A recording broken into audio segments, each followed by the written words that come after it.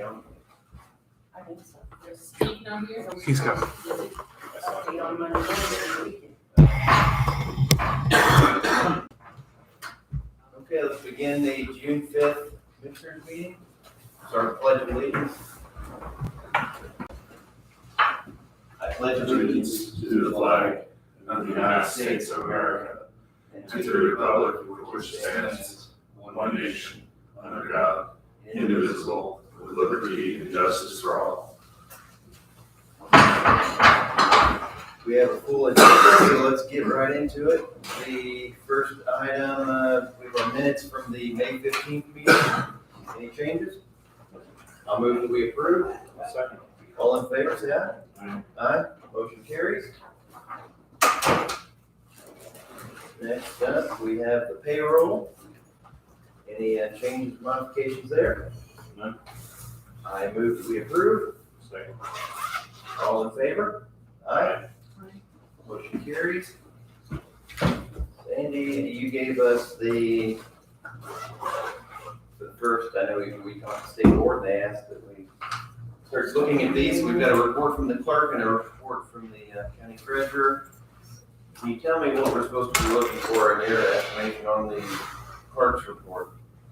I think you're just looking at the cash balances and making sure they're in balance. Just the proofs, bottom line, that won't be in and out or, They just said they want us to start reviewing them and putting them in the minutes that you reviewed them. Okay. So we started with 23, so we have the 4 months. We don't have May's yet. So the treasurer's report kind of made sense to me, but this one I didn't understand. So these outstanding checks, do you know anything about those? I don't know anything about it. I just brought you the report. You just handed it to us, all right. If you want them to come, they'll have to come and tell us. In the treasurer's office, a lot of times if the check sits for too long, we make one final attempt to reach people. If we don't, then we get to put it back into county general usually. Now, So there's some of these that are from 2019. 2 years. So those are 4 years old, so it surprises me they're still on here. Is it on the clerks or is it on the Clerk. treasurers? See, I don't, the clerks are different. So it makes sense that some of the more recent checks have them in cash, but not the old ones. Anybody have any? How long do we hang on to them before they go back? Usually it's the The treasurer's clerk office is- is 2 years. Treasurer is 2 years and it rolls to county general, but if the clerk, they might have to do it to unclaimed. I don't know. That's the clerk, I don't do their side. Because Right. that's the money she's holding in trust. So one of the things the treasurer, we go through it and we look and we see, do we know any of these people? Is there a way we can find them Reach out. and have them cash the check if they still have it, or we could reissue a new one. But would you like that back? Yeah, I need these back. I just need to, that you guys just have to have a motion to approve them. Okay. Is there really a motion to approve them, or we're just saying we review them? I'd say in the minutes, you can just say the commissioners discussed the. I'll ask them today what they want me to put in the minutes. On the claims, I'm gonna hold off on those for a little bit because I did ask the auditor's office for a couple clarification on a few things, so maybe She they'll, was working on that. so do that one out really well. Let's do the, Brent, would you mind coming and doing your report, please?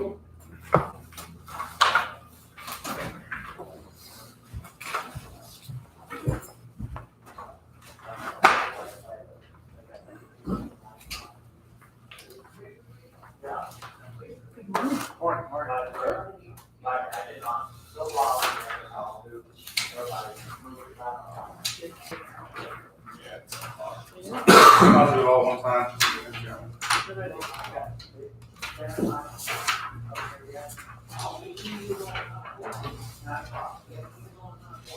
There, because we're, got a busy schedule this morning, it gets around 10 o'clock, so just let me know like you usually do. Oh, yes, for the bid Bid opening, opening. I'll try to keep an eye on that. Thank you. Let's get too They're invested. usually pretty good.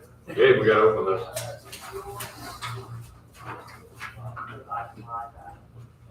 Okay. Safe Streets for All Action Plan. The agreement was actually sent to headquarters. They're doing their final review. So hopefully here in the next week or two, we can get that going. The next meeting, I may have something for us. So there's light there, we can get that running. Division Road, the Bridge 14, the deck was poured on Friday. I have a meeting this afternoon to look at the approaches, so we're getting there. We really are. Good news. We're gonna do some, get set up for asphalt work, find out how far we're gonna stretch this thing and where we're gonna go. When you say deck, is that the driving surface? Yeah. Okay. Yep. I just wanted to make sure we weren't Yeah. talking a The different way. concrete deck, yep. So CCMG 2301. So I have the agreement for that grant. If Greg, you reviewed it, it's the Yes. same as we've always done. It's nothing new. I will sign it on our behalf, but I do need your guys' formal approval to get this done. Okay, we'll take it just to look at it real quick. Yeah, I mean, Thank you. I know it's no different, but just in case. So with this, I was gonna ask this weekend, or I thought of this weekend. So we received almost 100% funding. Is there, and I think you answered this previously, but is there any reason to go after the last $15,000 of it, or is there more work that goes into it that's worth? yeah, there's just a lot of work goes into it. I mean, what was it? Yeah, 15, 20,000. It's not enough for a project in all reality. So.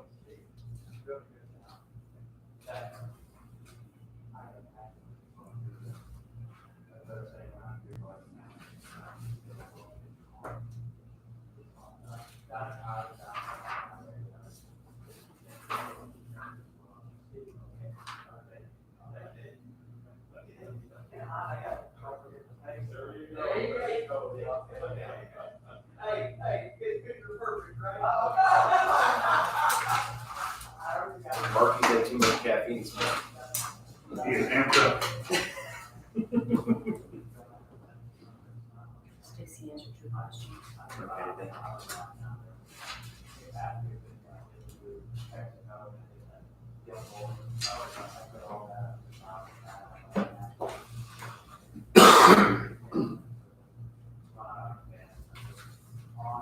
Was Lions part of the project, or was this like out of your office? Are these go in the front window, like the new window, or they go? They're across the room and they shut our window. Oh, And that's they- what you mean. Wooden This walls. is the part of Steve's, They're not but I want to pass it out now. So we don't They're worry like about it. these over here where they're. Steve will talk about this they're when he really comes up. mashed. We got brown ones, they mashed those. Oh, yeah.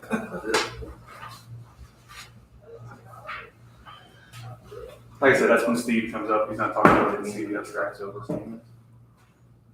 Trex is when they So they can take their state take money. their state money and then, if they had, I guess if they overpaid them, we have to pay them back. So if they owed us $1,000, we took $1,500. And we probably captured money and then they made a payment, is my guess. Right, I got it. Okay, any questions or concerns on the community crossings matching grant document? I'll move that we approve Mr. Wendell signing it on behalf of the board. Second. All in favor, say aye. Aye. Aye. Motion carries. So I'll get that done. We will bid these projects at 10 o'clock this morning.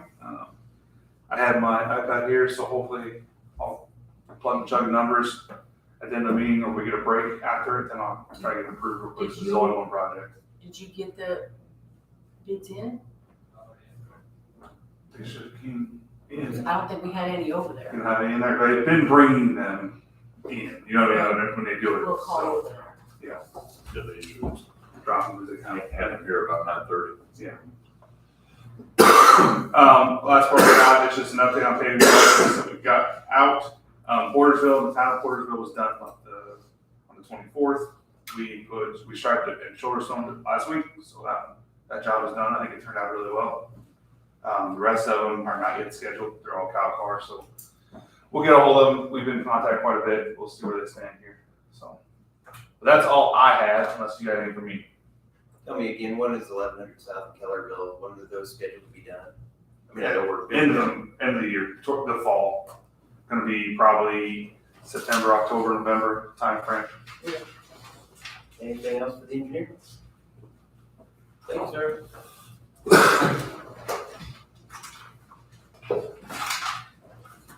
All right, so we have the claims against the county. Anybody have any questions or concerns on these? I'll move that we approve them. Second. All in favor? Aye. Motion carries. What do we have here? Promissory note. That's for Steve, when Steve comes up. Okay, Mr. Berg. Good morning. Good morning.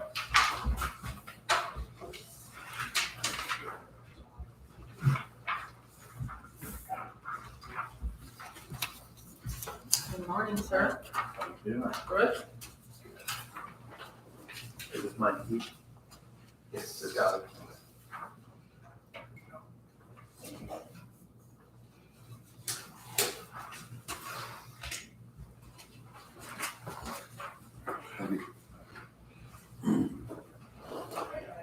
Okay, first thing up, wanted to update you on the the office water damage that we had. All the work is complete.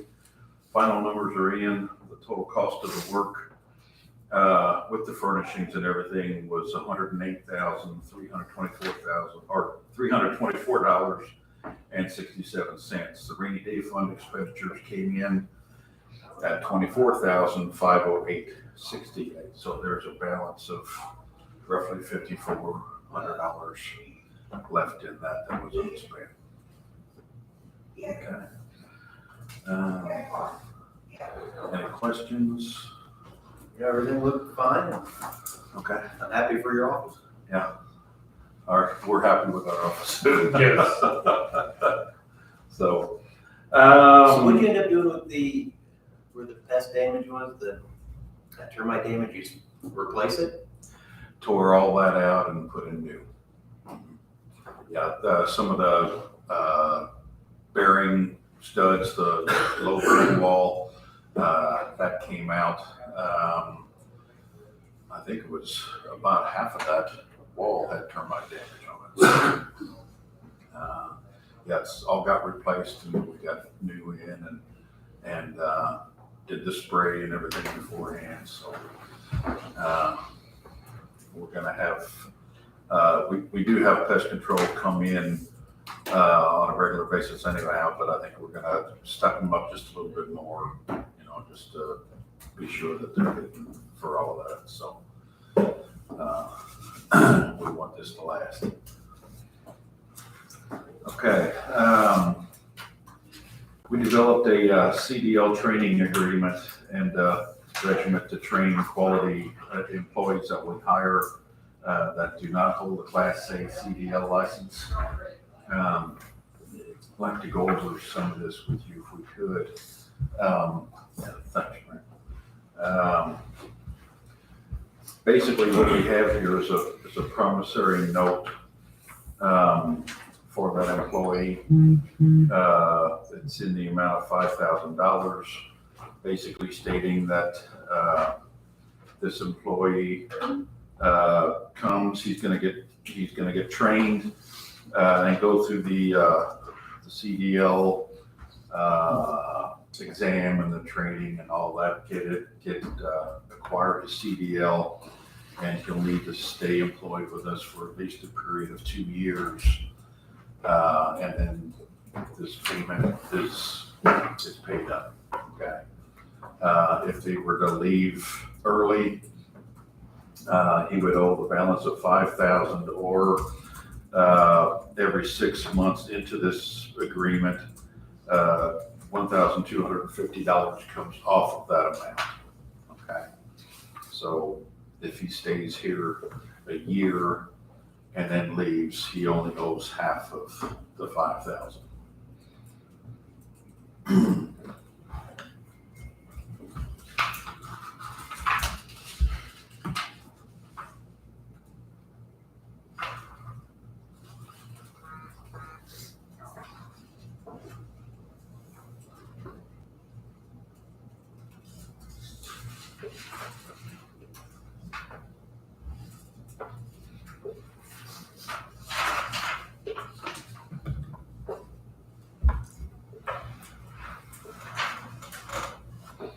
Mr. Schneider, promissory note of this type is a legal document that we can You as an employer? Yes, I reviewed it, and I believe this is something similar from another county. Correct.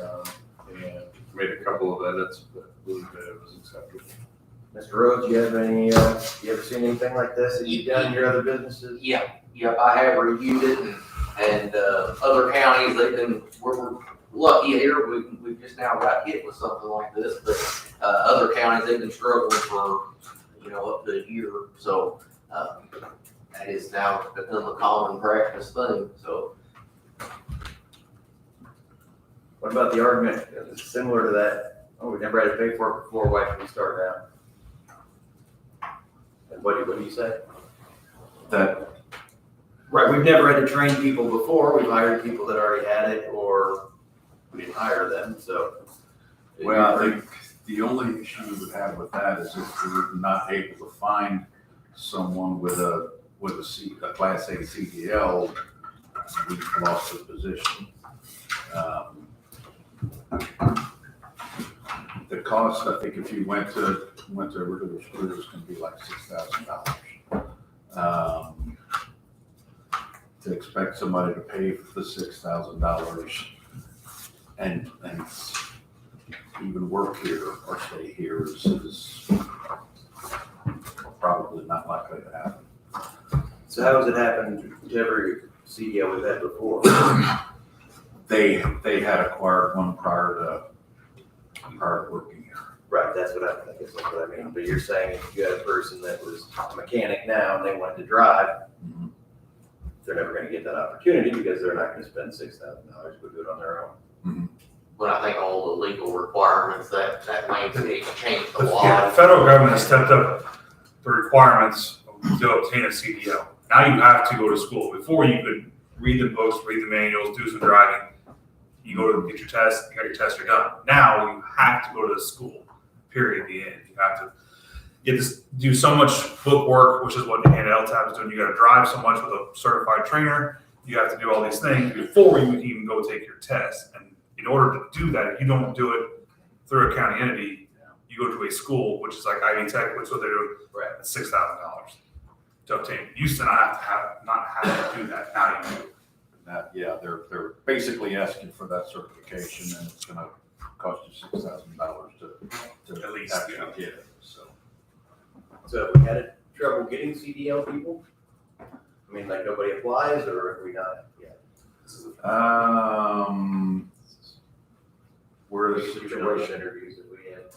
we're in a situation right now with one that the best candidate does not have one. He went to work at Peabody Coal right out of school, and his job never required him to have to drive a truck off of site. It was all inside the mine. He'd been there for 20 years or more. So the need for him to acquire a CDL was never there. He's also got a small farm and, he's exempt there. So we just never had to have the Class A CDL. So this is a situation where, the best qualified person doesn't have it. So with this, if I wanted a job and you thought I was qualified and I didn't have a CDL, I'd get paid to be trained.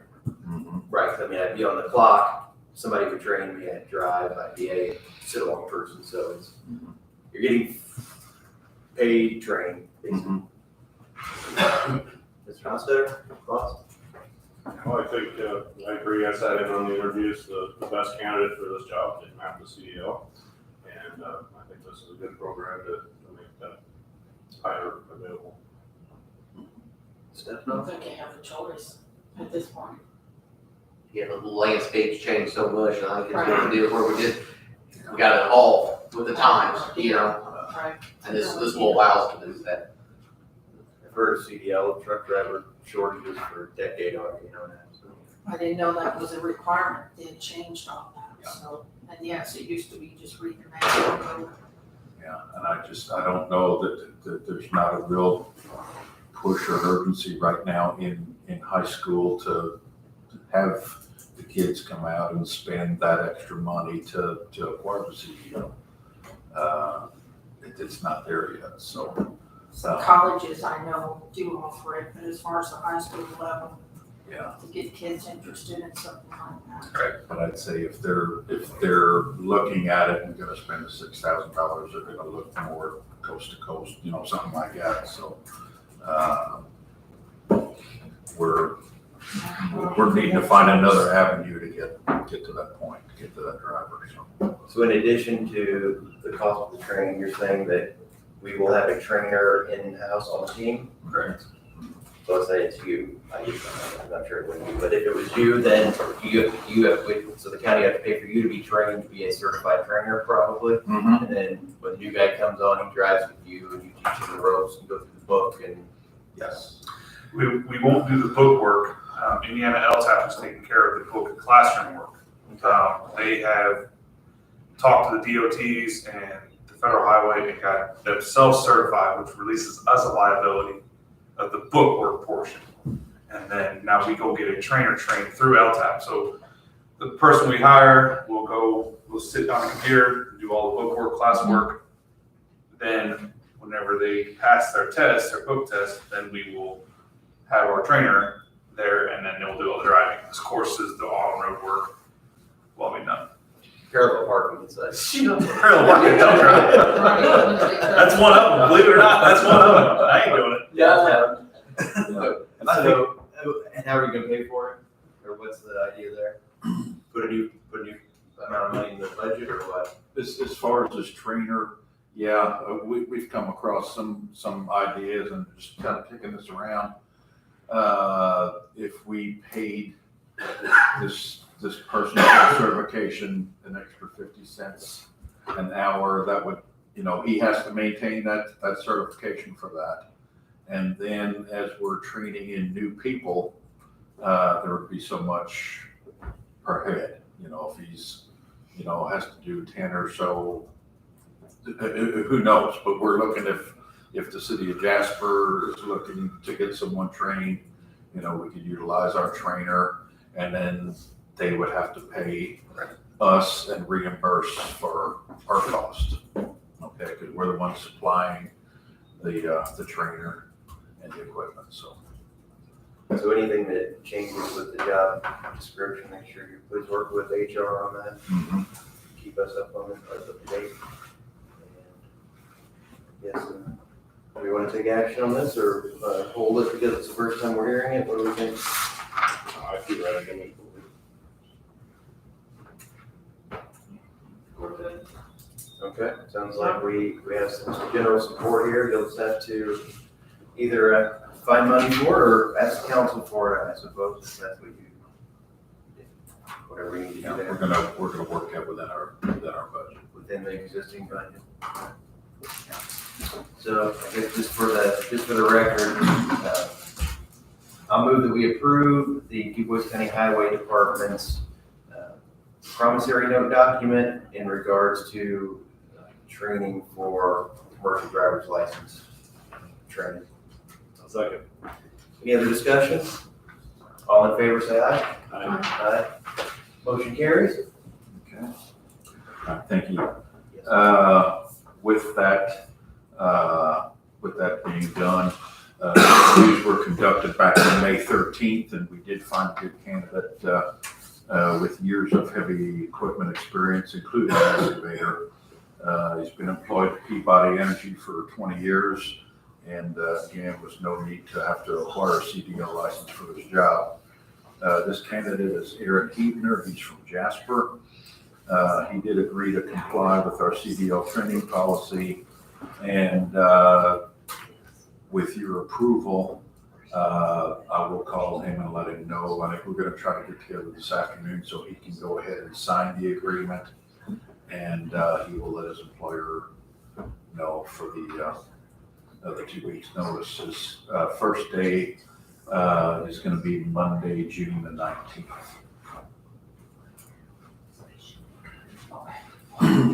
I'll move that we approve the hire of Aaron Heebner for administrative processing. Second. Any other discussion? All in favor, say aye. Aye. Aye. Motion carries. Okay, thank you. Right-of-way violation on Holland Road East. We had gone back to check it out, Greg, and, I think it's time to, Next steps. next step. The highway did alert me of that, I think, late last week, so I'll start the next steps of sending him a letter. You might also give consideration to, I don't know if the board has any thoughts about sending a sheriff out there to let him know that he's in the right of way as well, and maybe that would incentivize it a little more than Steve's badge. So, just a thought. I thought of over the weekend. Does it post and wire? Yes, Still, same situation? different posts. Different posts, yeah. How many Old post times, move, new post in. how many times you been asked?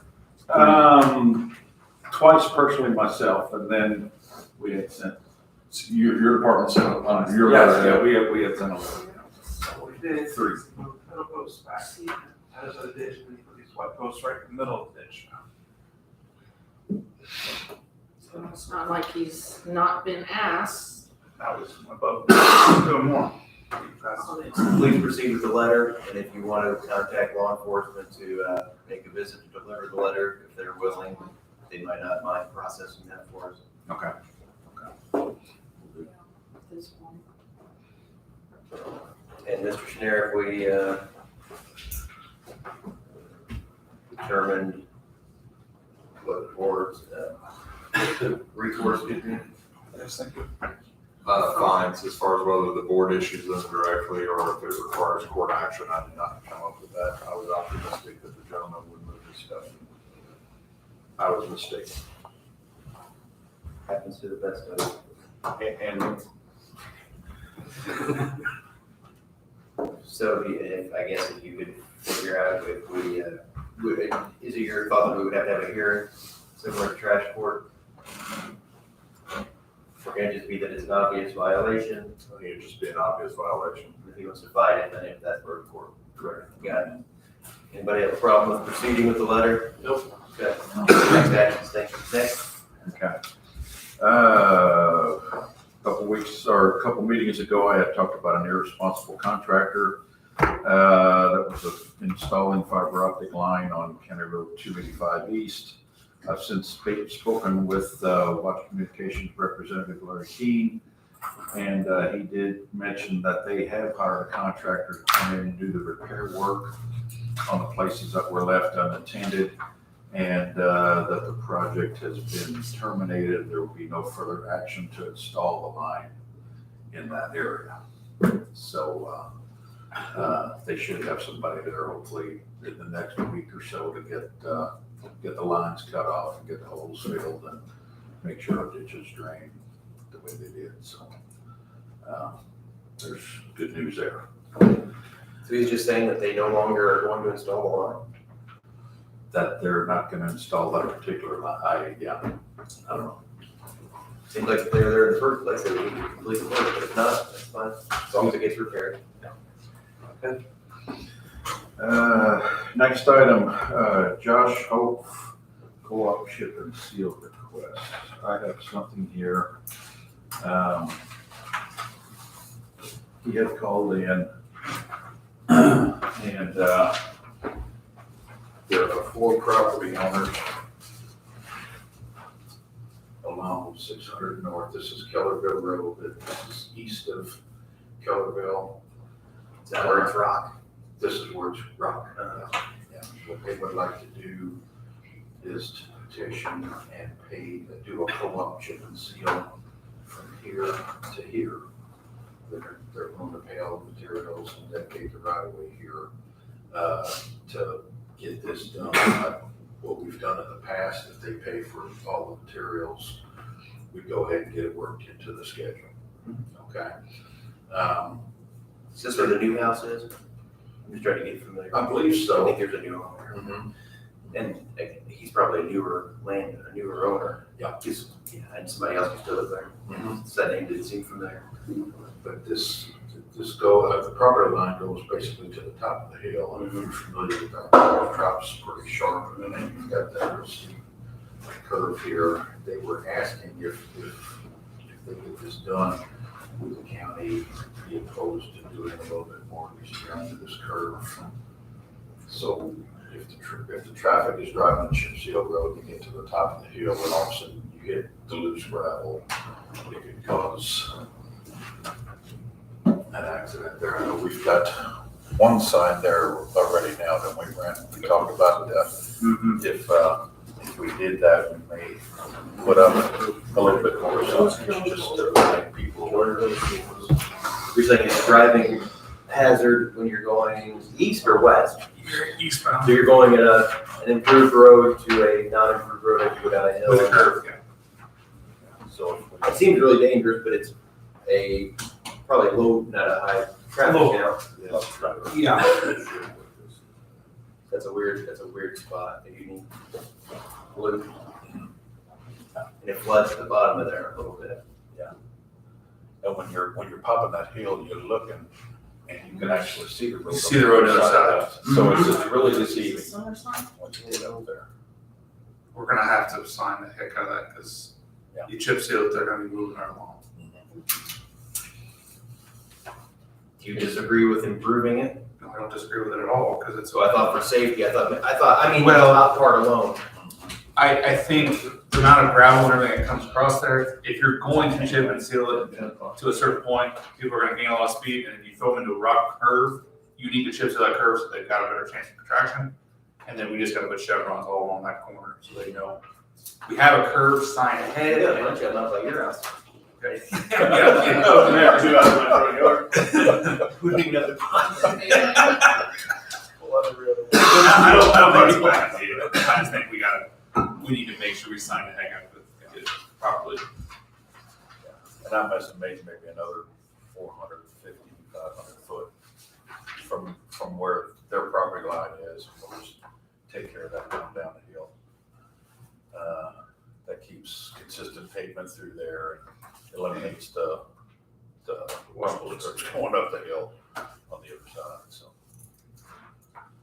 So with an improved service, people may go faster, but it'll be more of a safe service to be on. Is that accurate? You won't be on marbles. Yes, correct. If you never were on that road before and it was late, I'm surprised we don't have more people going on it. Yeah. If you're gonna improve to a certain point, they're gonna gather speed, then they're gonna hit rock and try to make a turn. That's where bad news is gonna Are happen. you too familiar with the road we're talking about? Okay, so it goes, it's level, then it goes down steeply, and then it curves, does a horseshoe, curves back up again. So it looks like you should be going straight. It looks like something where a bridge or some kind of thing should go straight, but instead your elevation goes down a lot, then you put your elevation back up. So it's just an odd spot. Especially with the topography, when you're driving the straight part, you're actually kind of driving uphill. You can see the road on the other side. It looks like it just goes straight. But then all of a sudden you pop that crest of hill and it dives to the left or dives to the right. So there's like a creek that runs down the middle of it. Yeah, this actually comes around and meets back up and goes this way. So when you're here, you can see the hill over here. It appears as though the road goes straight until you pop the hill and then you realize you see that ravine and all the grass and trees and all that. So I don't know my topography, but it may be 75 feet lower here than it is here. It goes pretty rapidly. They followed an old cattle path or something that was easier to drive because it went down the side of the hill and then it went back up the side of the hills instead of going straight up, straight down. That's what it did. It's an old road bed, so. I've always thought that if there's a way to make it safer, if the two of you think it's safer to make these improvements, then I support it for sure. I'm okay with it. Again, I don't think it's gonna be highly developed out in that Right. area, and I don't think there's gonna be a lot of traffic, but the traffic that's there should be safe. Yeah. Anybody have any thoughts on it, or? Okay. So, if he's paying for the material, I would say I'd move that we approve the co-op chip seal request as it's been presented to us today. All in favor? Aye. Motion carries. So, in other words, he'll pay for the material for X number of feet, and we'll just continue it down for safety purposes. when he brings his documents in, I'll bring them in here for approval. So then we'll have the right of way up to their property lines. And the next one is a dust control request. We've been applying dust control measures for over 3 years on his location. He's asking this time, because it just doesn't last very long, he wants to chip and seal in front of his house from property line to property line. Again, we've done that before. He's gonna pay the materials for it. It's about 225 feet. Where's that? It's on 750 south, east of 600 east. Forest Road.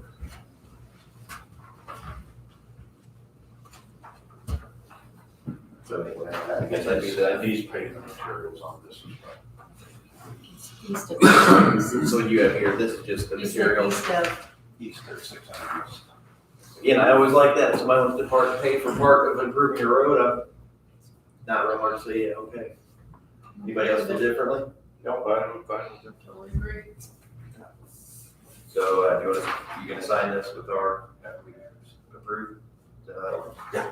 Good. I'll move that we, approve the dust control request to, with the homeowner paying for some of the chip seal. So, And for, and again, he pays for whatever right of way acquisition, or do we already have it there? Or are we not gonna do that? Don't have it there, but on something like that, just in front of their house, we don't. We usually don't. All in favor, say aye. Aye. Aye. Motion carries. Okay.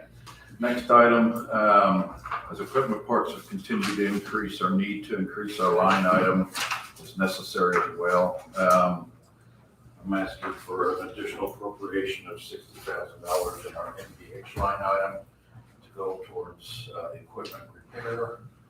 And in Hugh Bridge, I'd like to ask for $10,000 additional appropriation to go to basically the same for Bridge.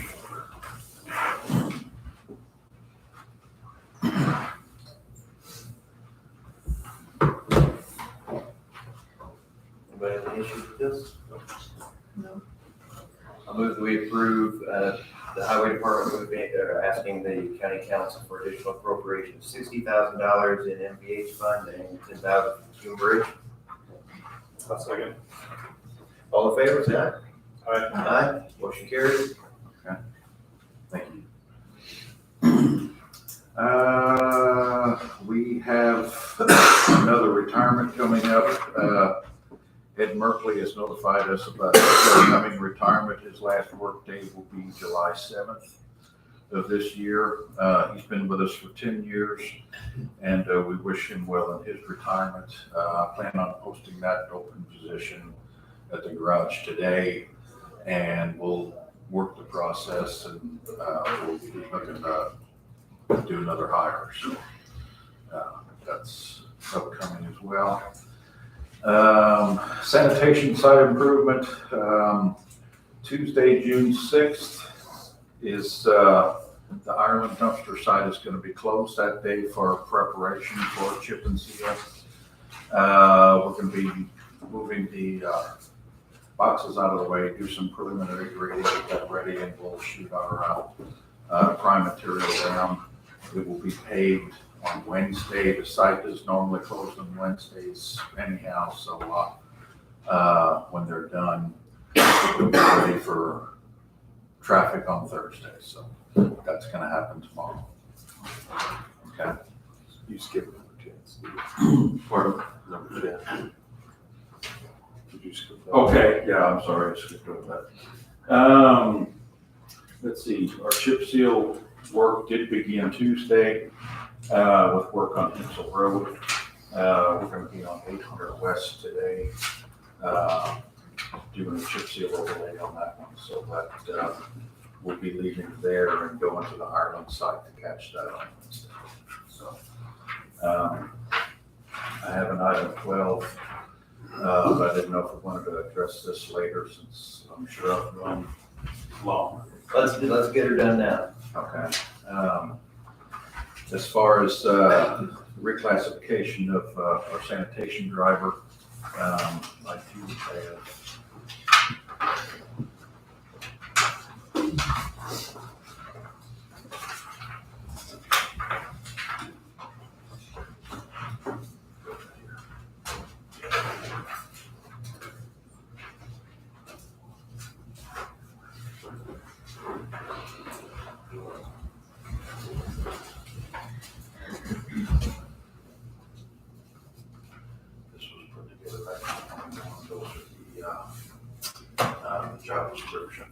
The current one? Yes. Okay. I looked at it on Friday, and then you got the new one?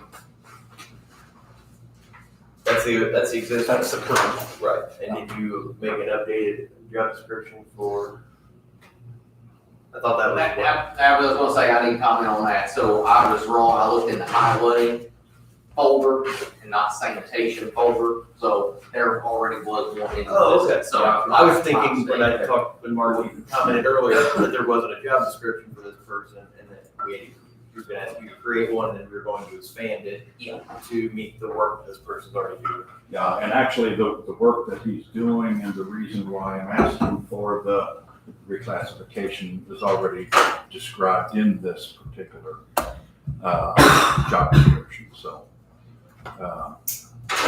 He's supervising our people, he's taking care of his routes, he pretty much controls his own schedule based on when vendors can take their materials or they're full of and can't take it on particular days, so he does, it's more than just driving a truck.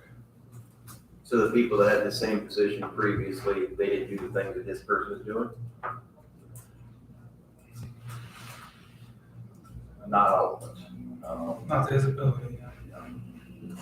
Well, so that's, I guess what my point is, and I'm gonna bring this up with other people that are coming in, is that we have to have a position with certain qualifications and skills that are required for it.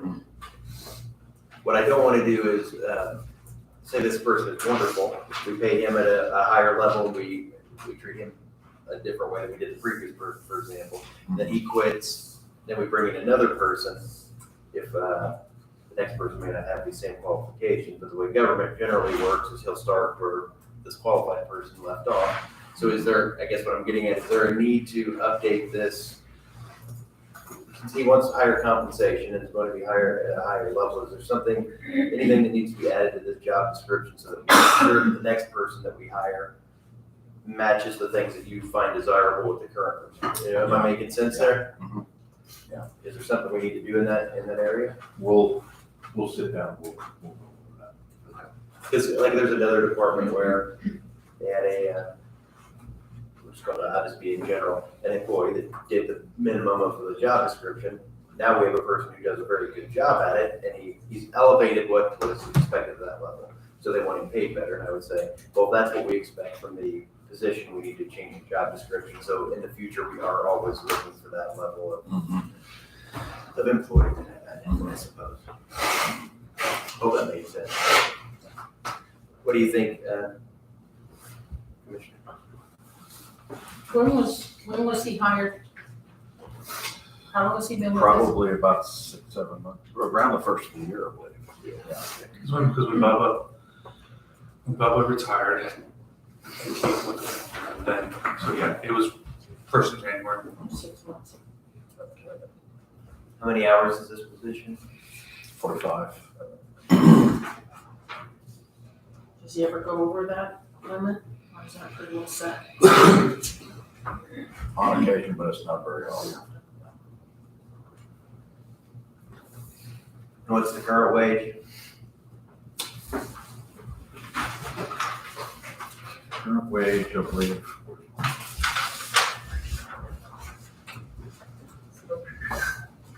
Does it say in here, Steve? It says what the new one would be, but then Yeah. what the, Does it say yeah, here?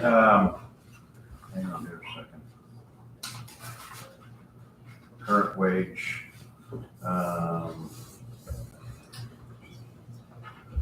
boy, no, I don't have. Mr. Rose, you think that's reasonable if we are paying better?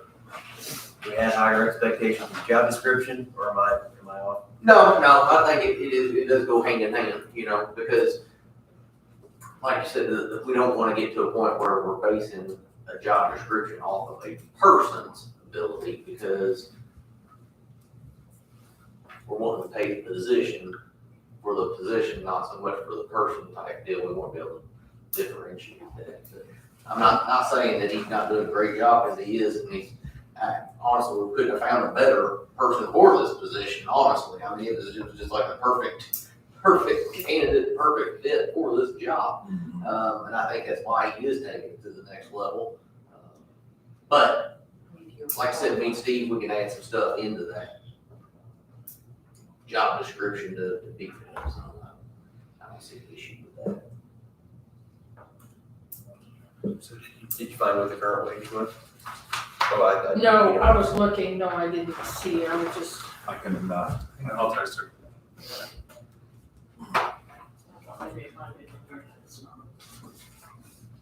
Mr. Rhodes, what do you think about the wage Are you that looking is for the being, wage scale, or what are you looking for? well, we have in here what the requesting the new rate of pay would be, but we don't know what the current one is. I have the proposed one for next year's budget. yeah, I think what I was Sanitation or proposing, foreman. what I was proposing was putting him around 2307. Right. And in order to do that, we have to jump to a new class.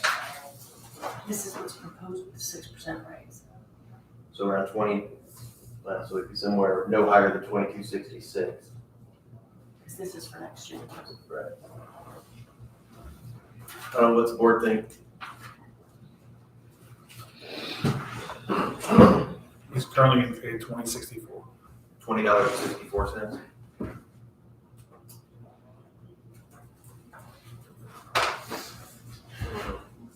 I agree with you. I think we just need to make sure our job description then matches the job. I'm not opposed to doing this because I know we got a great candidate or a great person in that position.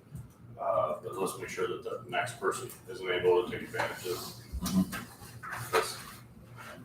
So what do you think about this part of it is, I'm sure they want, correct me if I'm wrong, they want it paid differently starting now, not January 1 in a new budget.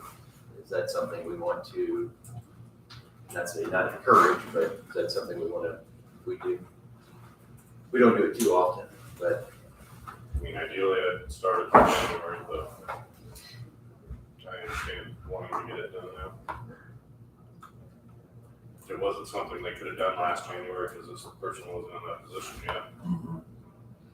I guess you could argue we didn't know what we wanted until this guy started giving it to us. Yeah, and we did have this conversation last fall. We had an idea that this was coming. We just didn't address it then, but it's I think I would say too that the wage being requested isn't astronomical. We're not overpaying someone. I guess I'd be comfortable with approving the request. I know this gentleman personally, I know it's worth that big, so I understand exactly how valuable. and he Employee. treats it as his own business, which I think that's what he does. So would there have to be a new, So I'm okay with the ordinance and all this, would the council have to approve any changes? If they increase that position, yes, we have to have a salary ordinance, can't pay us to we're gonna be involved. So I think our job here today would be to say, we would approve the reclassification, and it would be up to the county council if they want to change the pay. So I'll move that we approve the change of the job classification contingent upon the HR working with the highway department to approve and further develop the job classification or the job description. Any other discussion? Anything else from out here? No? So you're saying change the classification wage scale? Or are you saying putting in a different class? LTC 4, LTC 6, right? Yeah. Because I don't have those numbers on here. Right, so yeah, he's currently a LTC 4, changing it to an LTC 5. And the general duties as the truck driver will be expanded in the description. Okay, we have a first and second. All in favor of the motion? Aye. Motion carries. Do you think just executive motion change for the 5? Got back to the book. 4, 6, 4, 5. I thought you just said 5. 6. Oh, is. Thank you. Okay, let's, anything else, Mr. Byrd? All right, let's keep rolling here. 4-H Council. Good morning. Good morning. Sorry about your wait. Good morning. Good morning.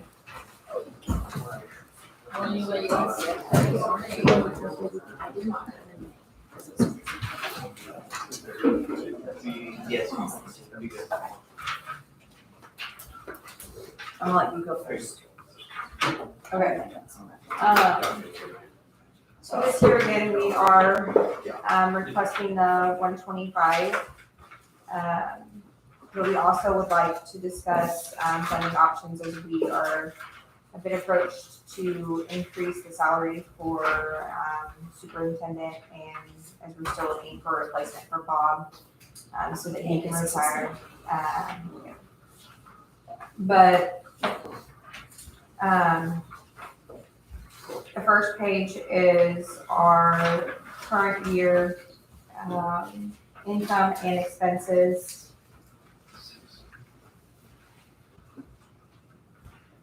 Right now, our donations are down from last year, so we are seeing a decrease in that as we continue to try to find other donors. We have not been successful at this time. We sent out double the donation letters this year. And we're down from past. I don't know the exact amount, but yeah, we are down from previous years.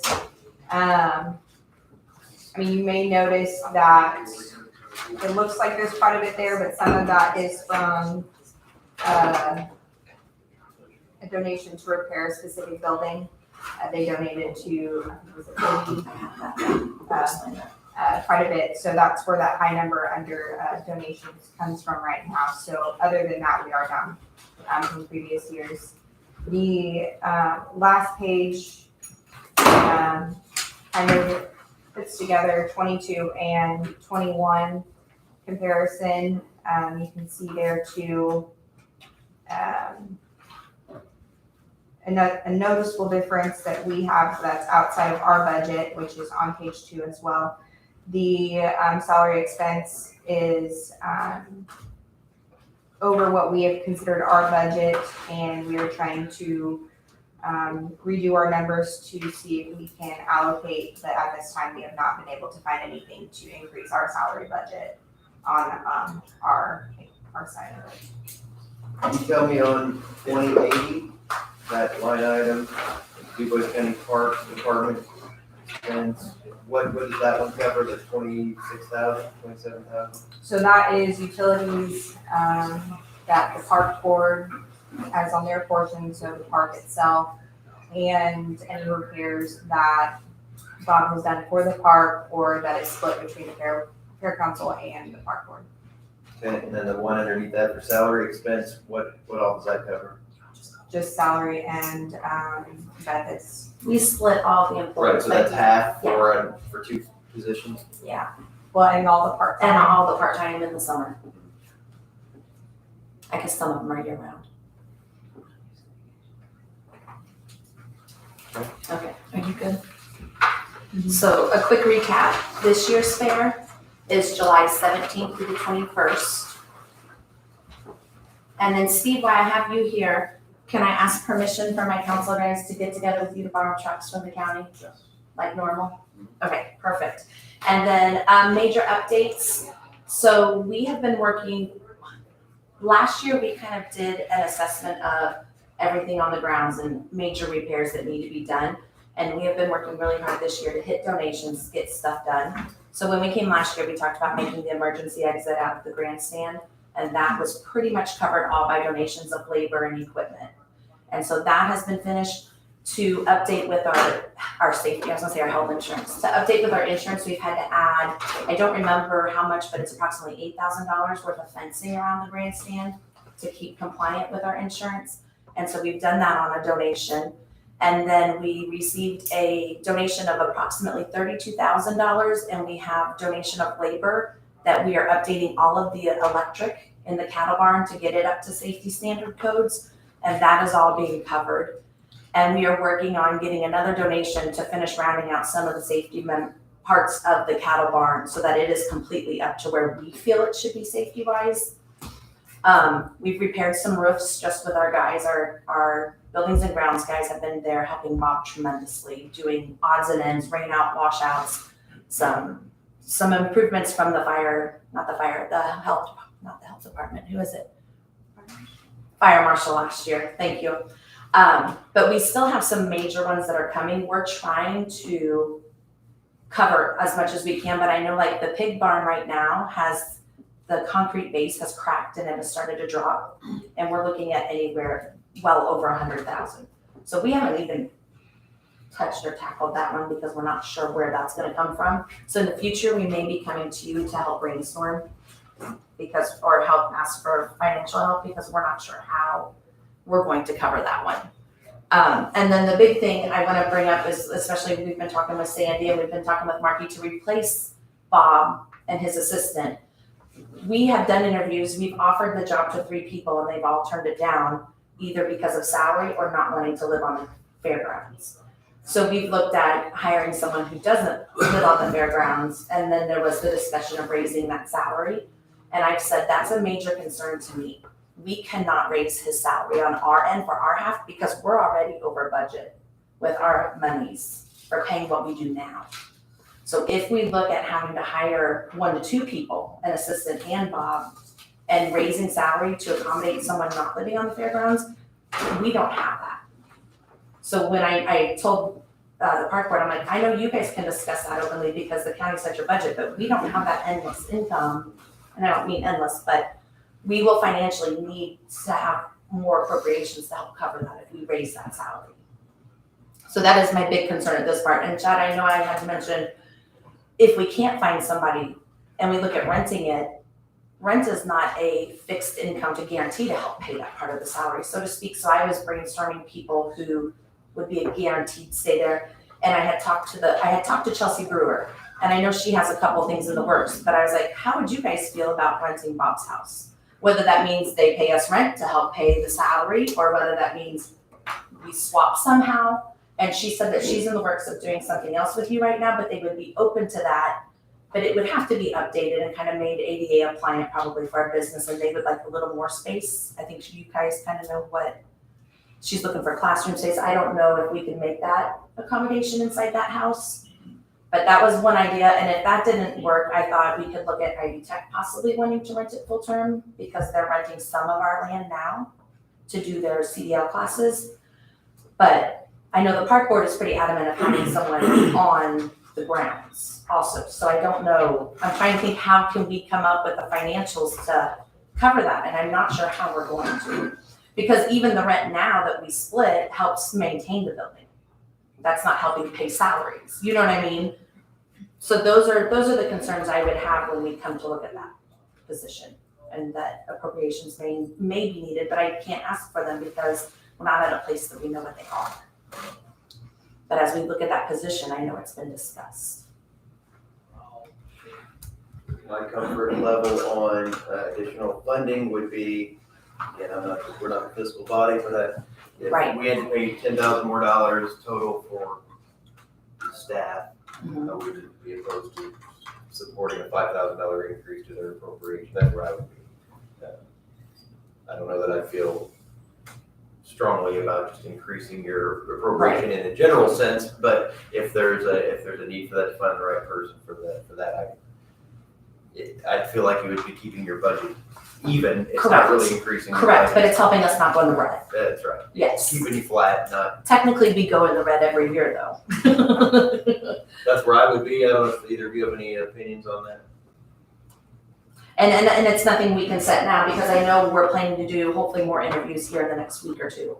Because after 3 people turned it down for that salary or living on the grounds, we reopened it. So we're looking at interviewing again. Does the board feel comfortable with putting forth the same appropriation for the next fiscal year that we did the current fiscal year? Yes. Okay. So we'll move forward with that. And then as we look at Bob's position, we can discuss Yes. how that would shake out? Yep. Okay, perfect. right. Anything else for the work? But you are interviewing. Our goal is to interview here in the next week or two. The interviewing just takes about 5 of us to get our schedule together Okay. and then make sure it works for the people we would like to interview. So you have park representative, you have a. We have 2 park and 3 4-H and marking. Okay. All sitting in That's on gonna the be my interviews. next. Yes. Okay, sounds good. Okay. Thank you. Thank you, guys. All right, let's keep moving forward, please, with the Older American Center. Good morning and sorry about your wait. Oh, you're fine.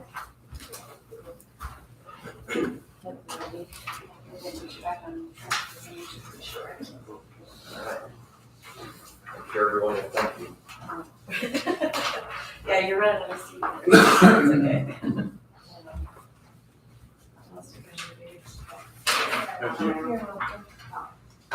All right, yeah, we're the Du Bois County Older Americans, and without your funding, we would not be able to reach the number of people that we do. I know at one of the park board meetings, they could not believe that the county numbers were matching city. They were like, it's hard to believe that the county numbers are a third of the city numbers. And I said, well, about 4 years ago, they were half. I said, so that tells me that we're doing a better job of reaching the city, the citizens of the city and getting them out. Because as you can see at the bottom, I kept 2022 in there. We're just finally getting back to pre-pandemic numbers. We've struggled we lost a lot of our clientele. Either they've come to nursing facilities and things like that, or they've passed.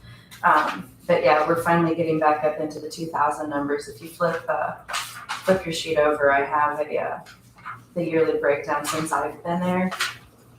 And it has, does it have it on the back? Yes. Okay, mine doesn't, so, yeah, that, you can see where when the pandemic hit, how our numbers just dropped. So yeah, we're finally getting back up to those. A lot of that is, exercise classes. We're really starting to pull in those 55 to 65s, but a lot of those 55 and 65s are still working. So we're getting them for like exercise classes here and there, trips here and there, but we don't get them all the time like we used to have with some of the older citizens. We still continue, we're back to doing monthly trips. We usually hit the Derby Dinner, Bally's Casino, Patty's. We just went in May to Cincinnati and took a group to the Reds and the Cardinals game. So I've got a trip planned now for Casey, Illinois to go over and see the world's largest. I mean, who knew that was there? So we're gonna try to get that one off the ground. We still do catered meals every month. Those numbers have gone through the roof. Pre-COVID, we would get 40 or 50 for a catered meal. And my top right now is like 115. And I don't know if it's just because, it's a meal for $10. They don't have to go out and sit and wait, with restaurants and things like that. But yeah, our catered meal numbers have gone through the roof. Bingo's back up to 80, 85 a time, which we do the first, third, and fifth Tuesdays of the month. We did not get to replace the treadmill that we had last year, but we still have a lot of activity in our exercise room. There's 3 treadmills, 2 recumbents, and an elliptical, 2 ellipticals, and then a weight machine that we replaced 2 years ago. So we're hoping to replace that 1 treadmill this year, as it was original to the center. So, yeah, so as you can see, with your continued support, we're hitting a lot of clients in Du Bois County, and I know they appreciate that as well. So my request is just for the continued 20,000 that you guys have given us so that we can keep them active and independent. Your target market is 55 plus. 55 plus, yeah. And Somebody comes in that's younger than that, what do you do? I don't card at the door. Those things you probably It's don't like- check. No, I don't. And that's what I've told people. I'm like, I don't card at the door, but if it gets brought up and people are like, they're not 55, which it can. You know who I'm dealing with? I was thinking about coming up with a Texas Hold'em. You think- can. You think anybody would? You know, and what's funny is I just picked up a new player from my son's bowling league.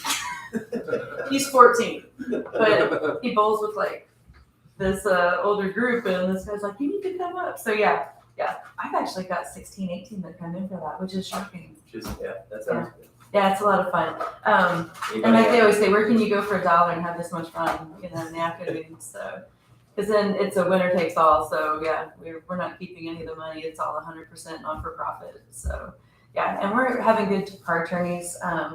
as you can look at the calendar, we have, on Thursdays, we offer a card training. We either do cinch, euchre, or rum. We don't do sheephead anymore. We've lost a lot of those sheephead players. Those guys, some of them come in and play on their own, but otherwise we've lost a lot of those, so. But yeah, it's a great place, and I hear a lot of new people coming in and are like, we didn't have this where I came from. Wish we did, that are visiting and things like that. It's a great place. Anyone have any opposition to moving forward with the same amount of funding we did last year, about $20,000? That sounds good. I will support that as well. Commissioner Stefan, you said the same? Yes, sir. Okay, sounds good. All right, hey, thanks. Thank you. Mr. Cypher.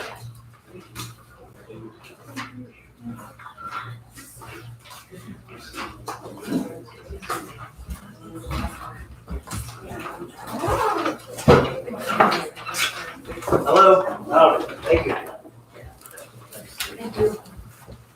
Good morning, Mr. Stanley. Thank you, sir. Morning. Thank you.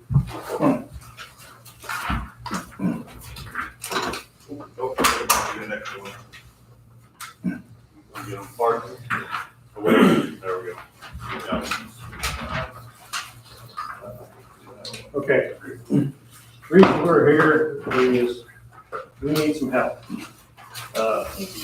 We'd like to purchase these Lucas devices for all the fire departments in the county.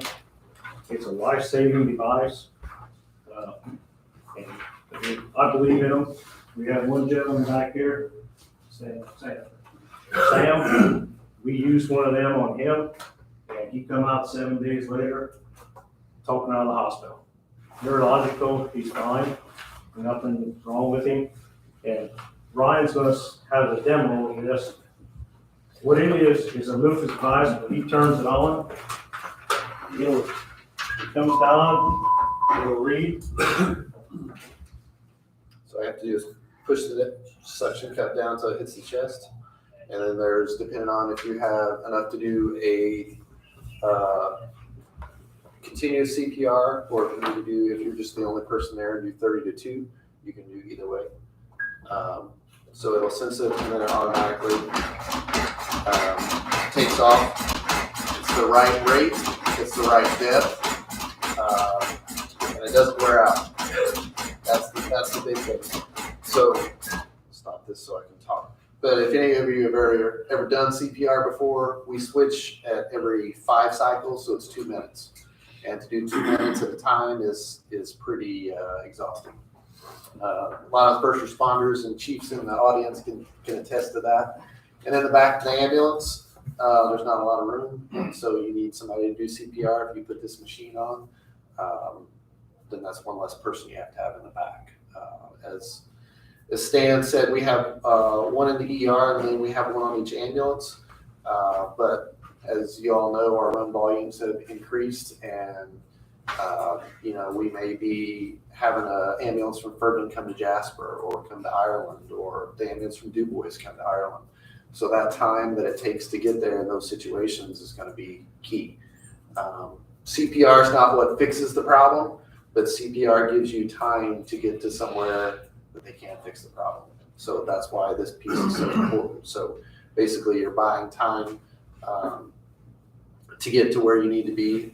In Sam's case, the spotting time to get to the cath lab at the hospital, and they were able to fix him at the cath lab.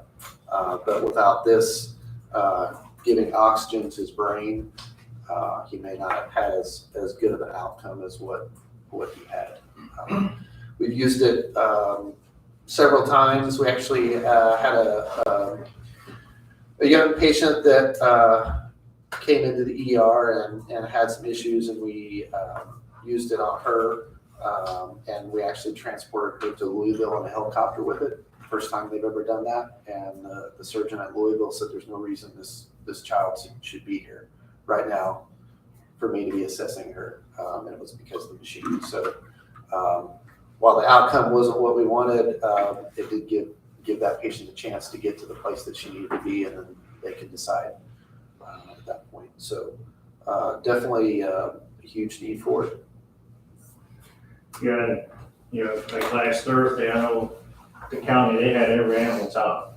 So if there was another ambulance coming in and you had a full code, who knows where it's gonna come from. It comes from Spencer County, it might come from Martin County. And this Henry here, he was down in Florida, and he can contest to doing CPR on a guy they pulled out of the ocean. And he actually told the sheriff. There's a sheriff, he showed up and he wasn't doing CPR properly. So we had to get him to actually start doing it. We were actually on vacation, we was just. And you had to do what? We had a guy that drowned, he had a heart attack in the water, he drowned, so we had to get him out, start doing CPR, check for a pulse, and had to get people to start doing CPR. You know, it took probably 10 people to start doing CPR because everybody had to switch. And they didn't have one of those machines, and when they showed up, guess what? They had to start doing CPR. And I can tell you that it took 10 minutes to get that guy from that beach out of there. If we would have had one of those machines, I bet you they would have been doing accurate CPR with that machine. There's one thing nice too, like on here, I showed this down at the Lions Club, down at the station. This is just a show here. You can take this thing, while this thing's on, while you're picking that patient up, putting him on a backboard, you can have that thing keep on running. You can put him on a backboard, it's like when you put him on a cot and you try to do CPR and load him in an ambulance, you can't do it. So there you go, you're stopping. This thing, you do not have to stop, you just keep on going. And the battery wears out, say you've got a 45-minute, you just plug it into an outlet, it's got a power supply, and off it keeps on going. You don't even have to worry about it. I think I missed it. Can you use that to help lift a person? Like one person maybe gets their legs to get them on the cart, and do you lift them with this as well? You or can, If you have enough, with if you have enough the people, board that's underneath there, yeah. if you have enough people. A lot of times you can move it, turn, you lay it to the side, and then you get the backboard underneath, I see. and then you put it back on. And one thing nice about these, how the hands keep flopping. They actually have restraints, put their hands around, just around the wrist, keeps their arms up there so they're not flopping around everywhere. And people say, what about the IV sites? Well, you can ask Sam, he didn't have them in the arm. They put one in the leg. So that's why when the arms are tied up, you can't put IVs in, you go to the leg. Cost of them is actually $290, but we, talking to Ryan, we don't think the warranty is worth $70,000. It's on the sheet there. We think that 217,000, that's for all the units, the power supplies and everything. So that's what we're presenting. One more time, 217? 217,000. It's all on that sheet in the back here, on that packet too. This one? Yeah. And the reason Henry's here for, he's taking the DuBois County Leadership Academy. This is one of good projects to help fund this a little bit along too. Yeah, this is our capstone project. We figured, you know, this is something that we need in the county, and I told the guys, our team, I was like, let's go for it. It'd be a good capstone project. So what we can do, it's like Stan said, you know, we need the county's help, but we can also try to get some money from sponsorships. Just try to get as much money as we can. But of course, you know, we're not going to get that kind of amount probably. So we're asking for the county to help us pay for the machines. And we do have, there's some car chiefs in here, Damien, if anybody wants to speak. I do. For me, we've all done CPR on many people, and I see people that are barely doing CPR, it's not accurate, it's not effective, and you see people like over aggressive, so this is accurate, it'll provide the proper amount of blood flow so that we can keep that patient where they need to be. If not accurate, it's not effective, then there's no value to the CPR probably. So one of the things we started doing at the hospital about 2 or 3 years ago is whenever we get what we could term ROS, return of spontaneous circulation, we'll put them in an induced coma and we'll cool them to a certain degree, and that allows the brain, all the major organs to kind of rest a little bit. They do that for a day and then they bring them out of that sedation, and then they warm them back up. And sometimes, as Kenny said, in those situations, they warm them back up and there's no brain activity. And most generally, it's because it either wasn't effective CPR or CPR wasn't initiated and there was a period of time before the first responders got there. So those are the cases that we're trying to prevent with this. As Stan said, there's a lot of different, get him on the cot, get him from point A to point B. The cot's probably this high, so how effective are you with somebody standing beside it trying to do CPR? If you have that machine on, you're going to get consistency and you're going to get the same stroke volume out of the heart every time. And so that's what we're looking for. In houses now, they all got upstairs and stuff. You try to get somebody down and try to do CPR in an upstairs house, you just can't do it. Something like this, CPR continuing, you're carrying them down and on out. So, and you can always, you bag them, you can walk in front of it, you can bag with one hand.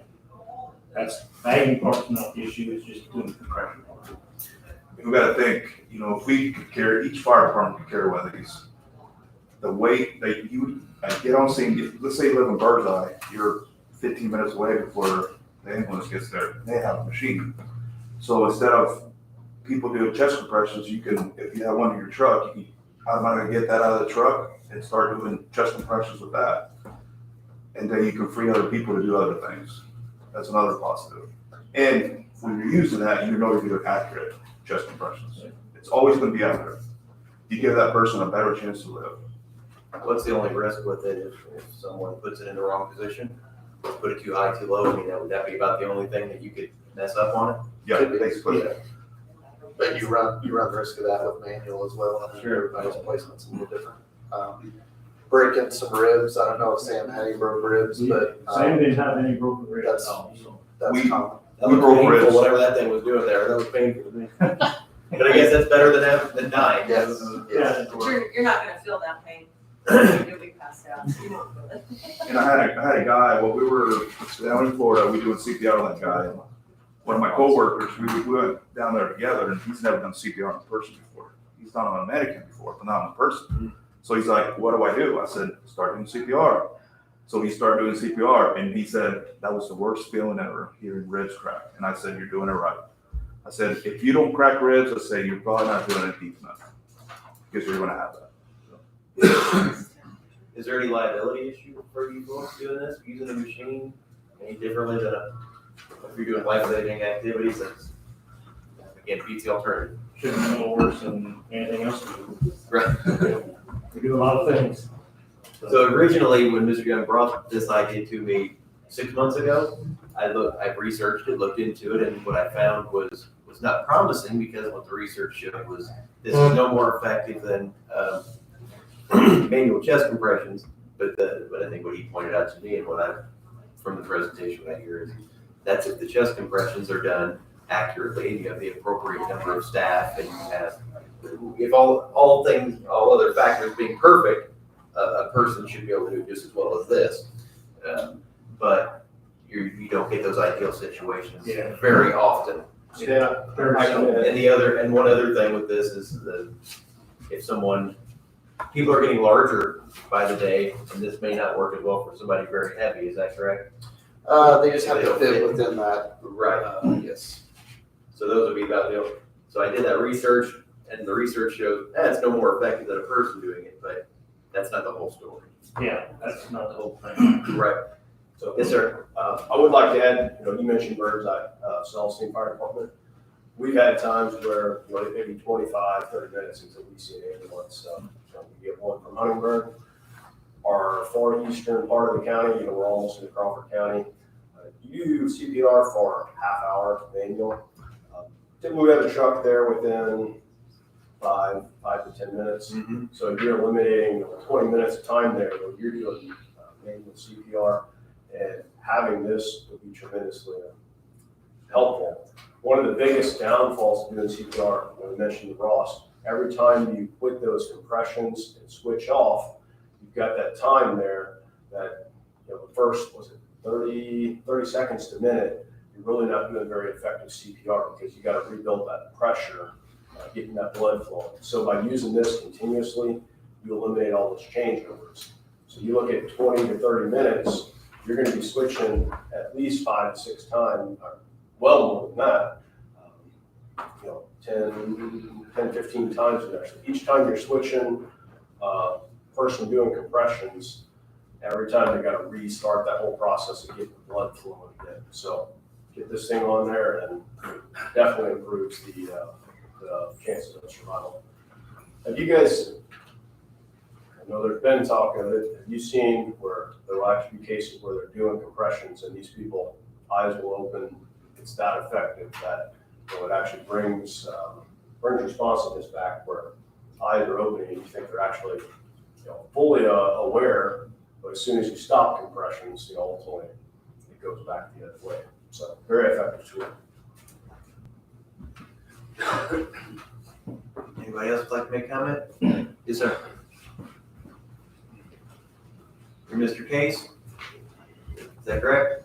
Sam Smike, yeah, I'm sorry, but I'm sorry, that's what I said. Okay. He was the one we, Okay. You're the one. he's the one. I talked to you on the phone a bunch of times, but I didn't recognize you from just sitting back there. I apologize.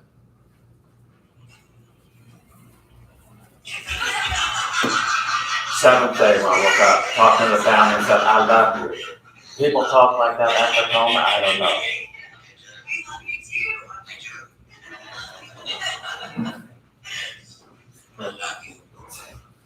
I said, and thanks you guys for doing your job. Good.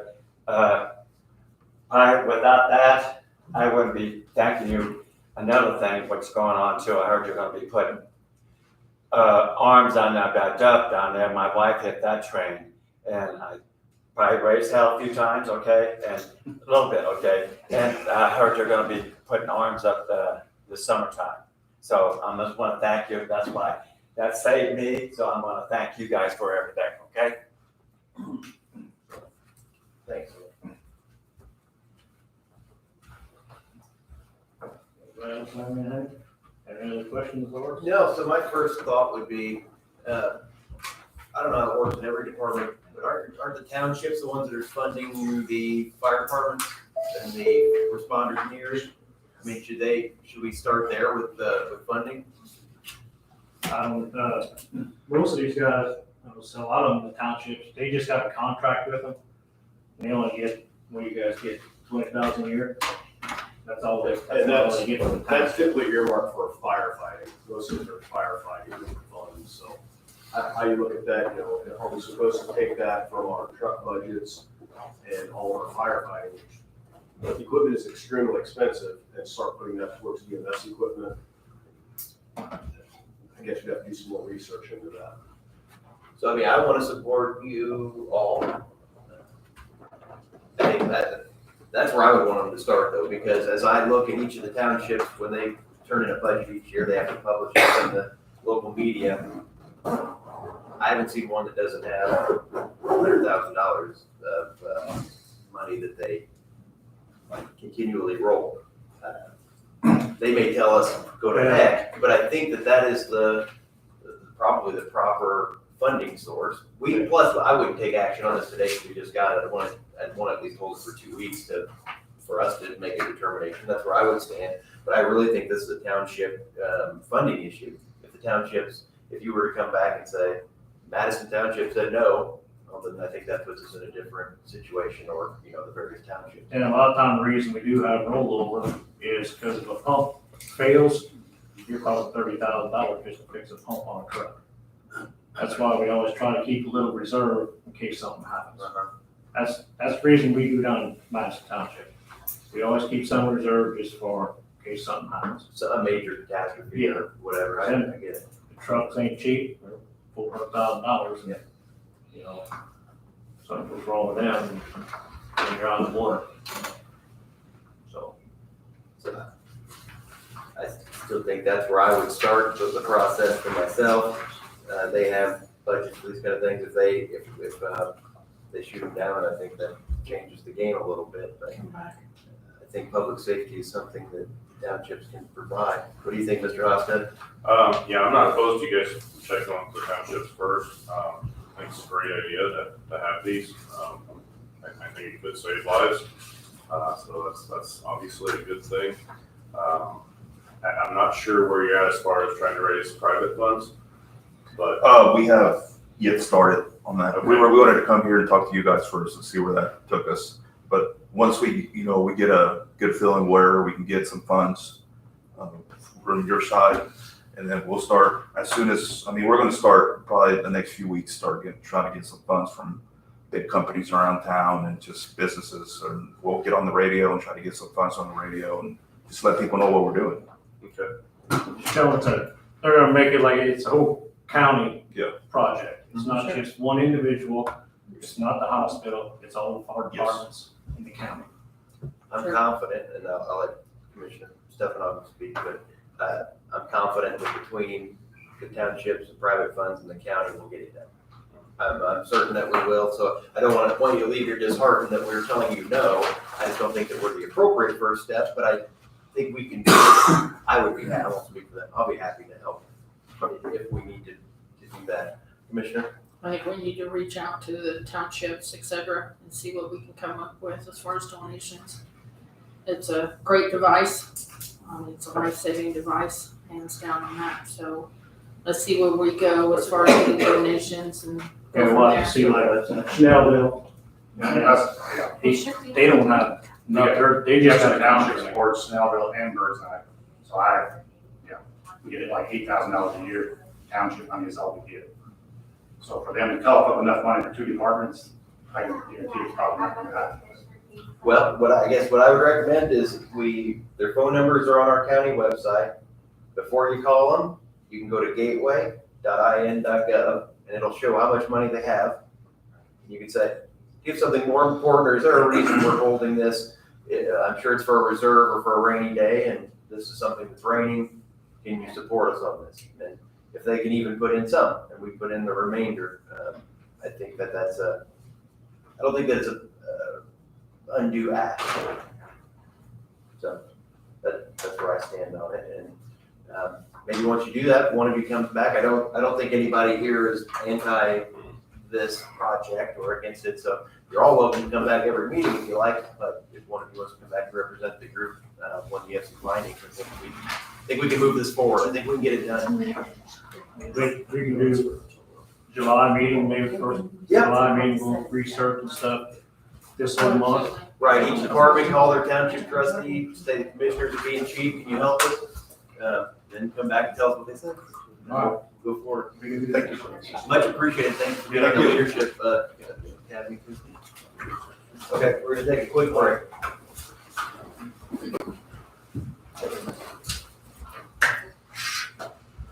Okay, we're back on schedule.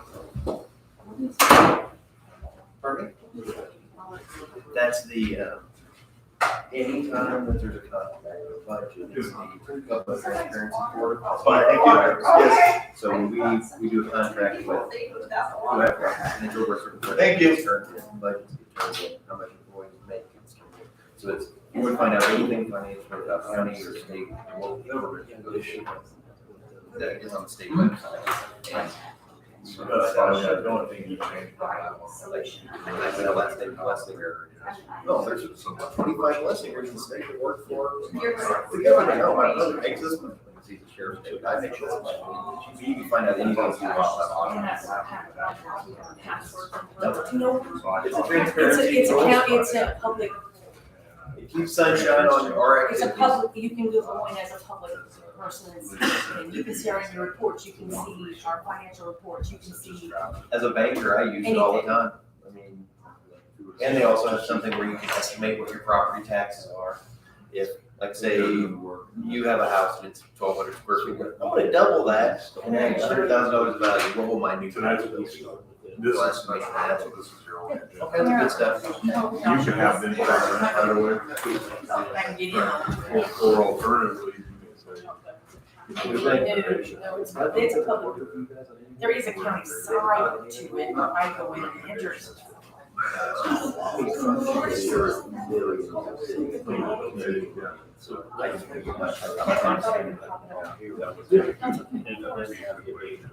Give their recommendation. Correct. Yeah, because it's one resolution, I think this is both PP and RP. Oops. So we would approve them both, we need one vote. One vote is the resolution. We're supposed to do that. Or you go higher. You can ask them, let council if they prefer to pull them apart, You can see. but it's prepared in a way. Can get there. Because nobody would have any objection to approval both. So, because again, it's the same presentation. Here, there's a public sector One that here. have about it.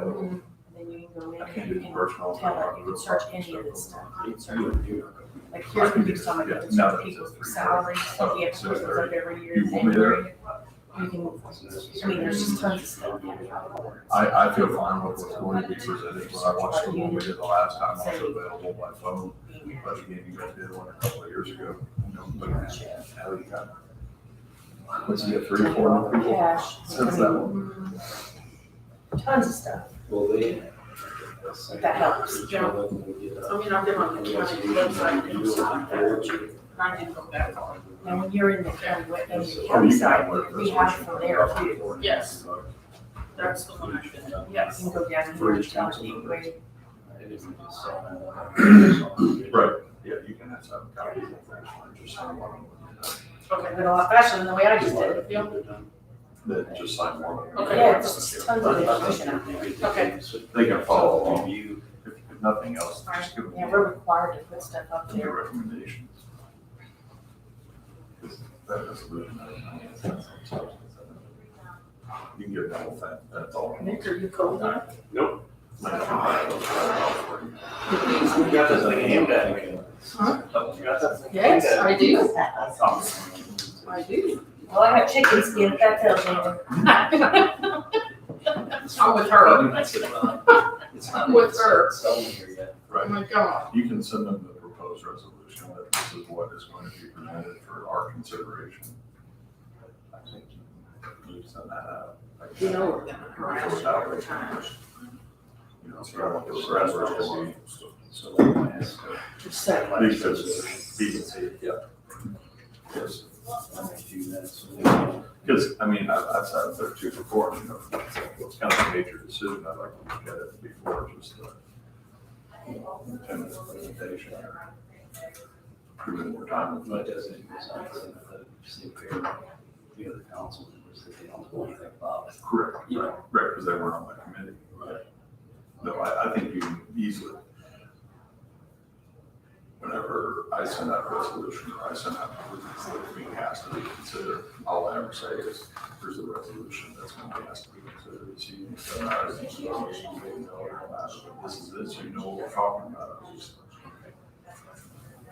So, okay. You were on that last one, weren't you? It was on the one with Fisher Farms. No, I meant the last email that had that final version. Do we even have a final version yet? I believe.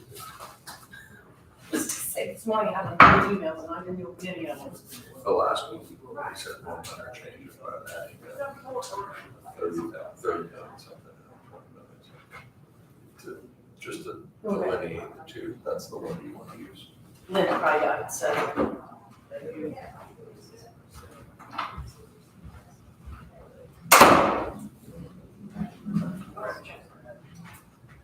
But it's everything.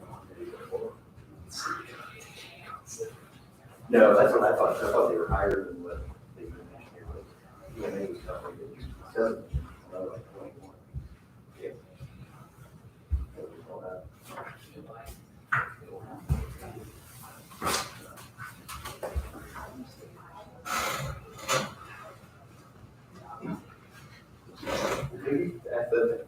Slide us over to that.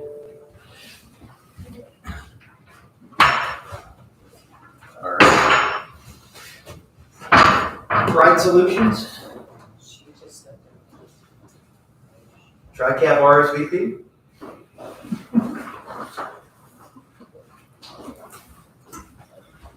Hello. There's a lot of numbers and phrases. Their own software. I don't know if he needs one, I'm gonna use this one. All right, I am Rachel Cabana, I am the TriCap, I am the RSVP coordinator, which is Retired Senior Volunteer Program. We have been doing a lot of things this past year. Our main goal is healthy futures. So we have a lot of work plans here that are collecting and recycling materials, clothing and such. That also includes the medication collections that we put on twice a year here in DuBois, which we just finished, and we collected 419.1 pounds. You guys saw that? I have about 20 volunteers, RSVP volunteers that actually participate in that, and then we have several agencies that make this go, and we started collecting vape pens and e-cig devices, so we're doing really, really well on that. We also have clothing distribution through St. Vincent's. We do a lot of veteran and military work plans. We help military detail, funeral detail, bereavement meals and things like that. Clothing donations for that too. We do caring for infants, which sleep sacks, bonnets, booties and things like that. We have a lot of quilters and crafters and such. Food insecurity, so several food banks throughout. We service DuBois, Pike, and Works. So we have several food banks throughout all these counties, and we help with community meals, backpack buddy projects, community gardens. We have several nursing facilities that have our volunteers tend there, and they just help with companionship. We also do blood drives and disaster preparedness. And we have several capacity building work plans, helping with the quilting, the arts, museum, theaters around here. We recently joined with the Dove Recovery House. We have several volunteers going there. Tech 101 classes for the older population to help them learn all about that, which is great. We've been working with Sequoia and Habitat Humanity. So a lot of things been going on with Youth First and Family First. That's why I put all of down there. What's Sequoia? It's based in Evansville. It helps with dementia and other populations, help with jobs and things like that. There's a lot of avenues through there. So yeah, because we I don't know if you guys are aware, but DuBois County is becoming dementia friendly. We're supposed to be having a meeting soon. The lady who's running that is through Vernon Hills, Scenic Hills, Vernon. But yeah, like we've become dementia friendly in Petersburg now, Warwick County. So it's moving along here in Jasper. We've been having some informational sessions. So we teach about an hour, and then those volunteers go out and teach others just to clue in a little bit about dementia and such, and what to do and how to navigate and resources available and such like that. So there's many volunteers in all these, and we have about approximately 275. Our hours have gone down since COVID because a lot of them have gone back to watching their grandkids, helping with that, a lot of things, going back to full-time work and all that. But we still, that's still quite a bit. And then really our goal is 50 volunteers, and we have 275. It just keeps growing. So, that's really fantastic. And we're always reaching out to Kids Farm. So I am requesting $5,000 from your budget, please, just to help ensure for next year. Do the numbers you presented here, is this for DuBois County or is this for? This is a collective of all, yes. I do not do. Do you know what DuBois County's volunteer numbers? They are actually the main, I can tell you the majority of all these, yes. So, there's a lot of people just wanting to help out, volunteer here in DuBois County, which is great. Yes, in many, many avenues. I'm satisfied to see Commissioner Hofstadter. Yes, I'm satisfied.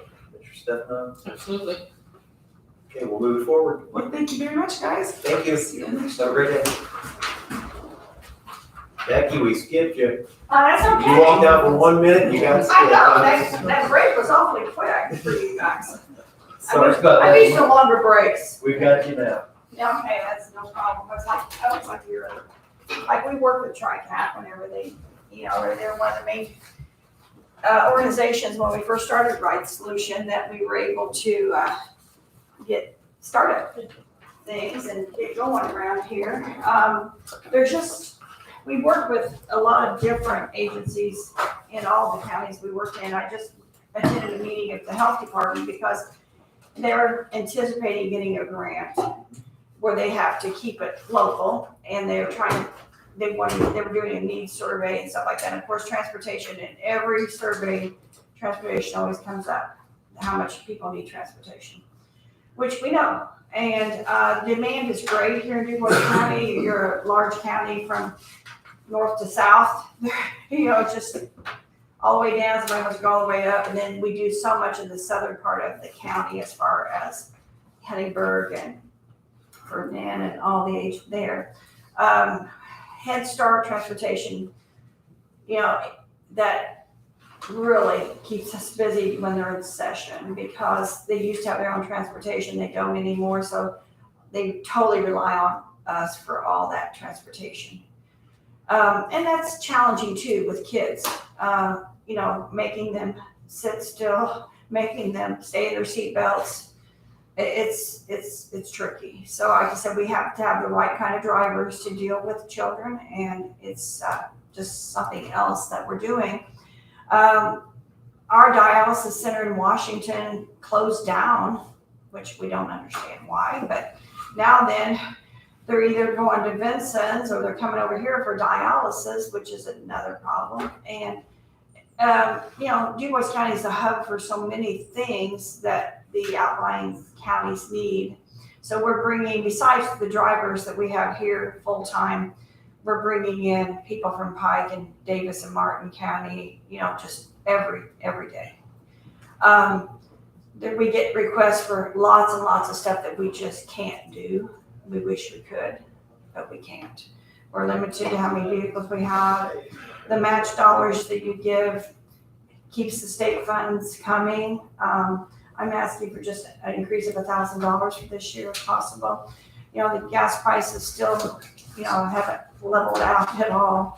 But, you know, we try to keep new vehicles down here too. I mean, anytime we get a new vehicle in, which is capital, we have to pay 20% on those. And the prices on them went from like doubled in like, oh my gosh, besides not even being able to get them. We didn't get any last year because they just weren't, the parts weren't being able to be made. And we have to buy made in USA, which makes it another tricky thing if somebody's not manufacturing the parts.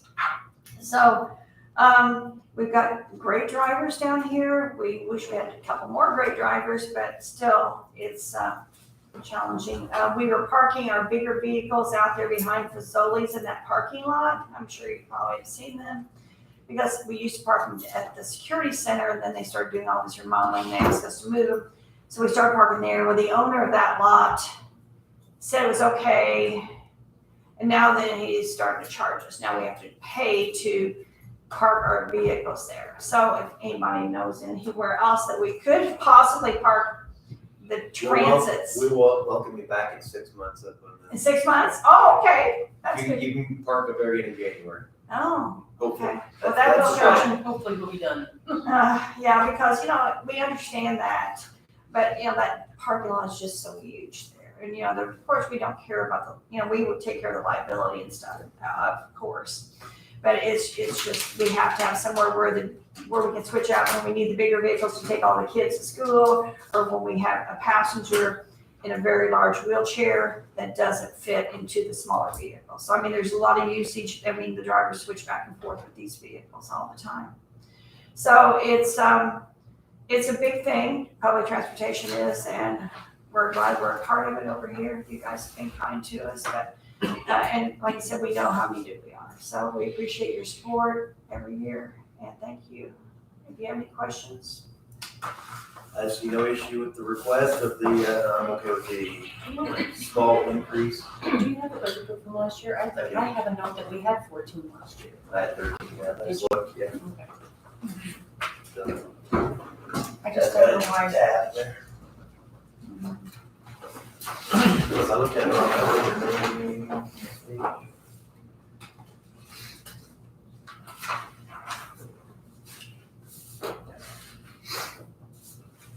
Oh, well, I don't know why I had 14 last year. Did you request You can't, 14 we got last year? 13. Yeah, I requested, but it's been 13 the last like 3 years or something. I don't know.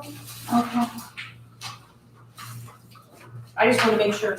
Okay, so we will put forth $14,000 for your request, Okay. and that'll be our goal. Thank you very much. Thank you.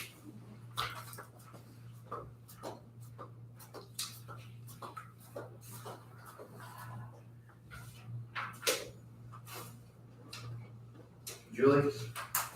Adult Protective Services. Good morning. Good morning. We're back on schedule. Early.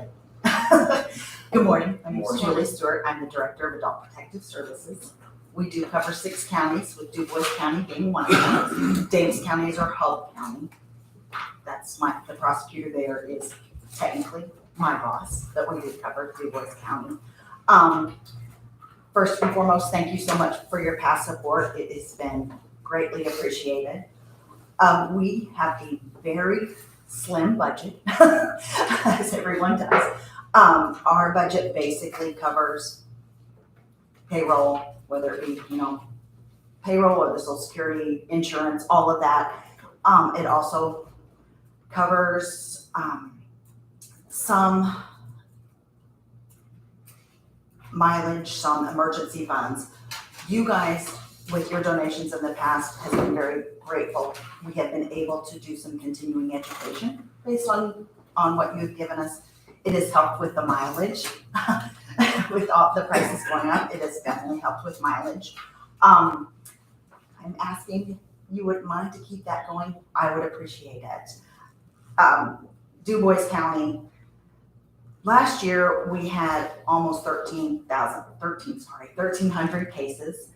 Du Bois County ranks in the top 2 of those cases that we come over here for. I don't have exact numbers. I can get you those. I know you asked on a previous, don't have the exact numbers, but definitely can. So far this year, we have had over 100 cases come through Du Bois County. I know it's well over that, but again, we do come here often. We work very closely with the Southern Indiana Guardianship Program that has been adopted here in Du Bois County. You guys have no idea how great they are. We so wish they were in all of our other counties, but Du Bois County is the only one, so I can't say enough about them. They've just really helped your county in what I do. They just are out there. So I'm just asking to continue that if so. Would you do us a favor and just reiterate, because Commissioner Stephanopoulos wasn't here last year, and just tell us what you do Sure. in general. Absolutely. We are basically, it's call driven. Someone has to call us, and then someone calls us with not a complaint, but a concern over an elderly person that, let's say their home has always been kept up and now it's, now they haven't been able to see them. What we do is we go out there, knock on the door, we visit, we, check and see if first foremost, if they're alert, if they know what's going on. If for some reason there is some cognitive decline or impairment, we try to get home health in the home. We try to, with their permission, reach out to family and friends, church, people to see if they can help them. Our main goal is to keep them in the home. It is, we don't want to ever pull anyone out of the home, but we have, and to keep them safe, we will. If for some reason we get a lot of complaints about the home environment, whether it's a hoarder home, things like that. If they are alert and oriented, we can't do anything about it. That is a big call we get, and it's like, why aren't you doing anything? That's the way they want to live. As long as they're alert, then that's the way they can live. That's so. Basically, we get a call and we go out and we see what services, Meals on Wheels, or even driving them, they don't have access to go to the grocery store. We just connect with people. We get a lot of calls from nursing homes. We get a lot of calls from the hospital saying, hey, they came in, they're discharged, but can you go check on them? We just think maybe they need looked at in the home environment. Absolutely. So that's what we do in a nutshell.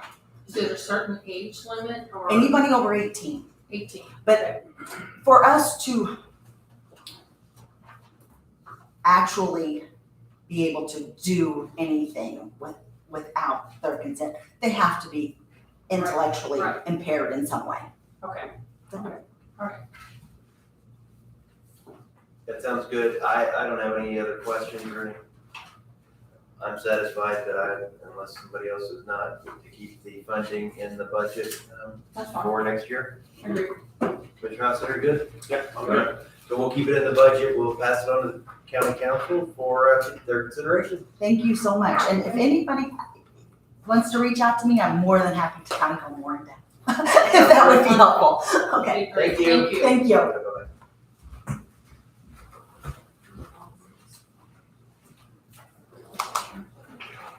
They're the second last line item. I believe. Okay. So we have a few minutes until the next.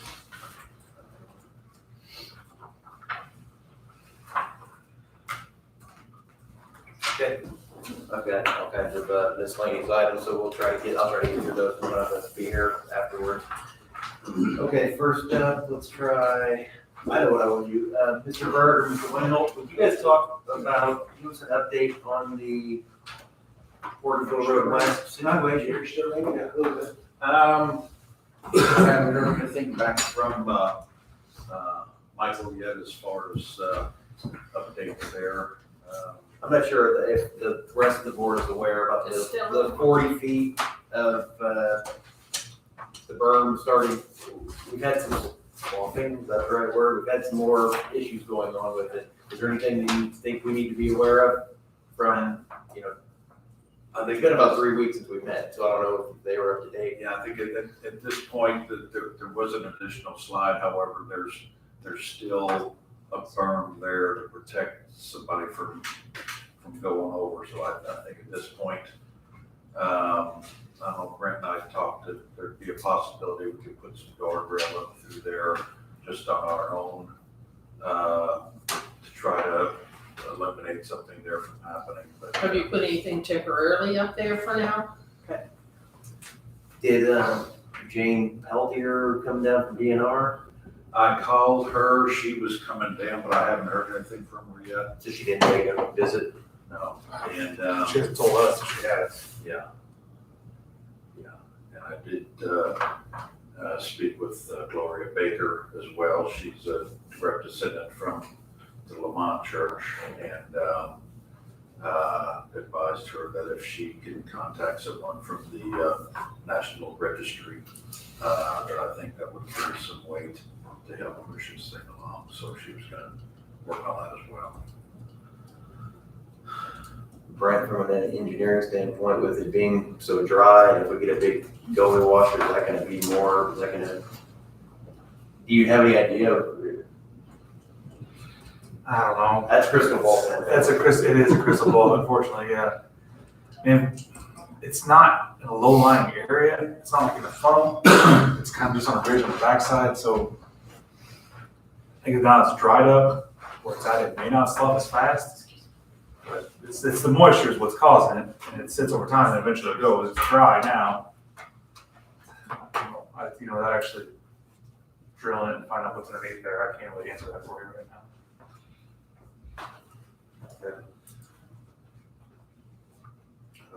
Again, feel like we're kind of helpless to do anything. We've got stuff waiting for others, and we keep getting in worse shape by the week. Yeah. I was told by Michael until they get an agreement from the DNR where they can get a contract signed, anybody on his staff, wouldn't be under contract to receive any money yet, so anything we do would have to be up to us. Well, again, if you keep an eye on it, if there's something that the county needs to do to protect our assets, like I said before, we need to do it. Okay. We have a few more minutes. I did hear back from Jason Holder. It appears as though the railroad is likely to start some work beginning July the 10th on the Duff crossing. Awesome. That's what Sam said when he was here. I was like, how does Sam know more than we do? Because he had said, he had mentioned that that it was gonna start in the summer. I had heard that, I knew it had to be done within the next 11 months, but I didn't know it's 30 days, that's good. Maybe he paid extra money too. Yeah, speed things up.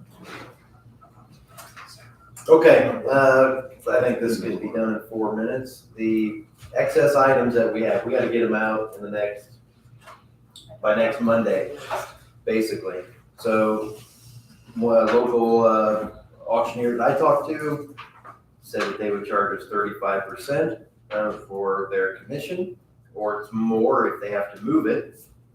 So I wrote back to him and said, you're gonna have to move it. What's that gonna cost? And I hadn't heard back from him as of last night. What if you won't move it? What are our other options? Jasper had a sale on Saturday. If you saw that in the paper, I don't know how that went. I didn't attend. But they had items from highway equipment to office stuff. They had a pretty big range of things that they had sold. Ours is mostly office equipment at this point. We're good. Let's just assume that the auctioneer won't come pick it up. We got to get it out by the 15th. Where do we store it? Where can we go with it? Can't go to 4-H. They're going to need their space. Highway department probably doesn't want a bunch of furniture in their space. It would be outside. Right. We just don't have this space. Right. Unless we tell your mechanics they can work outside so we can store these old desks. I don't think that that's an option. Commissioner Oster, give us your brilliant ideas. Surplus it, let people have it. Get rid of it. Either get rid of it or find someplace to store it in a trailer, a semi-trailer, but then you'd have to find a place for the semi-trailer. We have to pay to keep it now. True. Maybe we've been paying $600 a month to rent a dang trailer up at the. I mean, we don't have a facility, to store this stuff, to put it in a trailer, then we'd have to find a place to put the trailer and rent the trailer. I say we just get rid of it at this point. Mr. Gleason, did you have any ideas? I'd still try the place over Hunter, let them, that place that auctions or sells stuff, I'd give it to them and let them, then at least we get some money out of it, or, whatever it's called over there. If they'll pick it up in the next, but that's the thing, they're gonna need some labor to pick it up and move it to wherever, right? I don't know, something that small, I mean, we looked at it, they were gonna take those curtains, those folding, but they were so heavy that you needed a forklift, the desk and stuff you could put in the back of pickups or whatever, they may pick them up. I don't know if we'd ask her since there's a whole lot of it. And I think it'd be worth a try, at least to talk to them. Say what? I didn't think about Vicky Whitaker. I mean, she was gonna take those curtains, these big folding curtains, and she thought she could sell them. Seems like they'll sell anything. I mean, we don't have enough, we don't. I think it is, or what's the Still is, percentage fee that she would want, the same as, you know what I mean? But the bottom line is if we get 5% of something, that's more than 0% of nothing. I think they're usually fair. I don't know what the market is. But I mean, you'll get something. We'll get something out of it. So the items have not been declared surplus as far as I'm made aware. So I say today we declare all of the items that are held currently at 7Cs as surplus. And the items that are back here, I believe those are already surplus. We can get rid of these. We're just gonna have to have a list so we know when to take off inventory. I don't have a complete, I have pictures. Do you want to use it as a relationship with Vicky? I mean, I know. So let's declare all the items at 7C surplus. We'll start there because that's what we've got to get out next week. So I'll make that motion that all items held down there, desks, filing cabinets, etc., be declared surplus. Second. All in favor, say aye. Aye. Aye. So this is the thing I don't want it to be Friday and us going, crap, where are we going to put this stuff? So I think this has to be done today, tomorrow, Wednesday, where we at least have a plan so that we can say, we can get with the owner of the building and say, we get in there Monday to have this stuff taken out. If if we don't have a plan by Wednesday, maybe we do like you mentioned, put it on Facebook. Here's 30 items that we have. First person that will come and pick it up can have it. I mean, something, right? Get rid of it. That's better than us having a dumpster come and throwing out items that could be usable by someone. That sound reasonable? So which one of you will call her? Okay, I'll call it. you've been nominated, Commissioner Stefano. I will call it. And, yeah, so let's communicate. We have a bid opening now, it's 10 o'clock, we will start the bid opening We for, have a motion on the floor and it is seconded. all in favor of the motion? Aye. Aye. Okay, those items are surplus, and we'll, hopefully I'll hear from my guy, and he'll say he'll come pick it up, that'd be great. If he doesn't, you'll find out from your person if they'll come get it by, between now and next Monday. And if they, actually, Nikki, if her people say, yes, we will do it, then I'll tell my guy, hey, you're too late. Okay. So whichever one of our people says yes first. And I did check with Mr. Schneider, that 35% isn't outside of the range of what a commission that we can use. I wanted to make sure that there weren't laws preventing how we could get rid of the thing. Okay. Does that make sense? Okay. Yeah. So, Mr. Schneider, please proceed. Okay, project 2023-1. First bid I'm opening is from EMB Paving. This is for 1100 South Kellerville Road. EMB Paving's bid is in the amount of $1,066,500, 1066500.00.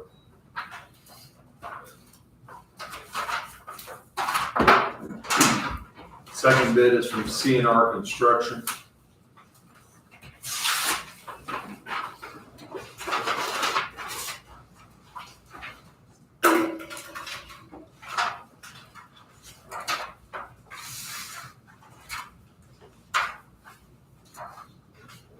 Their bid is in the amount of $1,053,025.00.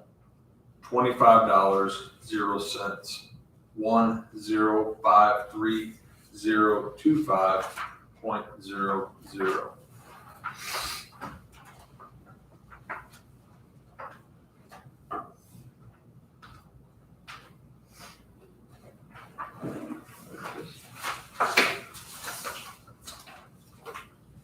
Next bid is from J.H. Rudolph.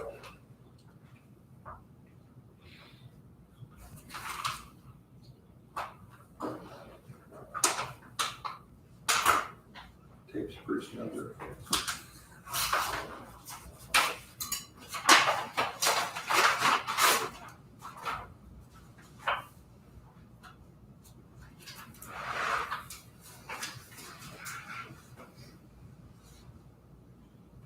Their bid is in the amount of $1,008,403.00. 1008403.00.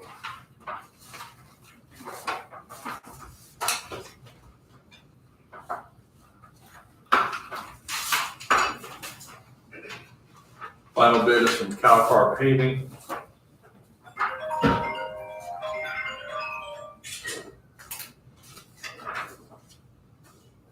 Their bid is in the amount of $1,184,852.90. That is 1,184,852.90. We will take bids under advisement. Bids are available for public review with the engineer after immediately. So you'll come back with us at the end of the meeting and we'll make a big action. Thank you. That's it, 1 second.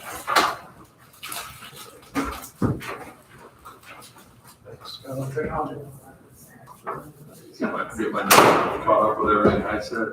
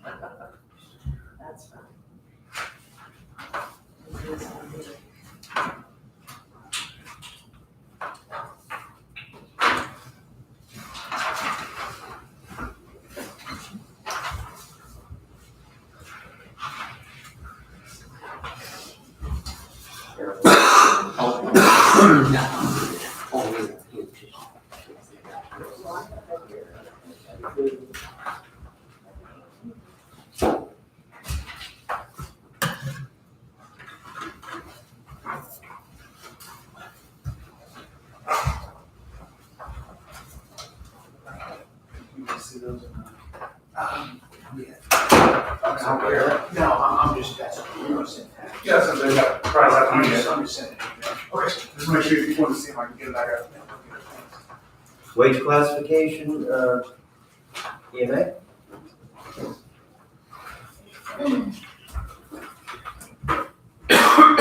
Good morning. Morning. I am here to make a request to have, Narissa moved from COMOP 3 to, a PAT 3. And it's really kind of just something that I feel like was just missed. We did job descriptions back in 21 and signed off on them, and come to find out that it was listed as a PAT 3. I think we just saw, Marky can explain that part a little bit better. It really isn't gonna change anything dollar-wise. It just shows her what she's required to do as a deputy director. So she falls in the same class as our assistant 911 director, with certification requirements and things to that degree. So it's just a different classification, basically, is what it is. For a COMOT, it's more office machine and things, just the basic office stuff. But for PAT, it's professional, administrative, and technological. Well, we're required to have multiple certifications in order to stay current and make our assessments and bring in that $44,000 that we bring in annually. So this is just gonna get her in the right place that she's supposed to be. So Marky, I don't know if you wanna add anything? I can echo, basically, I did some research with Wagner, Irvin, and Shealy, as well as other counties, and I don't know the reason why, this position was labeled as a COMOT versus a PAT. Like Tammy said, all the positions, EMA director, assistant director, they're all in the PAT category in all other counties as well. Our new job description would reflect it as a PAT, but then when we started looking into it, it's like, we actually, it's still labeled as a COMOT instead of a PAT, so that's basically why we're requesting that change. Correct, and we had our EMA advisory board meeting, which Nick sits on that board, he's the president of our board, and that's where this topic kind of came up, is that it just didn't look like she was in the right classification, and do some research on it, and this is what we found. So, it's just a matter of bringing it up to where it should be, is basically what the request is today. Mr. Hostetler, any comments? The board was unanimous that we should do this. Mr. Stefano? Okay, sounds good. I'll move that we, change the position from a COMOT 3 to a PAT 3 immediately. Okay. Second. All in favor? Aye. Aye. Motion carries. Thank you, see how quick, you guys are back on schedule, it's a That's great right. day, right? Have a great day. Looks like Mr. Beeler isn't here for public utility easement discussions yet. So we'll hold off on that.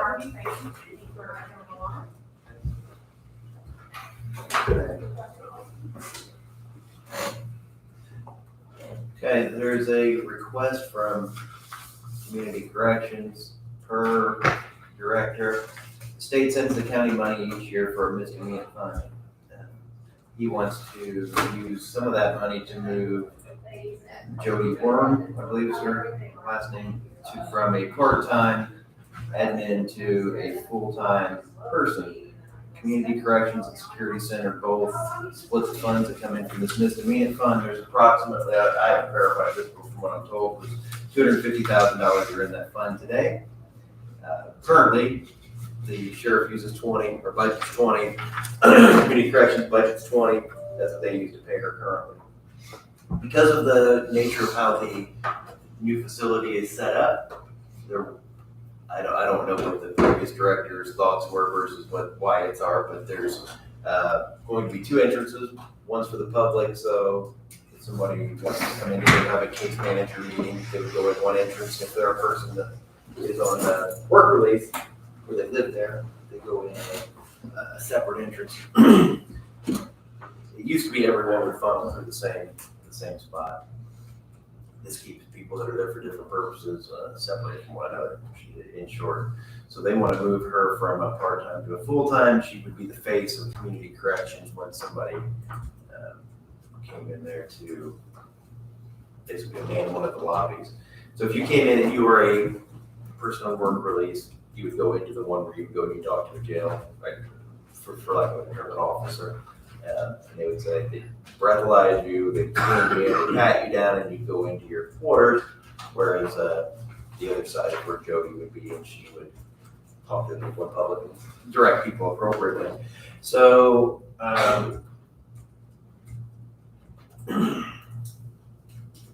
so I guess the request was made that whenever they open up, they're gonna need this position. I think I forwarded you that last night, late, or later in the afternoon yesterday.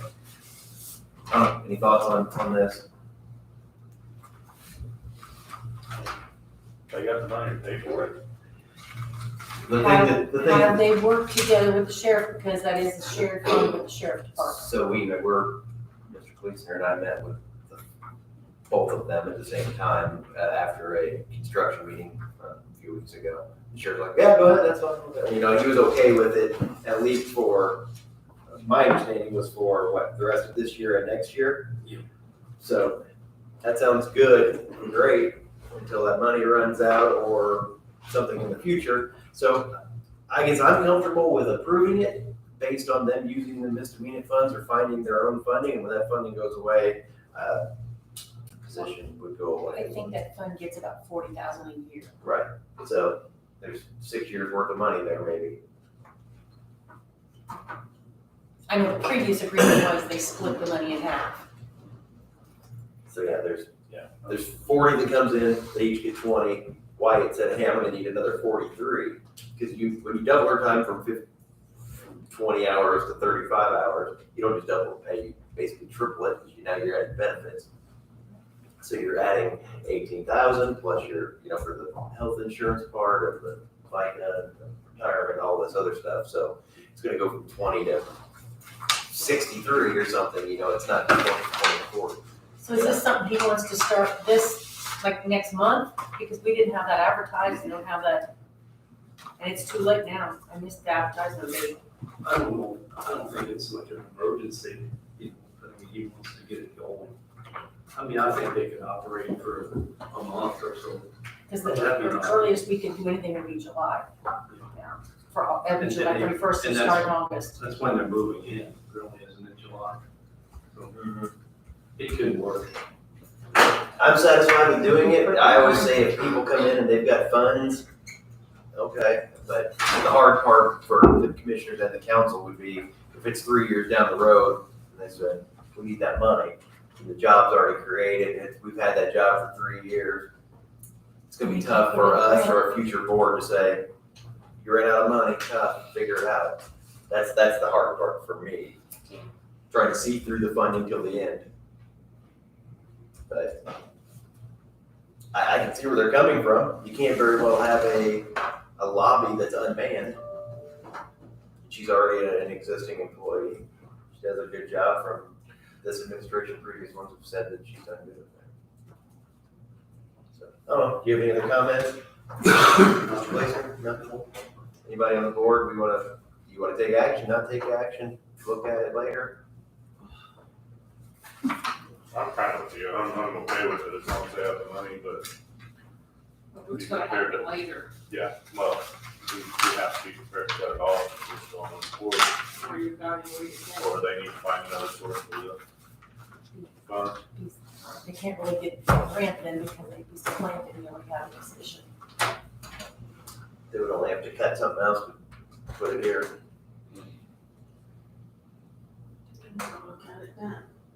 And this would be her same wage classification, just be changing it to full time. I think so, yes. I mean, by the time they put it in place, it's gonna be in August anyway, when it's out. So, yeah, it would be August 1st before you could. Right. Yeah, let's just wait. Don't need to get in a rush. So why would we wait, knowing that? There's no funding. I can't advertise until their July meeting because we've already advertised for the June meeting. So we need to wait before we approve anything. How about this, let's put it on the next, Pending.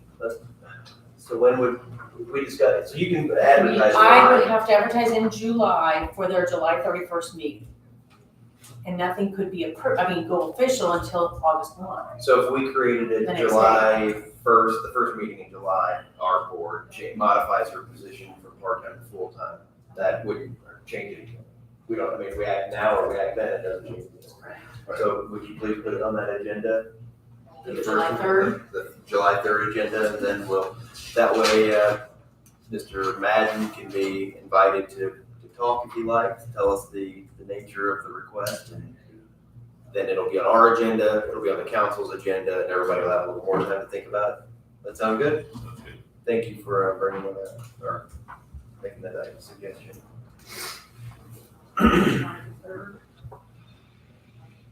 Mr. Beeler's here. Good morning. Good morning. Phil Beeler with Grossman Line Surveying and Engineering, here on behalf of Randall Berg, who is here as well. So we're going to be talking about the vacation and dedication of these easements. I have Sandy or Gray, I don't know who wants those, the proof of publication in both the Herald and the Ferdinand News. The Ferdinand News and the Herald, and then also we were required to send. We were required to send notice to the adjoining landowners. And we had been in here to discuss this previously conceptually. So what we have here is shown in red would be the existing public utility and drainage easement running east and west. The desire is for this lot, lot number 8, to sell that to Adam Combs, the operation to the utility vehicle operation to the south, so that he can build that extra building. So the proposal is the red would be the current existing public utility and drainage easement, 20 feet in width. Replace that with a 10 directly to the north with a 10-foot drainage easement to the north of that allows for the water, a minimal amount of water that is going to the ponds now from the existing dry dam to be conveyed, should that dry dam ever overtop, to be conveyed to the lakes to the southwest. And then as part of that, so that would be the proposed dedication of that vacation to the south, dedication of the drainage easement to the north. And then over to the east, shown in blue, you'll see where there's an existing 10-foot public utility and drainage easement coming up the east line of lot number 5. And the proposal would be to extend that north and then up to the cul-de-sac. So our petition and notice address both the vacation of the existing 20-foot public utility easement and then the dedication of the 2 easements, one being a drainage easement in green, and then the second being public utility and drainage easement in blue. And so did nothing change on this side? Nothing. We discussed that and we did not, we didn't touch that.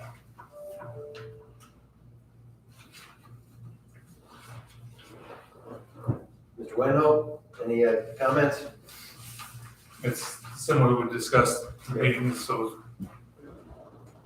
I just wanted to see it. You want to see it? Yep. Anybody else want to see the document?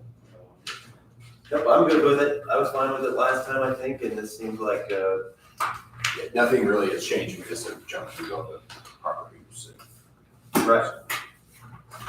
Any further discussion, Commissioner Stefano? Nope. Hofstadter? Good with it. Okay, I'll move. Sorry, you should, I don't know if anyone's here from the public to discuss it, but because notice was published and. Okay. Any public comment? Yes. You good? One for me, I'm all good. Okay. All right. Thank you. We'll close the public comment.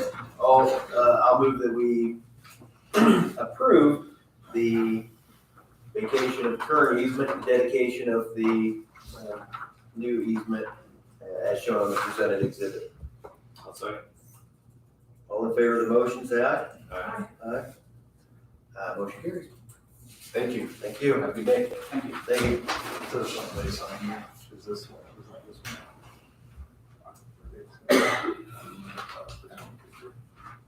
I guess. Didn't mean to pick on you. You were just sitting next to him.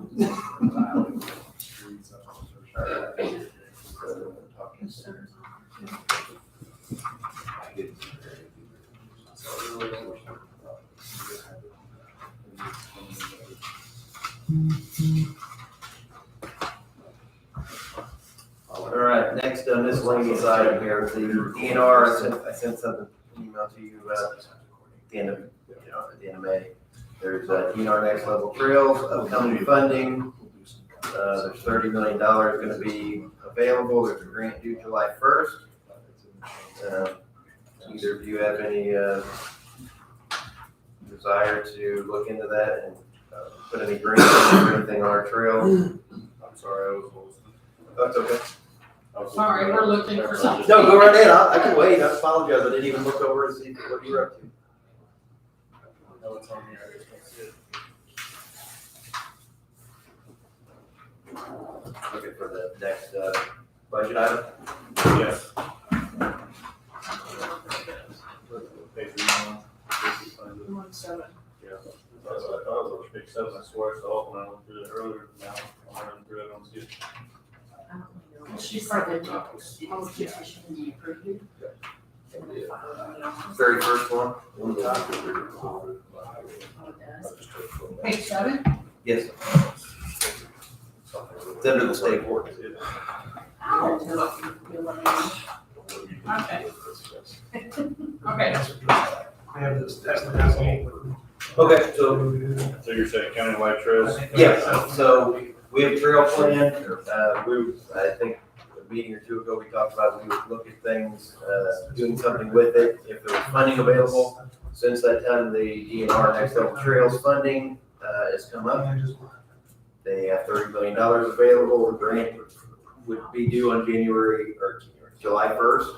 If I just wanted to see if either of you are interested in looking at that, doing anything with it. Who would write the grant? One of us. I don't know, I would assume. Right, you want to write a countywide trails grant? I want really. So what we, Do I have a choice? I mean, I'd love to see some stuff happen, but, I don't know, if you've got writing a grant. Who's it through?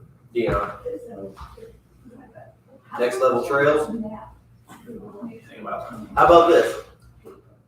For the next 15 minutes, you look at that site and what the grant document looks like, and we'll revisit it after we talk with SERS. and it's with the DNR. Yes, DNR Next Level Trails.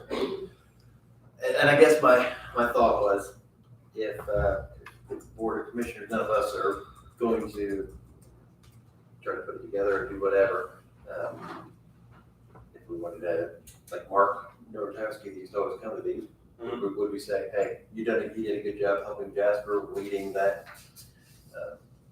towns, remember that small towns thing? Would we want to have someone like that that has a passion for it, look at it?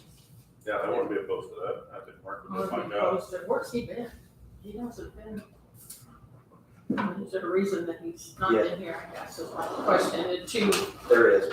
okay, well, just so that we reach out to him. Yeah, this, yeah. that No, that would be, I think he would, I don't think he okay. wouldn't hurt anything to reach out to him and say, No, I hey, was if you're just saying, interested in because he this, hasn't been here, we'll be so. happy to partner with you if, I mean, Brett can look at it and see what it looks like. And Brett, I can help you. Okay, so let's, we'll revisit that here. But next, let's just go with SERS, we talked with the show. Good morning. Thank you for patiently waiting on us. Anyways, here's my official request. Good morning. Good morning. Does anyone else need this in the room? All right. Well, thank you guys for always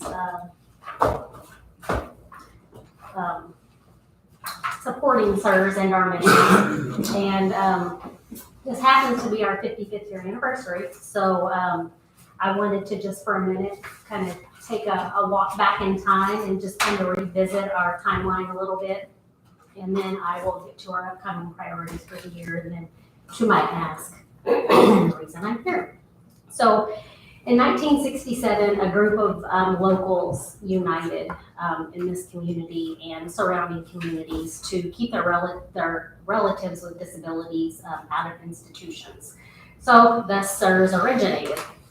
And by 1968, SERS was incorporated and lobbied state officials to raise money to open work centers, which were commonly known as sheltered work centers. We had a sheltered workshop in Du Bois, Perry, and Warwick counties. And so that was a way to get individuals or adults with disabilities integrated more into society instead of sending them to institutions. It was very successful. But we'll kind of get to where those went here in just a second. So in the early 70s then, SERS launched a preschool in Jasper. And in 75, we expanded children's services to include home-based infant services. So that would be our 0 to 3 in-home physical and occupational therapy services. And then in the 90s, we opened licensed daycare centers to integrate children. So in the late 90s, we led the state then to close our sheltered workshops, which we were one of the first 3 in the state to do that because we wanted to focus more on community integrated employment and residential services that were consumer directed. And because transportation was a barrier for our customers to work and participate socially, we started our transportation services in 2006, our Lincoln Go services. So I wanted to give you a little piece of history because where we started has a significant impact on where we are today. Currently, we serve approximately 500 Du Bois County residents, 310 of which are adults and children with disabilities and home and community-based services. And then a little over 200 children ages 0 to 3 in Du Bois County receive our First Step services. So that with our vendors and our payroll, we infuse about a little over $2 million into Du Bois County annually. So our trajectory will continue to include building resources and natural supports for the individuals that we serve in Du Bois County. And we spend a lot of time focusing on our transition age youth and empowering them to have higher expectations. We've seen great success with this through our pre-employment transition services in the area high schools, which we serve each county high school. And our other priority for the year is continuing to build a qualified workforce. And so there's a couple of statewide initiatives that are helping us pave our path specifically, which would be House Bill 1342, which is going to require a direct support, a registry for our direct support staff and a uniform training model that is going to be statewide. So it's kind of like if you have a CNA registry, the direct support registry would be very similar to that. So that was passed. So we should see that start to develop in the next year. Then the state biennial budget, or the House Bill 1001, which included a significant increase for direct service, our service rates for home and community-based services. And then lastly, the state is working on a rewrite of the Medicaid waiver, and we are currently piloting the post-transition program to inform change on that initiative. But looking inward at Du Bois County, we're going to continue working closely with our partners, the area high schools, Vincent University, vocational rehabilitation, to provide the pre-employment transition services and more job exploration opportunities in Du Bois County. So in the current economy, even getting upcoming increases in service rates, we still struggle to maintain our buildings and vehicles, and the grants we have received over the years, which I think I told you guys last year, they come with the stipulation to pass about 90 to 95% of that to our direct support workers, which we absolutely love doing. But then it also excludes some of our other employees, such as our employment consultants, our transportation employees, and the mid-level managers that support all those people. So we're asking Du Bois County to invest again in our mission for 2024 in the same amount as previous 2 years in for $40,000. Thank you for the presentation. Are there any questions? Good question. I appreciate what you do, and I'm satisfied to keep the same budget amount next year. Any differences in opinion? I don't disagree. I agree. All right, so, Joe, thank you. That's made that so easy. Have a good day.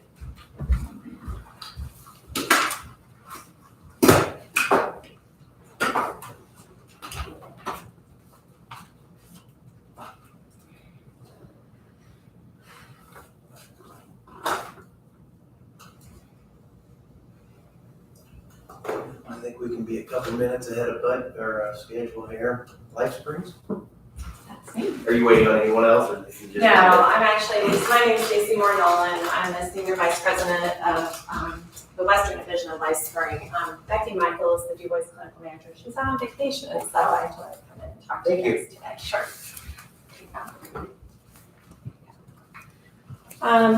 So my understanding is that Nick Clark, who's our Chief Financial Officer, had, I believe, sent the auditor what our budget was, and then was waiting on getting the budget estimate for the Du Bois County that's decided on a portion and appropriations. It's something that we don't decide, but is given to you guys.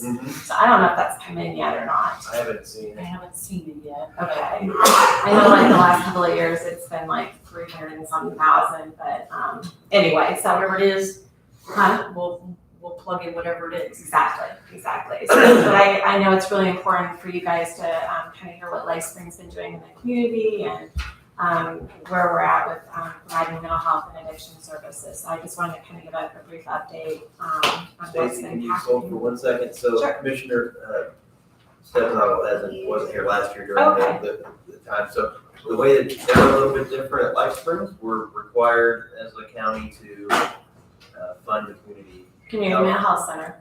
mental health center. So it's not the same as the previous person who was here. For example, if we said to SERS, we don't think we have it in the budget for 40,000 this year. We would like to do 35,000, whatever we could make. We could modify that with the community mental health center. It's by statute. by statute. If they were at $1 last year, there's a formula, and it'll say now it's $1.03 this year. Now, the difference with hers is whatever we put in the budget, we get credit for that against our levy. So Correct. they take it out. It doesn't count against us. It appears on, at least in my budget book here, that 429,000 was approved for 2023. So this year we can expect it to be Around $460,000 this year. Okay. That's what my guess would be, but we'll see how that turns out. Okay. So I just wanted you to know that it's a little different than some of the other budget And items. it has to stay in county general budget. We can't move it to get credit for it. All right, Stacy, you can go ahead. Thank you. Okay, no, thank you for explaining. You do a better job than I do. So what Becky put together really, it's a lot of information. We just have so much going on with mental health services in the community and substance abuse treatment. So she just wanted to kind of give you some highlights of what's been happening specifically with Life Spring. And, we're continuing to focus a lot on adult and children's services, obviously a lot of mental health services. And then our substance abuse treatment services has really expanded probably over the last several years in this area. We still provide, individual, family, group counseling services. We have 4 residential group homes. They're called transitional homes. These are for our severely mentally ill clients. Some of them will have some dual diagnosis of being also substance abuse issues as well. But we actually have, 3 here in Du Bois or in Jasper. We have 1 in Huntingburg. So total as for those 4 group homes is 34 clients that we could house in those homes. Typically, the purpose of those group homes is to try to get individuals to where they're able to manage their mental illness, learn to be able to independent living skills to a point of where they can go out and hopefully live on their own, maybe in the partner with supportive families. So we've had our group homes have been very successful in pulling individuals that maybe would have been years in the state hospitals, being able to get them stabilized to where they can live pretty independent, healthy lives out in the community. So we're really proud of our group homes and what they do. Some of the changes that happened over the last several years, we have primary care services at LifeSpring now. So not only can you get mental health services, but we have a whole primary care side. So people can come in and we get a nurse practitioner, an MD, and get all their primary care services there. We have a full pharmacy that happens in LifeSpring as well. So that's really nice. People can get their primary care, mental health services, as well as get all their prescriptions there. So it's been really nice. It's been very good for our clients to have all those services in one place. One of the things that's, I don't know if you've ever been out where our office is at on Eversman Drive near Fazoli's, is that we are expanding. We are building a residential substance abuse treatment facility. So this is going to be a brand new facility that will open up in early 2024. And if you look to the very last page of the packet, I put a flyer on there just to kind of give you an idea of what's being built out there. So we have a lot of construction going on right now. So they're anticipating the opening being in early 2024, probably in February. So we're right on track with construction. This is going to be a 24-bed residential treatment facility. It'll be gender specific, so it's about 10,000 square feet. We'll have 12 beds for male and 12 beds for female. But this is going to be high intensity clinical services. So someone might be detoxed at the hospital here in Jasper, but need still some structured inpatient services before they go into outpatient treatment. So these would be individuals that would need that extra structure. They get about 20 hours of clinical treatment a week while they're in the facility. And they could be in this facility 10 days, 2 weeks, 30 days, 45 days. It's really based on what that client individually needs for treatment. So we're really excited about that. That's really going to fill the whole continuum of treatment services for an individual, from inpatient at Memorial to a structured residential setting with our facility, to then moving into an outpatient setting, and or they may end up going to one of the recovery homes that are here in Jasper. I believe it's Dove House, it's a women's recovery home. And then I believe there's going to be a male recovery home, like Next Steps for men. So really going to be able to provide the full array of services within the community, so people don't have to leave to get the treatment they need. Where do you see the intake coming mainly from? I mean, the referrals coming into the building. Right, will it be from courts, from the hospital? It could be anywhere. We will, yes, it could be self-referral. It could be a doctor's office. It could be the courts might recommend someone need that type of treatment. We would obviously do a clinical assessment to see if they meet the guidelines. But yeah, it could come from anywhere. So if there's space, a person locally says, I've had enough of whatever, my lifestyle this way, I need help, there's a bed available, they can go in and get it. Yes, yeah, they don't have to come from the hospital to there. If they come in to one of our open intake days and say, I'm ready to get help, we would do an assessment and determine if that's the level of care they need. And I'm real excited that, we've done a really good job as far as trying to make access to services quick. I think you probably all hear about wait lists with mental health services and how lengthy those can be. Du Bois County, the Jasper office does open access every Tuesday now, so it's all day. So individuals, when they're ready to get help, we just say, hey, any Tuesday, you can walk right in and say, I'm ready to get the help I need. And I would say over 50% of all of our intakes now are coming through open access. These are people just walking in and saying, I'm ready to get the services or the help I need, which is really good. So we're seeing a lot quicker turnaround time in getting people and getting these services started. So we're real excited about the work we've done there. On the very back too, I just gave you some information as far as just some statistics referring specifically to Du Bois County. We still see about 33% of the clients coming and seeing us have Medicaid. We say actually we're kind of a lopsided county in a lot of ways compared to other LifeSpring counties where we have a higher population of people coming in with commercial insurance. So a lot of people are working, which is a good thing. But we do still see quite a few Medicaid clients. We don't turn anybody away for services. So anybody comes in, it doesn't matter if they have the ability to pay, they don't have any funding at all, no insurance, we will help them. We don't want to deny anybody services when they're ready to get the help they need. As far as substance abuse, what we're seeing mostly is alcohol. It's been number one substance that we've seen for years. That hasn't really changed. And then methamphetamine use is another one that we see quite a bit here in this county.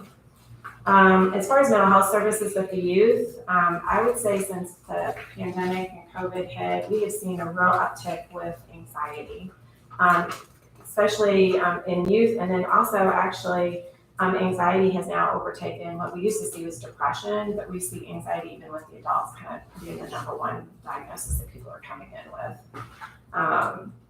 So the only other thing I wanted to share with you is that it was in fall of 2022, Indiana Behavioral Health Commission released a report documenting ways mental health impacts Indiana. And what we know as far as stats with Indiana, about 1 in 5 Indiana Hoosiers struggle with mental illness, and only usually out of 4 people, and 1 of them is seeking treatment. So we know treatment is needed there, and how do we capture those people that are needing those services? The report suggested that Indiana creates a full system of care for Hoosiers in times of crisis. So they wanted us to start looking at where someone can call, someone can come to their home, provide care, do an assessment, see if they need a safe place to go, where they can get the support and services they need.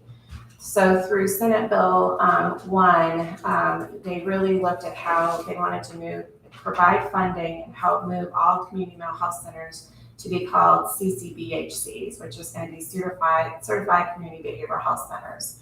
And what that really means is that we will be providing a full continuum of care in regards to crisis response.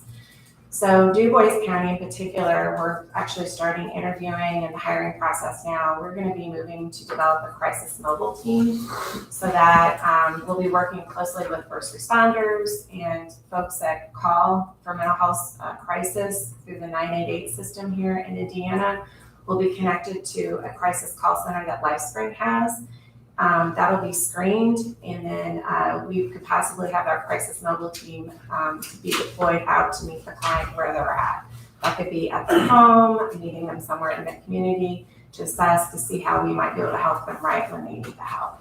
The real goal of that for our crisis mobile team is to hopefully keep people going to the emergency room, try to intervene before they need the ER or getting to the hospital, and hopefully also maybe police officer goes out and really sees this as more of a mental health crisis, not so much a criminal issue. They can call us, we can go out there and hopefully get them the help they need. So hopefully keeping people out of getting incarcerated. So the crisis, this is something that the state of Indiana is pushing for all CMHCs to go to more being a certified behavioral health center. So we're really excited about that. It's gonna be a big endeavor. We have to to implement this program, we're gonna at least, hire more staff. With the residential treatment center building, we're gonna add at least 30 more staff to that facility. And some of the challenges we still have is obviously with recruitment. Getting enough mental health providers into the field and coming here in this community to work for us.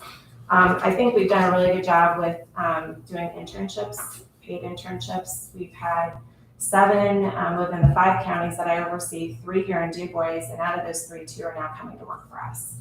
So we're doing really hard in the recruitment efforts to get people here in the community to provide those services, but that's always a big challenge. So, but we're busy, and so we just. is that crisis response team going to be available 24 hours a day? Yes, 24 hours, 7 days a week. So we'll have providers that we will hire specifically for the crisis mobile team that will also do some during the day, and then they'll go on an on-call rotation. So they'll be available 24/7. And then we're putting together a crisis call center. So if calls come through 988, they will then be routed to this county. If that's where that caller is coming from, they'll come to us. Or we'll have our crisis number out there for anybody to just directly dial to. They'll be screened at that level, and then they'll be sent to the mobile crisis team if we need to get somebody deployed out to meet the client. So yeah, it's gonna be a lot of work, but I think it's gonna be a great service to the community. So, and the only other thing I'll just share with you is is that we are super busy. We had, April of last year, we had 850 active clients. This year, in April, we had 740, I'm sorry. April of last year, we had 742. This year, we have 850 active clients as of April. So that was a 13% increase.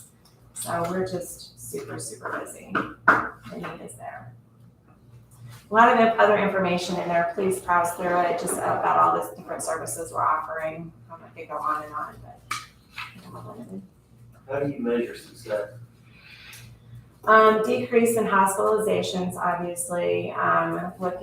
We do a lot of evidence-based measurement-based care is what we call it. We really look at assessing to see if the client's symptoms are decreasing. So we do a lot of outcome reportings to see if people are doing better. Train our staff, making sure they're evidence-based practices, that they're using EVPs to fidelity, so we know we're treating and using treatment interventions that actually work. But yeah, I would say decrease in hospitalizations, seeing people get out there and functioning better. Because I know sometimes with alcohol, for example, sometimes from things that I've read, people that seek treatment, 10% get better. Sure. Well, We know- there's more that get better. The 10% stay sober. Yeah. As some percent gets better and some don't. So, it's a great observation. I think in recovery with substance abuse, relapse is high, and we know that. And I think that we really try to educate people coming in to get help, knowing that this recovery is a lifelong process. And I think with the substance abuse treatment facility we're building and all the outpatient groups and services we're providing, and peer support specialists, which are peers that are in recovery themselves, that have been successful at recovery, being that advocate, asset, and support to these folks. It's just providing that full continuum of care to keep people in recovery and try to reduce the relapse rates and things like that. I'm hoping with the Crisis Mobile, we'll see a reduction in hospitalizations, ER visits, incarcerations, things like that as well. And we try to work really closely with the criminal justice partners too. Right. Are you still employing peer recovery specialists now? Yes, we had 2. We lost 2, and we just hired another one, and we're going to be hiring at least 2 to 3 more with the residential treatment center being built. So we are recruiting heavily for peers, yeah. And therapists and everybody, nurses, and yeah, everybody. Do you have do you have a professional opinion on peer recovery specialists? As far as if they're helpful? Yes, is there a good value there, or is it better to have someone with a deeper level of training? What seems to be more? I think there absolutely is a value in peer recovery specialists, because these are people that have lived that kind of life and they can really relate. Our peers that we hire work within a multidisciplinary team, so they're not working independently. These folks will work with therapists, care managers, the doctors, so they're really part of a bigger team. And they're great, if we can have somebody that maybe is contemplating help, but just is real hesitant, this peer can reach out to them even before they connect with LifeSpring and say, hey, I've been there, I know how it feels, it's hard, I will help you, I will walk with you to that appointment, I will get you connected. Those peers can be invaluable in that way, absolutely. So. I don't have anything. Any other questions? These are great questions, I appreciate them. Do you have any questions? I think you're doing a great job. Thank you for the Yes, thank you for your support, I do appreciate it. Okay, you guys have a good day. Thank you.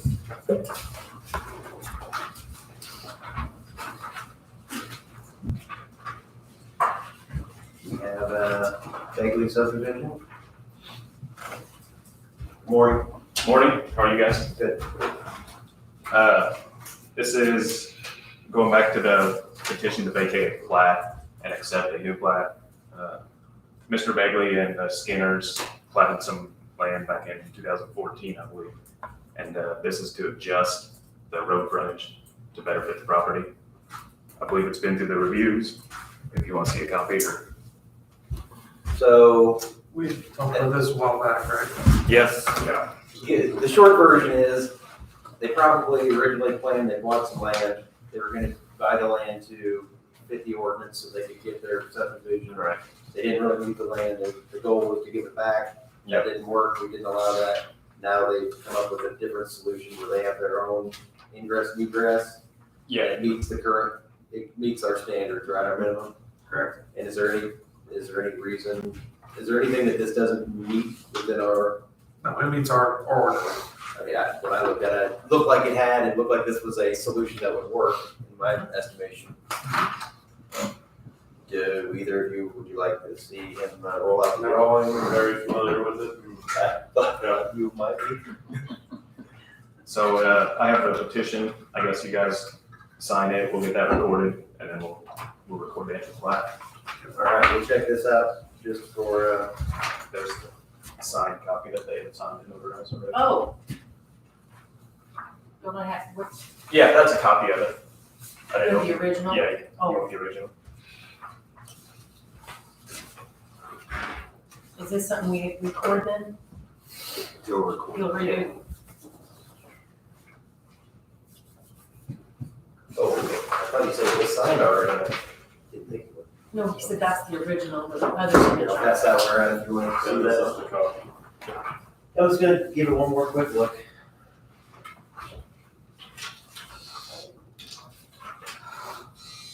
Hello?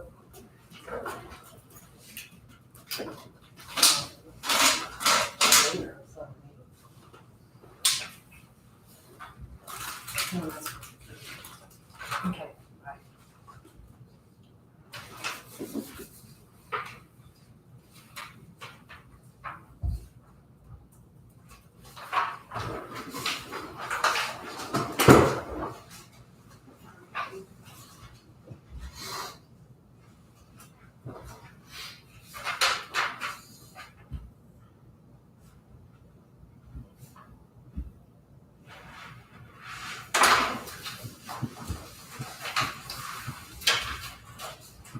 So from a legal standpoint, I believe this would be you'd be vacating a plat and accepting a new plat? Is that? Correct. Okay, I'll make a motion that, regarding the Bagley subdivision, that we accept the new plat in replacement of the previous plat. I'll second. That the previous plat be vacated. Okay, we have a first and a second. Any other discussion? No. All in favor of the motion, say aye. Aye. Aye. That motion carries. So we're going to keep the copy. So, this is the copy? That's the unsigned version there. Okay. Here's the executed version. Original, so we just have it. And we need to sign this, I believe. Did you guys sign the small space and the back page? Nope. They actually signed that. Those exhibits don't have to be signed. This doesn't? No, we'll record the actual full-size plat. Yeah, you'll have to sign that after this. Got it. So much as empty. Just the back page, right? David notarized it. We have that, aren't we? Anything else? They have guys? signatures on there, you don't need Not that. today. No, that's just the exhibit. The final plat will be signed and notarized too. After all these years, I got it right.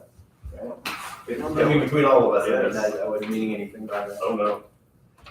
So, okay, Mr. Hove, assessor office remodel. How are you today? I'm good. How about you? I'm all right, thank you. I got two things. One's the assessor's office. I got two quotes.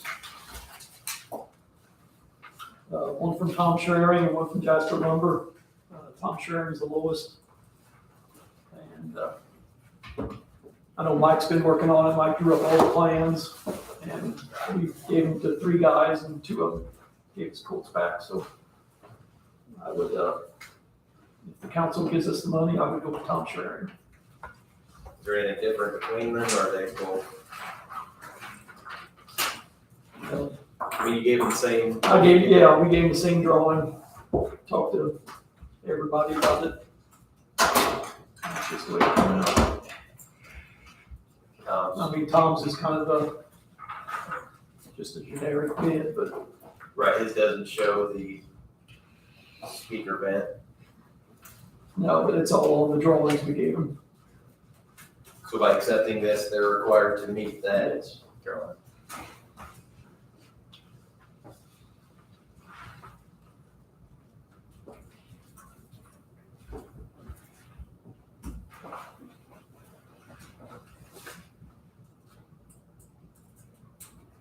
Angie said she. This one actually says auditor on it. It says estimate to bust hole in auditor office, add bookshelf, and you would auditor. We're finished, please don't go back. No, it's just. I was gonna say, we don't wanna start over there. Yeah, he has that wrong. Is this, I mean, I just wanna make sure, Yeah. he bid on her project too? no, Okay. I didn't know if he was, He doesn't work at the county garage. he did, he just wrote it wrong. He got it mixed up. We did have somebody come in and look at our rule, so. He's Maybe right, we'll yeah. go down. Andy, are you satisfied with the drawing, the plan moving forward? Everything's good with you as far as you? I mean, I haven't seen any final drawings, but Mike, you did the preliminary, so I assume it's similar to that. Yeah, they're gonna use to do it. I had it marked out on her wall. Yeah. I mean, she's But seen. But it meets the needs of your office? Yeah. I'm good with it. I think it brings their office up to snuff with some of the other offices, with some of the, it's comparable to some of the work we've done other places. It keeps them safer and more efficient, I would think. Yeah, I'm good with it. Good. Having to change it to the assessor instead of the Yeah, auditor's office yeah. before you sign off on it. Other than that, I'm good. Okay, you have our blessing to move forward pending finding a funding source. So I'll just for the record, I'll move the estimate from Tom Shuring Construction, the amount of $9,483.70 for ports, countertop, the bookshelf, woodwork, tempered glass labor, steel beam, everything that it takes for the drawing for the assessor's office. Second. Okay, any further discussion? Does that have a question? No? Choose it. Just redo the money, 9,000 what? 483.70. Make that a not to exceed amount because they're charging the sales tax, so we probably won't. Oh, yeah. We probably won't be paying that, Yeah, but not to exceed 9483.70. And the start date they've got down there on the bottom, so They- you saw that? Yeah, he told me around that time, Okay, September, October. okay. All in favor of the motion, say aye. Aye. Aye. Motion Can I carried. interject here? Do I? Do they have a blind included in this one? Cause, No. so that would be an additional charge. Okay, so the $100 probably wouldn't get it, but between the $200 extra there and office supplies, I'm sure you could probably find a way to make it happen. Yeah, we'll make it happen. We can get that. They'll get that. You Ms. just Rhodes, asked I- earlier, that's why I'm I asking. appreciate your efforts on it. And then my next thing is the Tom, cooling tower up on the roof. I got 3 quotes. I emailed all 3 of you. yeah, those were too expensive. Can you try again? I tried, I'd be higher. Did you all look at those? I did. Wasn't one, the spread was $100,000, wasn't it, from the low to the high? For the roof, where? For the cooling tower for here. It all started, Ed Messmer wrote out specs right here, and I gave all 3 of them the same specs, and they went by that. Why they're so different, Yeah, they are different. they are different. They are different. I mean, I'm fine with Messmer's. Messmer's does all the work here, and I think he knows what he's doing. So can you give me a layman's terms of what we're doing and why we need to do it? Cooling tower up there is, I don't know, whenever they got this building, What's a cooling tower? air conditioning. So if it goes down, there's no air conditioning in the building. The fins are all rusted and they rebolted some of them together just to make it work. The heater adapter is leaking, it's corroded and rusted. It's just time to get it. I don't know, whenever we got this building, when did they get this building? 92? Was it 92? That's how old it is. I know one of the guys from Marion's a bid on it, he actually put it in. He remembers putting it in, but it's just time. If it goes down in the middle of summer, there's no air conditioning here. So is this been something we've been band-aiding for Yes. a while? Yeah, every year they come up and they gotta do something, fix the fins or this year was the heater adapter. They got that fixed as good as they can, but it's still leaking. Will this help with the humidity issue we had in here over the years? I don't know. Should, I don't know.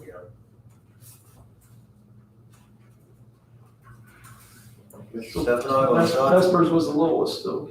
Yeah, so, I'll figure it out. I mean, how long we been band-aiding it?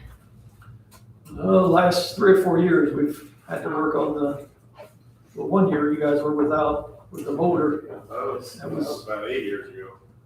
Has it been that long? Yep. Yeah, I guess it has been. Well, that was just the motor, but, I mean, that can go out anytime. But Trust me, you don't want to operate this building without air conditioning. It's warm. Speaking from experience. that was a long, long day, huh? Do you see that we have any option other than fixing it? You're replacing it? I mean, if you wanna keep nickel and dime it every year, We get a window in for each office. yeah. I think it's time. Do you have any way to pay for it, or it's additional? Well, we're gonna have to get an additional. And this would be work that they could do. Well, that's why we need to order it now. Get it ordered now, we'll do it in the middle of winter, or when it gets cold. So you can put it in your budget. Well, we don't need it, well, I need to order it now. And probably if it comes in, I have to pay, I don't know how. We gotta have a budget for you to buy it, right? Okay. I mean, if it comes in this year, yeah, we may make me pay half of it. Right. Well, I guess But we need to get it ordered now and get it. It requires so much down to order it. He didn't say nothing He about it. didn't I'm say sure when that. it comes in, they're gonna want something. Yeah, because it doesn't say on there. I don't think we have a choice, we gotta maintain our facility, so I'd say we take a little bit. My thought. I would agree. And was this, Mr. Schneider, is this a sufficient way of accepting bids on a project such as this? How much was it? $83,000 was the lowest. I had 3 bids. We have 3. Did you invite them? Like you sent them out by, I called, well, we actually called 4. The one, never heard anything from him. 250 and 150. I'm missing my cheat book here, I apologize. Let me find an answer. How about this? I'll move that if this was the correct procedure of accepting quotes, we'll accept the low quote. We work with Mr. Schneider to ensure that we bid the project properly or quoted the project properly, and that's how I think we should operate. As long as this is a legal process, then we'll accept the low bid and move forward from there. Does that sound good? Okay, that's my motion. Got a second? All in favor? Aye. Aye? Aye. Motion carries.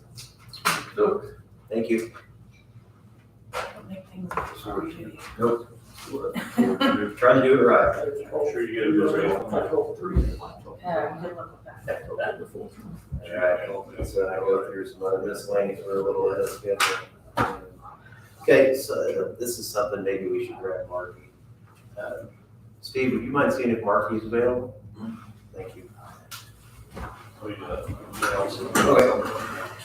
They also did something. Are we replacing it? Is that what we're doing? Yes. Scott, what kind of warranty do they put on it? Normally. I think the year, and so much, like 4 or 5 years for the parts. Okay. I'd have to get all that. Okay. I mean, you didn't open bids and all that. It seems like it's more of a maintenance thing instead of like a new proposal. I just don't want anybody to come back and say, we didn't have the opportunity. I don't want to Thank make a big difference, you know, because we have Especially that kind of money. HFI, you know, that they weren't really interested in it. Yeah, I never heard that. I mean, there's only so many contractors you're gonna.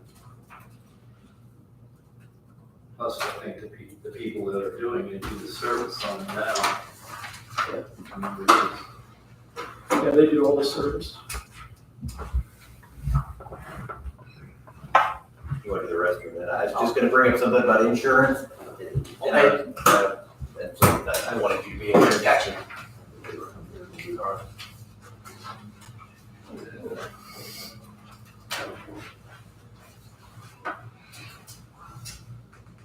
Hello, Kenny, this is Franklin County Highway. Morning, Sheriff. Good morning.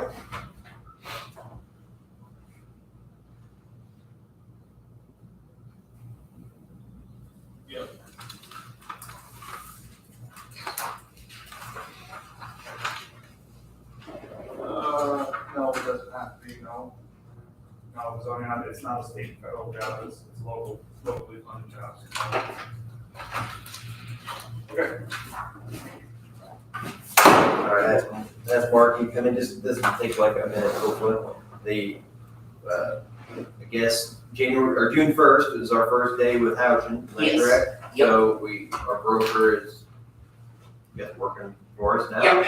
And I mentioned something by email of maybe having come in a month and a half or something, just to, hey, welcome, thanks, what's the first things you're working on? What ideas do they have? What I was gonna ask is, if we wanna make any changes to the plan, when would we have to do that? That would need to be done, we could do it later, but I would like to have it done in August. Okay. Time frame, so, that's the goal when they took over June 1st. Of course, they don't have access to the data until June 1st, so literally just got it a few days ago, but, they said they're gonna take the coming 60 days to really dive into the data and start providing an analysis, but I think they can still come in July and give a small update for us. I think one of the things I was looking at is, if we start the relationship where we communicate. Yeah. Continue to make ourselves a priority, especially at the beginning, see where they're at, and then request that, hey, it's July and August, if we have to make decisions on the plan, please have some suggestions for us in that time. One of the things that we talked about, not in a whole lot of detail, was us being a secondary insurer. Mark had given me some information, and I think, and you can tell me if this is inaccurate, that being a secondary insurer, to me, that means if employee has a spouse and that spouse has coverage at their place of business, we would pick up some of their insurance costs that's not covered by their plan. Correct. So what would they do? So my spouse breaks a leg, they have insurance, they run the insurance through their insurance first. If some portion isn't covered, then they put the claim to ours? Correct. Okay, and ours would. So that basically the person will go in, show both the insurance cards, this is primary, this is secondary, and then the billing and the insurance will go back and forth on filing. So if one of them, the first pays 80, the second may pay the other 20 for the person? Correct. Depending on the deductible. Yeah, mine is all that. Or at least go against their deductible, then Right. later in the year, for deductibles are both met on both plans, then we would pay something. Sure, yeah, if they met like their max out of pocket or something. then- Right. Now, there's some situations too, though, that our plan will pay first. For instance, if they have a very high deductible and they've already met the county's deductible.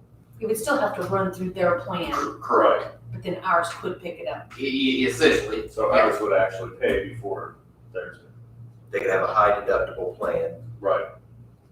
$8,000 before the plan pays anything, and we would be covering. We would cover until they hit that $8,000. Okay, so the only reason I brought any of this up is that I was wondering what it costs, Mark, gave me some numbers here. In 2021, it was $321,000 of secondary insurance that it cost us, and in 22, it was $215,000. So $250,000 average over the last couple of years, and that's just one of those things that I thought we'd look at. We don't have to make any changes, or we can make substantial changes, whatever we wanted, but that was one bit of information he had passed on to me, I want to pass on to you, that I thought was interesting. Yeah.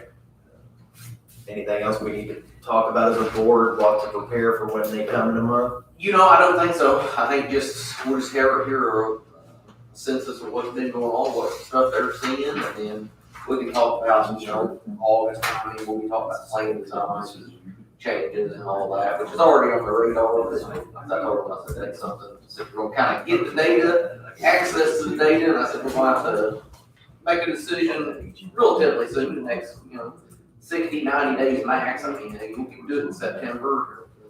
I wouldn't want to make any changes later in September, because then you got open enrollment and making all those changes. So we probably need to do it by that last meeting in August or the first meeting in September. Can you tell me if I'm an employee and I have a spouse, no children, and my spouse has insurance with their place of business, do I, as a DuBois County employee, pay for a single plan? If they're on as a secondary, or is it employee plus one? Employee plus one. Okay, so if they're on as a secondary, they are paying a higher premium Yes. than just a single. And that's one thing that we're gonna recommend structure change. I'd like to get rid of that employee plus one and go employee children, employee spouse, go to a 4-tier versus a 3-tier system. So what's the difference between employee spouse and employee plus one?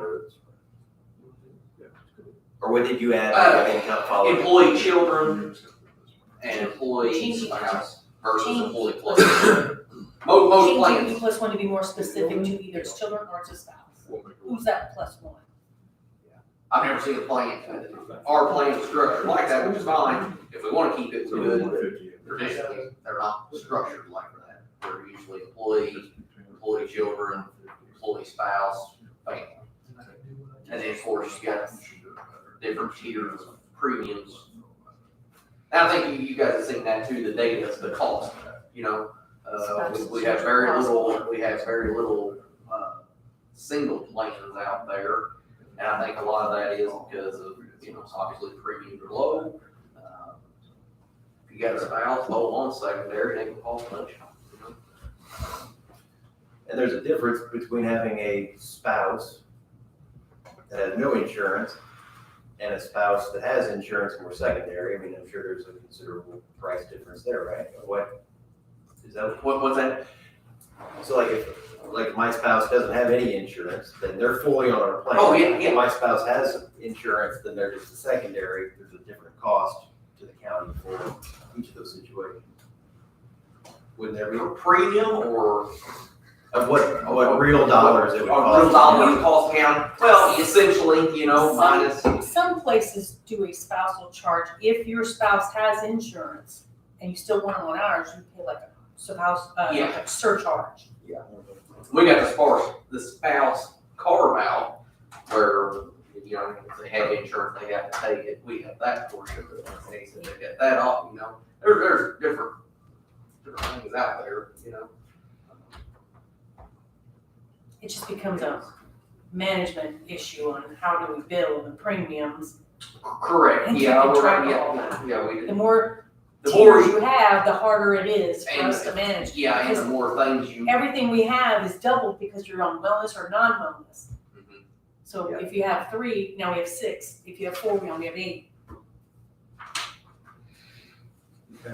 Nope, that's all I wanted to talk about. Just want to bring it up. I know it's going to be upcoming, so keep it on the mind. Thank you. Well, Sheriff Kleinhelder is here about a wage classification. Is this for the maintenance person? It is. Okay. I know I had emailed y'all last week about being on the agenda this morning, and this was something that I presented to the council last year at budget time.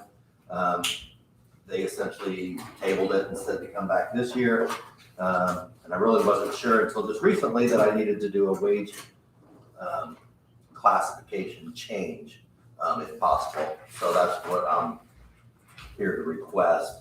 So our maintenance position at the sheriff's office now is under an LTC 4. And I know I spoke to Marky about this also. And then comparing him to several positions, primarily one position in the county who is an LTC 6, their job description is very similar. The pay overlaps a little bit, but I was requesting him to be changed from an LTC 4 to an LTC 6. And you said at this time, say we changed this classification today, you're not going to go for an immediate pay increase? I did have I was gonna request to be above the LTC for, For 24 or for immediate? 24. Oh. 24. So your request is in the 2024 budget? Correct. We could change the position classification immediately, but Yes. you would ask for a budget change Yes. in the future. Yeah. It would just be for budgetary. I met with the sheriff on Friday, and I think I told him that, I don't know, this is one of the issues, but I don't know that we came to a final resolution, because I said, well, it's similar to that gentleman from earlier that we talked about, he's a driver. The driver at the highway is bringing a lot more to the position maybe than the previous one did, so my suggestion was, if we're going to require, I wanna make it about the position, not the person. Then let's change the description of the job so that every person that we have there meets whatever that higher level of qualification is. So I think that's kind of what that's what we agreed to do earlier with the highway or the sanitation, I believe, position. In this case, I'm not sure, I think there may have been mixed signals between maybe the three of us that I would suggest that we do the same, that the current person doing the work is highly skilled, he's got a lot of experience. My suggestion would be to change the job description to add some of those additional qualifications, especially if we're going to give them extra pay. I'm not sure the sheriff agreed, or maybe Mark, I'm not sure how we all. Well, I did review that job description there on Thursday or Friday, and I looked at it, compared it to the one that we're comparing it with, the LTC 6 in the LTC 6 category. It does already label obtain certifications, so it's already there. It's inside that job description already to have the certifications needed in, whether it be HVAC, plumbing, stuff of that nature. Either have them or willingness to obtain. So you don't think that we need to add anything of minimum of 3 years experience in building maintenance, or a history with plumbing, or? Yeah, that's in there. It is in there. It is? Yeah. If it's moved up to the 6, you're saying it's in the 6? No, it's actually in the current. It's in the current maintenance job description. So what's different in the 6?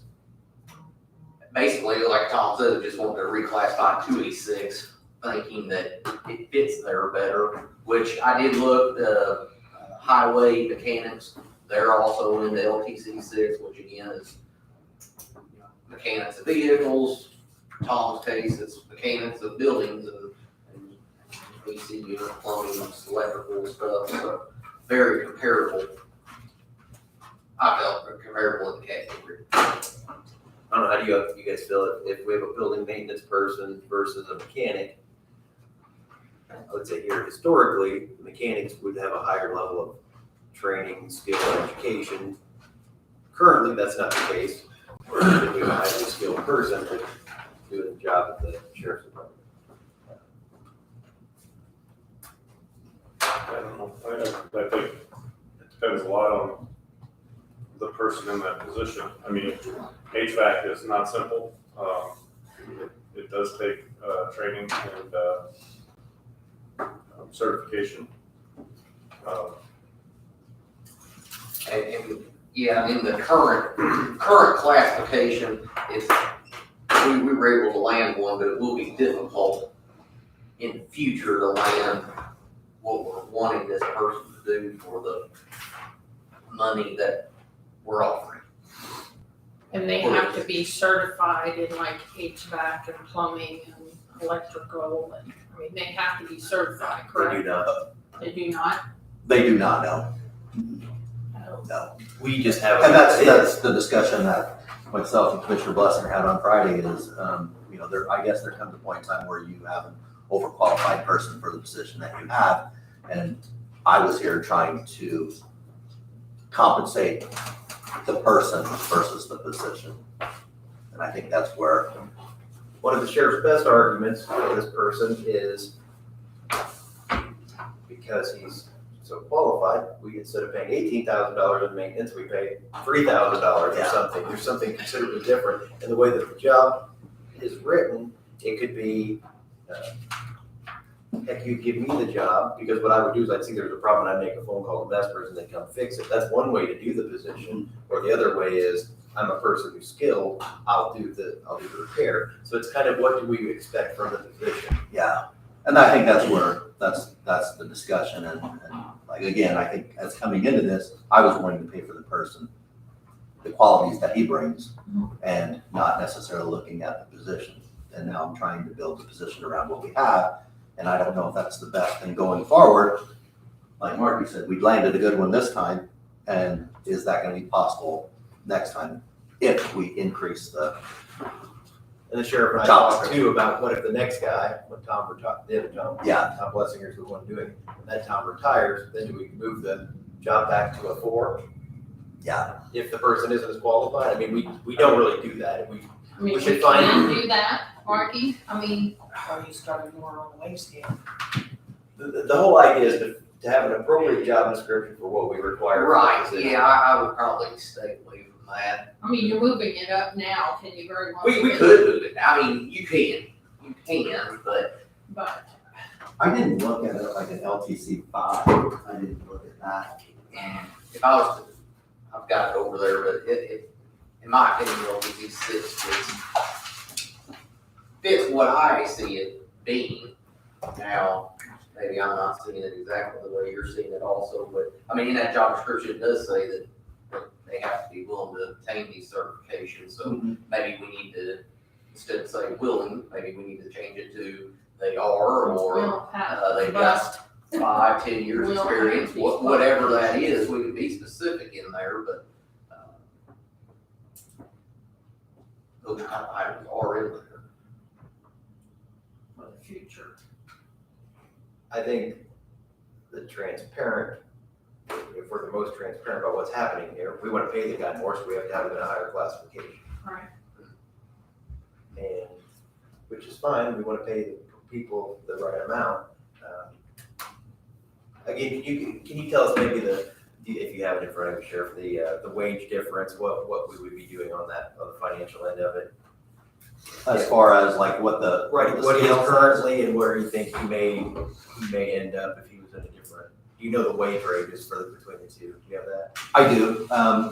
Going into 24, the wage range for an LTC 4 is $17.90 to $22.66. And for a 6, it's $21.48 to $26.26. $26 was the max, you said somewhere? $26.26.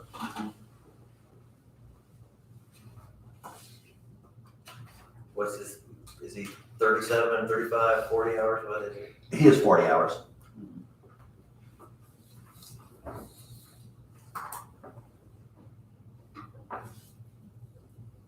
Anything bringing your minds here? Because I wasn't clear on what position I wanted to take on it. I have a feeling if we tried to replace him with even at the higher rate, it might be difficult. If you're trying to find somebody with some plumbing, electrical, any kind of background like that, it's gonna be hard to find somebody for that. So I mean, in comparison to a mechanic, I can see why this should move up. But I can see where we have difficulty filling this position later. And is this the same position that Mr. Hope is in, right? Well, It yes, is. Scott is an LTC 6. Correct. And that's I what, don't think he has those certifications. and really the difference, I think, that we talked about with Scott has one person that he supervises. This person wouldn't have anybody to supervise. Other than that, they're both responsible for a lot of varied building maintenance issues. And we got a brand new building, and this guy will be along for the ride to, hopefully, to know about those things, right? Hopefully.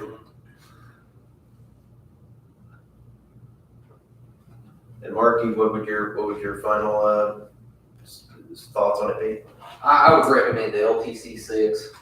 That would be where I would recommend the position going. And I mean, like I said, we can add in there certain years of experience. I don't have a problem with that in the job description. Okay. Where we're not as vague, we can be more specific for future. Short of the two of you coming up with something different, I'm happy to take the recommendation of HR in this case. A lot of times I can come up with my own decision on something, but in this case, I don't feel real strong. No, I think it's fair to go to LTC 6. I agree. Okay, Job description is already in there, Marky, there's nothing we need to add, or? I think we could add years of experience that we weren't wanting to. We can add that, be specific on that, maybe. For future? For future, 5 years, Okay, electrical, plumbing. but doesn't necessarily have to be certified in any of this? No. Okay, How about this, did Marky come back in July, the first meeting in July again? We're at work with the sheriff over this next time period, let's clear up, what this specific job description is gonna be, and we can approve if there's any changes to it then. For today's purposes though, I'll make the motion that we, change the maintenance position from an LTC 4 to an LTC 6 position with no wage change as of today. Second. All in favor, say aye. Aye. Aye. Motion carries. Thank you. Anything else, Sheriff? There is. I would just kind of give you a brief update. We started out our application process for the deputy with 10 individuals. Marky's been involved in it. We got it down to, we lost a few on the background check and on the testing and all that. So we were down to 4 that went through a administrative interview process with myself, HR, and then our leadership at the sheriff's office. And all 4 of them were very, very good. They're very good candidates. And my request, I know speaking with Marky was, kind of goes back to what I said a long time ago, is didn't want to get in this situation. I know that we got the approval to hire 1 extra, so we're hiring 2 out of these 4 positions. And I think my thought process earlier in the year was if we had extra and had good candidates, I would present the possibility of having extra positions created, so that we didn't have to say no to anyone and possibly lose them to a neighboring agency. And I think that's where I'm at today is we have the merit board, which is the final process of the interviews tomorrow night. I don't see that changing anything. We did do psychological exams last week, pending the results on them, but I don't see that being a negative. So I think I would be asking for 2 more positions today if possible. If they all pass, then for the creation of 2 positions as we move forward. That would be pending, obviously, council approval. Right. So my thoughts on, since we've spoken, we've had, one thing I don't want to do is I don't want to approve positions and have, so we're trying to get this COPS grant, where it's going to be a significant amount of funding, at least temporarily. So I don't want to approve the positions if it would jeopardize that in any way. Right. So if, in other words, if we have the positions created and we start paying these people and then the grant says, well, you can't use dollars that you've already have dollars appropriated for, that's a supplanting thing again. I don't want to mess that up. Overall, I'm satisfied to approve 2 more, and I won't be, that'll be about the end of where I'm satisfied or comfortable with approving positions for the sheriff's department. I know the 9 was asked for earlier in the year. This is my comfort level, would be these 3 at this time in addition to the 1 that we're replacing. But I don't want to do it if it's going to jeopardize that funding. So I don't know if you know that answer, if that. I do not. I know that I don't know much about grants, so I'm not an expert in that, but since the grant's already been submitted, I don't know how they would know. I guess they would do their research, I guess. I don't have any idea, but it's not anything we would have to put forth because the grant has already been submitted. Somebody that has better knowledge of grants may be able to answer that one more than me. Maybe we don't know when you get the answer back on this. I don't. I know that talking to other people, they're assuming it's for 2024. So I would guess October timeframe is when I would think that we would probably hear an answer, but I don't know that. It did not state it on the grant. So should we have the sheriff do research to find out if this would damage that? Because what I don't want to do, what I don't want to do is create 2 today, and then the sheriff comes back in October and says, well, we're going to lose this money if we don't create additional on top of those 2 because we've already funded them. We can't put the COPS grant towards them. I don't wanna be put in an odd situation where we're gonna lose that grant funding if it is in fact approved. That's as far as my thinking on it is And going. you don't know when we'll find out? I do not. The last conversation that we had was, when we asked that was, no, I don't. But it would probably be an October timeframe so that it can be I would implemented assume it'd next be year. October. You what? I would assume it would be October. Yeah, and that's what they're into, so. I'm just assuming, but being a federal grant, their fiscal year is more than likely October. Can we reach out to the Grant Smith? We can try. I mean, How about this, can we give the sheriff some indication if we are open to approving positions or if we're not? I just said my piece on it, I'm open to these two positions, hopefully it'll be funded by this grant partially, as we presented last time. That's where I would be, where would you be, Commissioner Hostetler? I think I would agree. I'd be open to having these two. Kind of same boat as you. I hate to lose the funding if we do it too early. Right. I hate to lose two good employees, or two good deputies, if that's the case too, but, yeah, we're gambling one way or the other. Right. Commissioner Stetson? I support the two. I think we need to reach out to the Grant Smith and see if they can give us some kind of a timeline or something. Okay. Make us feel better about saying yes. I can do that. I mean, it doesn't hurt to reach out, or, I know it was submitted by HB, but I don't know if that's, Yeah, it was actually submitted by Tara, so we can reach out to her. I'm sure she will have a I mean, it contact. doesn't hurt to make a phone call. Right. Just like, It'd be nice to know the process, Exactly. that way the They council maybe give us doesn't, something. the council doesn't approve funding too soon, and then that jeopardizes this other funding. Right. Yeah. Understand? Councilman Cleaser, you have any comments? I agree with what you're saying. Okay. I think it is, kind of continue. If it's gonna jeopardize that grant, then I think we got hold of it. Right. I agree. I won't be here at the next meeting, but if you wanted to be on, if you think 2 weeks is enough to find the information you need to get on. I think so. I mean, I don't think it would take any more than a phone call or two, so. Right, Would that be okay to put the sheriff on the next agenda?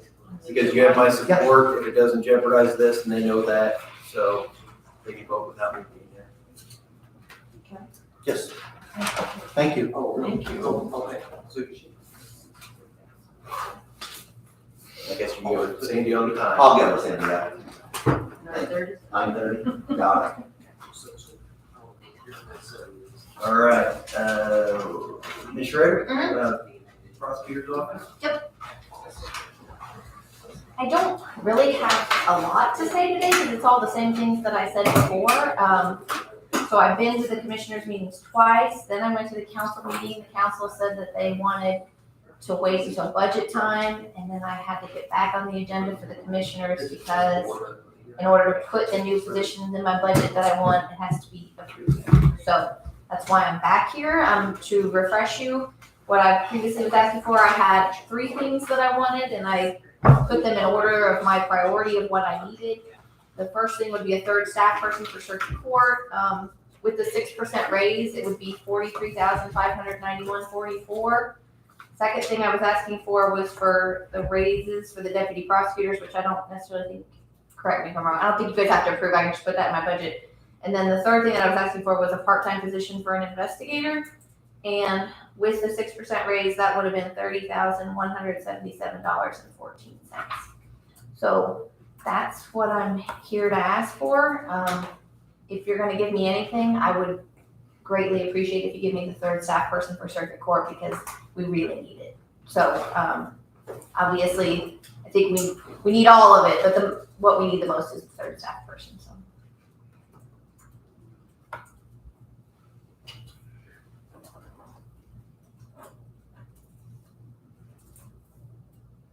So the second thing was the raises for the, Attorneys. it's basically attorneys, okay. Yeah, which I do intend to put in my budget. Are they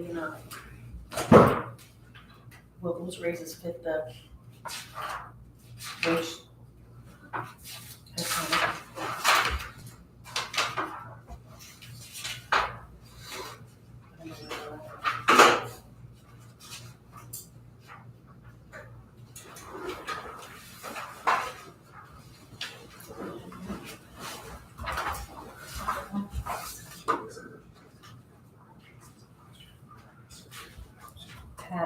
eighty-six.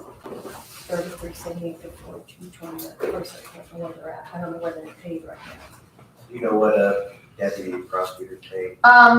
They have different levels. There's one is 85,706, the other is 85,256, and that's 82,780. That doesn't include the 6%. I didn't figure the 6%. It's current. And this has 6%. And what are they expected to work? I mean, how do you break that down? Are they expected 40 hours? Is that how you? They technically work 35, but the reality is we all work way more than that. So we don't get comp time or anything like that. We're just strictly salary. And you gave us numbers on other. On other counties, yeah, I can give them to you again if you like. If you don't mind, but Sure. don't have to. So Right here, this pay is at 86. Right, so they're at the top. If they get this wage, they're at, Okay. they're at what she's saying. and I'm just gonna ask for 15,000 for each of those, but, so the county, so every county has an elected and a chief deputy who are paid by the state. And the elected, we got raises, but I don't remember how much they are, they're not in effect yet, but the elected currently is approximately 165 and the chief deputy currently is approximately 124. And then the other surrounding counties, so Spencer only has an elected and a chief deputy, so I can't really count those. Perry County has a third deputy prosecutor position, and that position makes approximately 98,000. Davies County has 3 deputy prosecutors, and they make approximately 103,000, 90,000, and 85,000.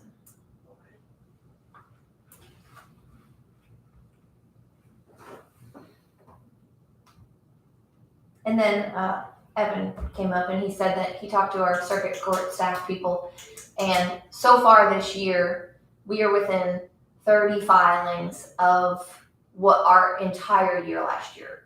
So obviously we're busy in circuit court. What is the reason for that? Why would we double of what we were last year? Take your pick. I mean, I have my own viewpoint on it. I think people being released on lower bonds definitely has an effect, and it definitely raises crime rates, that's my opinion. But, I mean, there could be a myriad of reasons. I don't understand the system, I guess. Yeah. If you're not in jail, you can go out and commit more crimes. And so a filing would mean New criminal a charges. new criminal charge. Mhm. Or an additional criminal charge if you're out. Well, no, because they work, I think her numbers would be by cause number, and if we had additional filings in the same case, it would be the same cause number, so it would be in this case.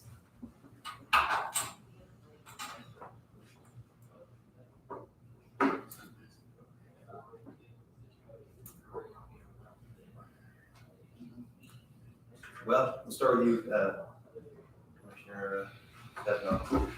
What do you got? I think it needs to be under advisement just a little bit more. With the county council, I think that's kind of where I'm at. I have to submit my budget in July, is that right? I don't know when budgets are due, Sandy. July 1. So, I don't know. But we could make some changes to it if we have to. I mean, you could submit, and then Yeah. if you guys want to, we can change things. It's not in concrete yet. I'm trying to find the paperwork that you sent us on this, and I'm not finding it. I got another copy in my office I can bring in here. I've got mine, I got notes all over it, but I've got another copy in my office. I just cleaned a lot of stuff out of my backpack I carry, and I don't think I have them anymore. You want me I to have look them. real quick? I have them, I just don't have them here. So did you email it to us, or was it just what you presented in? I person? presented it in hand. Yeah, I think she. Okay, so that's And I think I did email it too at one point, but Because my first thought is, I don't want to do another new position. That's my starting point, but I don't want to give you a no. That's my starting point on everything. I don't want to add any new positions. I understand you guys need new positions. So I'm not saying no. I honestly, I think I support you having this third staff member. Not necessarily the investigator, not right now. This isn't going to add too many positions. I definitely support the raises for the deputy prosecutors because we should at least be paying what the other surrounding counties are. I don't think it's fair to them, and I don't think we're gonna keep good deputy prosecutors if they can you're not. jump ship and go somewhere else for more money. So I think at this time, I would support you adding a third staff member. I want you to keep the bad guys off the street. If that helps. And if you're adding all these deputies, I mean, the reality is, like, my people are drowning. Like, I have to have people. If you're gonna add deputies, you're adding exponential amounts of paperwork for us. Like, you just are. So if you're adding other departments, you have to add us too. Tom, I changed my mind, I'm not supporting you anymore. Sorry, Tom. I support job number one. Thank you, I appreciate it. Would you mind grabbing that thing for me? Get out Yes, let me get it verified. Thank you. Yep, it's just in office.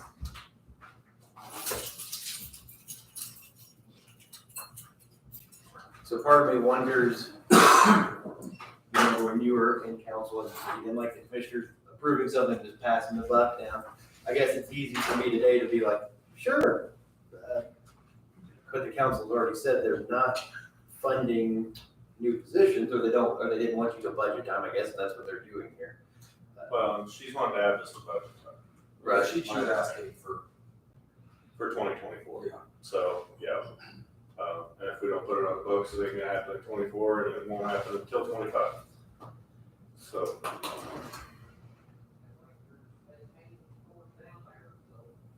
The council's had their chance to review it, so it's not a matter of, can we afford it at this point? What do you mean by that? It's not a matter if we can afford it. I mean, the council did come back and say we can't afford adding a new position on this, so. Well, they haven't looked at that yet. Because it's gotta go in the budget. The way that, I mean, they can't create positions, you guys create them, so. Right, so we have It's to. a catch-22, we you have have to to create follow them, the and they channel. can say, no, we're not funding it. Right. But they can't say we're not funding it if it's not been created. So we're not passing the buck to the council. It's the way you guys have the system set up. But it's, if I can say, it's the commissioners, it's their responsibility to determine, is it really needed? I think you need to do your due diligence before you just start creating jobs, because this is gonna get ballooned out of position, it's gonna get ballooned up, that we're not gonna be, then we're gonna take pay cuts instead of raising pay, so. Because every person you add, that's I have to. $50,000, $75,000. I don't like to see these people drowning in their positions. Because the reality is, my qualified people, if I let them drown too long, are probably gonna leave. Because if you're overworked and underpaid and don't have any help, there's not a lot of defense to say.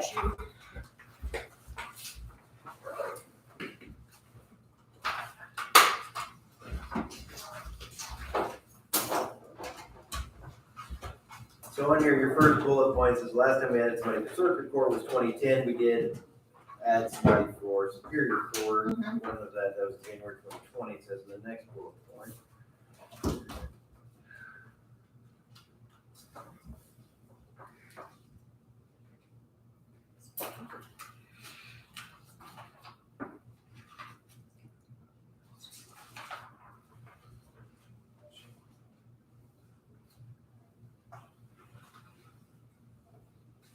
And those are the old facts, because I just hand wrote in the 6% and all that, the numbers. If you want me to give you the updated numbers, I can. No, I got sticky notes.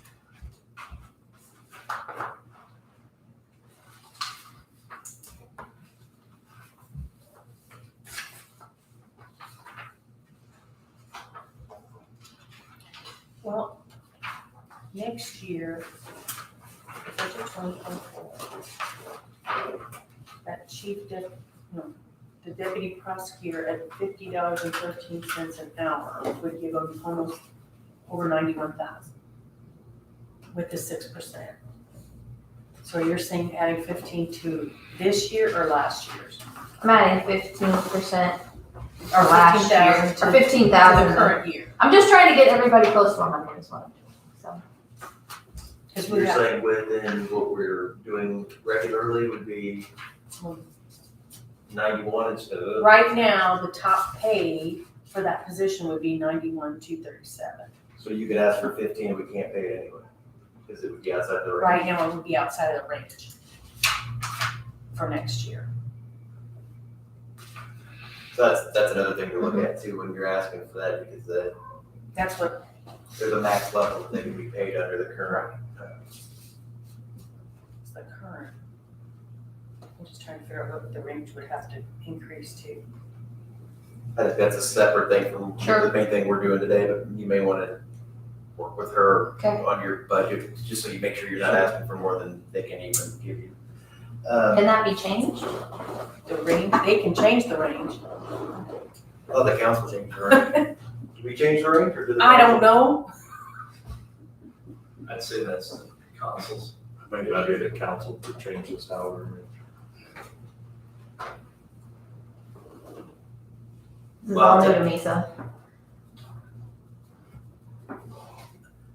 I'll say where I'm at with this is I'm not saying yes or no. I'm saying no for today. I wouldn't be prepared to move forward, but I'd like to be with you the next week. And I'd like to maybe have a little more of an intense talk with you Sure. about the need. Because I don't want to just do something and then regret it or not feel like I'm fully informed. If you wouldn't mind giving me some time in the next week or so, I can voice my thoughts to the board then. So I'm not going to be at the next meeting, but I can tell them what I support or what I don't. Then, but I'd like to meet with you maybe one-on-one. I think I can get more out of it than in a public setting. So we have one that would be a yes, it sounds like today. And again, I'm just one out of three, so if the other two want to create the position, they can do it today. But I'd be waiting myself. So you have a yes for today? I don't mind waiting. I don't feel rushed. We gotta get done by budget time, correct? Yep. Okay. So, And then Commissioner Steptoe, where do you stand? I think I wanna wait, I wanna do a little more research at this point. So Do you great. want me to come back? Well, you're welcome to come back next time if you want, but I'll just reach out to you and we can meet in the next week for as far as you and I are concerned. I just didn't know if I need to get on the agenda again or if I need to be here or don't need to be here. You might as well, that way Okay. you get an answer and it gets resolved. Okay. So, is there a day of the week that works better for you than? Necessarily, it just depends on the day, honestly. You can email me or call me. I will do that. Okay. Thank you. Good, thank you. And then Sandy, you're gonna get me on the agenda again? Next one or the July 3rd one? Next one's fine as far as I'm concerned. Chad's not here next time, that's why I'm asking. Sure. But she'll have my answer before I go. So either one, next one or one after. I'd prefer to do it on the next one, so I have my budget submitted in time. 9:45 is the next time, What's the date? June 19th. At 9:45? Okay, sounds good. Thank you. Chelsea. For extension, wage classification is what it says. That's not really what it is. Changing a COMA. I don't know what that technically Wage calls classification. That is, That is, I okay. thought you were asking for a position, that's what I. No. Oh, no. Change of position. Change of position, okay. And I'm sorry, I did not get these emailed out beforehand, that was my fault. But what I am asking for today, Can you hang on 1 second? oh, sure. She's coming back for the wage increase or for the creation of a job, which. As far as I'm concerned, it's about the wage, or it's not the wage creation, it's about the position creation. She can deal with the council on the wage range as far as I'm concerned. I think it's better handled financially to keep all the financial aids in their basket. So for a new position, Yes. sorry. Oh, you're Okay, so we have, Sorry for my- just proceed. Yes, what I handed you here are the 3 county positions, the job descriptions for each of our positions that are county held in the office.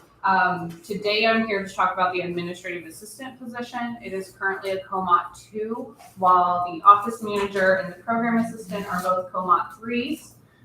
Whenever I went through and was analyzing the differences in the job descriptions, there is no difference. Their workload is the same.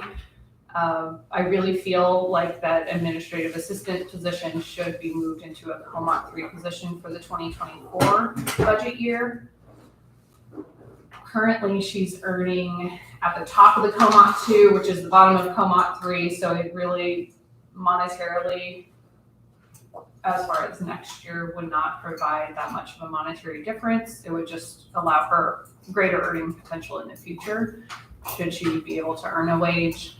And it fits more with her actual job duties and job description. When looking at the job descriptions, you'll notice from the office manager, number 1, 2, 3, and 4 are also listed under the administrative assistant.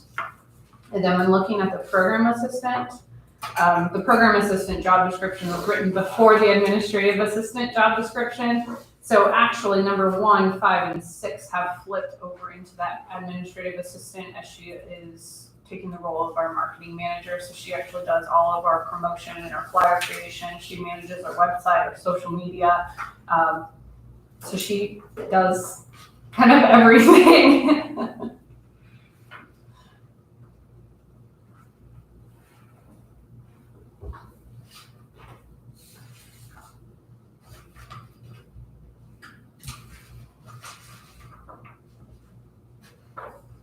So similarly to what we talked about this other one, this is probably another case of we need to raise the position because we want to pay the person more. It doesn't really have anything to do with the position. And I'm not dogging you. This is the same thing we did with two other people earlier today. I feel when we're also, just side note, talking about hierarchy of the office, traditionally, the previous person who owned this position was not given a lot of responsibilities, but this new person has earned an increase in COMOT and sort of the leveling of the hierarchy, if you will. Well, and this position is the only full-time position that's in a COMOT 2 category. I did think that was correct, but I wasn't sure. And also the soil and water admin assistant,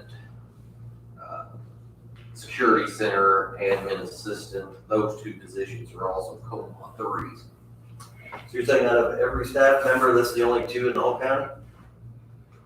Is that what you said? This is the only COMOT 2? It's the only COMOT 2 that's full-time.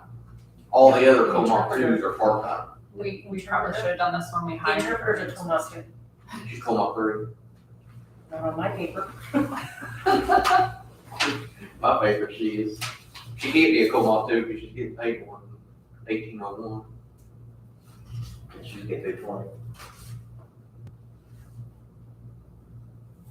Oh, that's probably different than this is the same interpreter that we're talking about. We're talking But about we do have another one out there.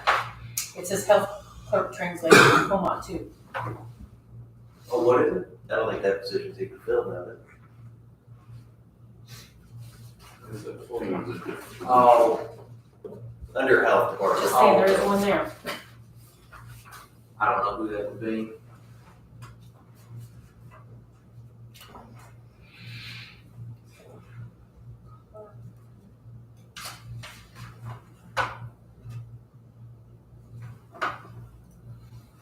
So you would, from being out there, would you say that the program assistant and the administrative assistant are equals? Mm-hmm. But traditionally they haven't been. The program assistant has been considered a higher level employee. Correct. With the changes in personnel, the job has changed.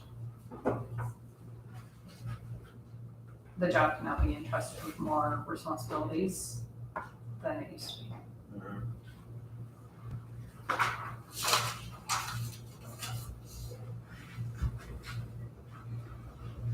This is Angie? Yeah, so Right. That's what I was going to do. I was trying not to. I was making that assumption. Okay, so your request is just to change the position from a 2 to a 3. Yes. Mr. Rhodes, when you look at a 2 versus a 3, where's the most appropriate spot for this, for an administrative assistant? I would put it in COMOT 3 with the other admin assistants in the other departments. So can you give me one example of an admin assistant in another office, like? Soil and water, security center, and then my office, translator, admin assistant, common. all three of those positions are COMA 3. By the county continually moving all of these wage classifications higher, we're gonna have no entry-level positions at all here, but on paper. Does that sound accurate? I don't want to say that. I wouldn't go that far because all of those positions, or not all of them, but most of those in that COMA category do not require a college education. Now, you're gonna have some that obviously do, but, so, I wanna say the positions are somewhat entry level. On some of our job descriptions, do we have requirements for a certain educational level? Are they listed that way under the job description? So do we have people that are overqualified for jobs and they're willing to work at that job even though they're overqualified? Yes. I would say that's the case here with our administrative assistant. So none of these three people have any educational requirements, just preferences, so it would help during the hiring process. Actually, one person could say, well, I've got this education versus this one. Unfortunately, we don't pay for that education. Yeah. It's something I wish we would, but we don't. These interviews were led more on experience and what we can provide in that aspect. I don't see an issue with changing the wage classification. I guess it sounds like it fits. Again, just like the other folks that were here earlier, I'll ask you to get with Mr. Rhodes, make sure that the job classification or the description of the essential function, just review it again to make sure that it's got everything in there that we needed to. Because we're going to be willing to pay the position higher, it should have a higher level of demand or expectation. So that next time we don't hire down. Yes. I know you don't want that for your office. No. So. Angie's never leaving. Never let it happen. Is she tied to the chair or something, one of those deals? Okay, one of those. Yes. So I'll make the motion that we change the job classification from COMA 2 to COMA 3 for the administrative assistant at the extension office. Are you gonna change it for the 2024 budget year or leave it immediately? For 2024 budget year, that's how I would do it. Well, no, we can make it today. It doesn't really change anything. You just won't change the salary. It would be up to them to change it for the way. Right, trying to get this in line for. So I'm gonna need a second on the motion. I'll second. Okay. All in favor of the motion, say aye. Aye. Aye. Anyone opposed? Anyone abstain? So one abstention. Okay. Anything else from the Have you talked about the letter? Nope. Okay, Mr. Schneer has prepared a letter of notice to the landlord, for us to Is discuss. mine or is yours? This was what Scott brought. Okay, I don't need to do one. If you guys want to take a quick look at this letter, it's my understanding that we secured new location. And with that, we need to vacate our prior premises. I reviewed the lease. There was a section in the lease that said the term would be addressed in a supplement, some kind, I believe, based on our prior relationship with the landlord, never occurred. So there's no notice, I want to give them notice anyways. And we selected June 30th as the vacation date. And rent is paid through the end of this month. Yep. Correct? Did you see it? Yep. We got a copy. That's good to me. You can just give it to Sandy to have my certified and regular. Do you need more copies? Or do you need one copy? We'll make it. Need this? I'm just trying to keep it right. So we did have a motion to enter into the lease, so I guess a motion that to go ahead and approve sending this out would be appreciated. I'll move that we mail by certified mail, first class mail to our current landlord, Mr. Kaufman, the Purdue extension lease intent to terminate. I'll second. All in favor of the motion, say aye. Aye. Anyone opposed? The motion carries. Now, thank you. There's another side copy. Just. Anything else today? Nope, that's it. All right, thank you. Enjoy the rest of your afternoon. Okay. Can we wait till Brett comes back and we can discuss that grant you were talking about? Sure. So, is he still in the house? Yes. Brent's still here doing it? Yes. I have 2 loose ends to tie up that were already addressed earlier. Yeah. Whenever the board has a moment. You ready? Okay. Yes, sir. So one with regards to the, Mesmer Mechanical quote for the replaced cooling tower annex building.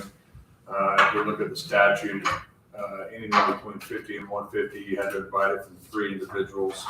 I believe that Mr. Hope indicated he did contact more than that, but then sent out the spec sheet to those 3. He also indicated that it was more than 7 days prior to this meeting. I think the only thing that was missing was technically I have to read those quotes. So for the benefit of that, I'll do that right now. There was a quote on that project from Mesmer Mechanical in the amount of $83,000. A quote from RG Mechanical in the amount of $130,000. And a quote from Marriott Plumbing in the amount of $185,300. And I believe it is the board's position to accept the lowest responsive and responsible quote, which was from Mesmer Mechanical of $83,000. I think that record should be sufficient. Thank you, Mr. Schneider. I agree. Still good? Anybody have any changes to their opinion from earlier? Nope. Okay. The other thing, Mr. Beeler was here on behalf of Twin Lakes.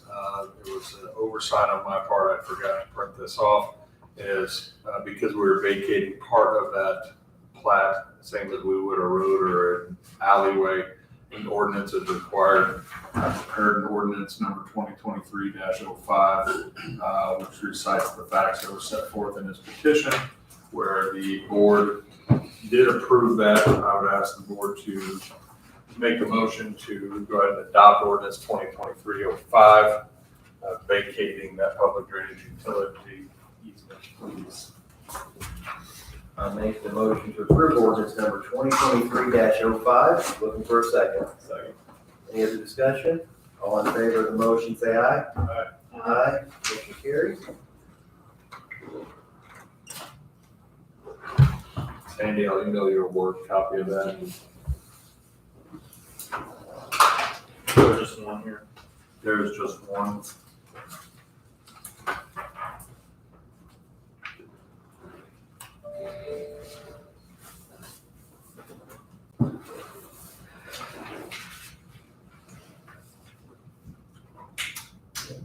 Sandy, can you get that recorded and also that ordinance, like we would for. Before we forget this one you would like to address today? Give me a second. Okay. I know where I'm forgetting. Sharon Bowling Camper, I think Greg knows about this. Sent a petition for the cancellation of property taxes.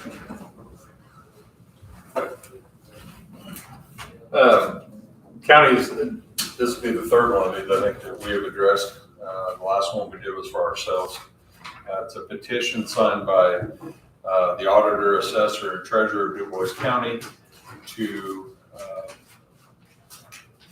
remove or dismiss outstanding property taxes on a piece of property which the town of Ferguson purchased. There's a process involved, and that involves the 3 offices I just indicated to petition the board, executive board, to do that. And there's an order for the board's consideration granting the removal of those taxes, as it will now be a tax exempt ownership. Can you give me any specifics on why the city is, or the town is purchasing this property? It looked like it was just a residence. I think they purchased it in January of 23, so, no, January of 22. Last year. And that's why it got on the tax roll. I do not know what their use or function is for it. I know they addressed it at one of their town board meetings.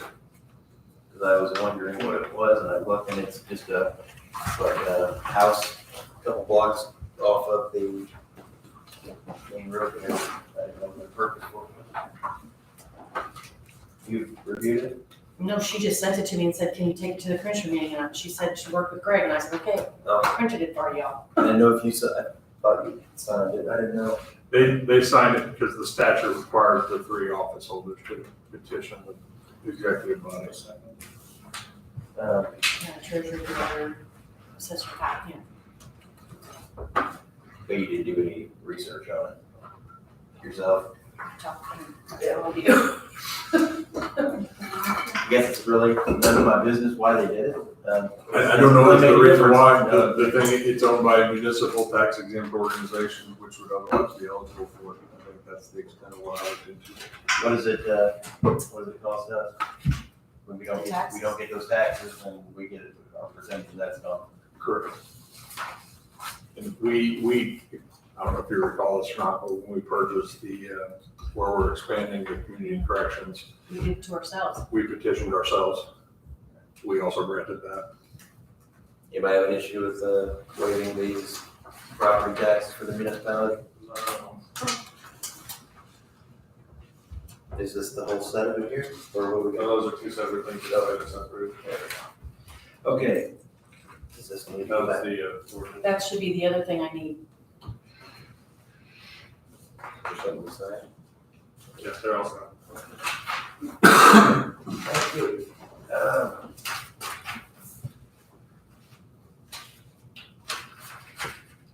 I'll move that we approve the petition from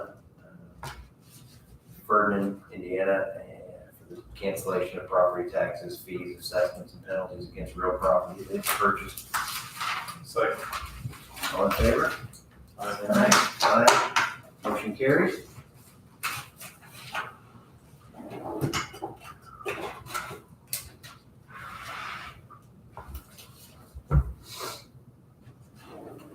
So, Mr. Schneider, I don't know that you responded or not, I don't recall, on that plaque situation. Is this just I something think Mr. Kleesner should just take care of it? I know you can handle it the way you normally have. Yes. Okay. The trails, Mr. Reynolds, Yep. looks pretty easy, doesn't it? Some I would say easy, but Okay. it's doable. I'm just saying that because I wasn't having to do the work. Yeah, It was easy it's from my easy. perspective. Yeah, easy. Yeah. It's doable. Been pretty good. The only problem is that it opens July 1st. And then it closes, I think it's August. So if you want to give this back to Sharon, or It's gonna do be, we keep it to take the taxes off? Okay, so I have down that it's due July 1st. You're No. saying it doesn't open until July 1st? that, yeah, hang on, let me make sure, you're on that. I know we did it, I just I don't know what we did either, because it was all in house. don't record this. Oh, yes, please. You want us to come back to you in a minute? Oh, here you go. Just keep it Oh, it'll be on. accepted July 1st through August 1st. That it's a lot of I'm not saying we can't do it, I'm just saying it's gonna be a rush this year. If you wanna hit it hard next year, and definitely on board with doing that. The reason I said is I'm leaving for vacation, I got vacation there, we got right now construction season, there's a lot going on right now in our office. For this to be on my list is gonna be hard to do. It's not impossible, but it is gonna be a little bit. So if you want to hit next year, I'm all about it. I will get it done. 'Cause that gives me January, February, March. I kind of know what they're looking for. I can start getting all that stuff in line and then go through and fill the application out, not the end of the world. So however you guys are going to do it, I'm just telling you, I'll be stretched trying to get it by August 1st. It's going to take a minute. As I've said multiple times before, trail funding and trail, all that, I have close to no interest in most of that. So if the two of you had a part of the project, you thought this is really strong, we could, like we said, we could reach out to a community member if they want to help us with it, or you could run with it, or some combination. I don't have a strong feeling one way or the other. And it is a 20% match on this, whether we do it private or public. I would think if it's not going to be tried with public funds, if we're going to try, we would probably need to get people on board before we do that. You know, you're going to try to find the private sector doing it. Right. It's not impossible, because I did look through the application, and you can't have multiple people hitting your match. That is a possibility. So, I think we should, if we don't have a community member that's like into it this year, which I think even for a community member, the tight schedule, we should hit it hard next year. I mean, that's why we did the plan. and I completely agree with you. We probably need to sit down and discuss which trail do we want to do. Because as far as putting the signs up, the signs are not part of that. It is on anything on road. It's not part of the next level. It has to be a trail, a minimum of 10 feet wide. So we're talking a pretty good sized trail. 10 to 12 is what they recommend according to the frequently asked questions. Our blades are riverwalk. I don't know. 10 feet wide. I don't think it's 10 Doesn't feet seem wide. like it. I think it was 6 to 8. On here, they're for this next level, they're looking at 10 to 12 is what they're looking at. So I guess what, 8 maybe down there? Yeah, that looks. But that's a lot. Yeah. But So, and like I said, I don't think it's, but we need to know which one we're going after. We're just gonna try to connect Huntingburg and Jasper, kind of the big one, because there's trails really on both sides that you can connect to very easily. And, connectivity is a big thumbs up on this. So, considering we're gonna try to connect Huntingburg and Jasper. do you have that planned or you can email it? The bike and pedestrian, I gotta find it. If you find it, you can email it. I think it's fine. We'll take a look at it. No rush. I mean, we need it by next year this time.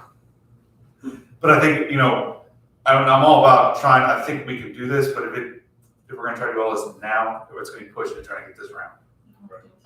It's too short. I just don't think there's enough time. No, and especially if we wanna try to find somebody else to help sponsor this and support this. I think that'd be a good idea. Each project's up to $5 million.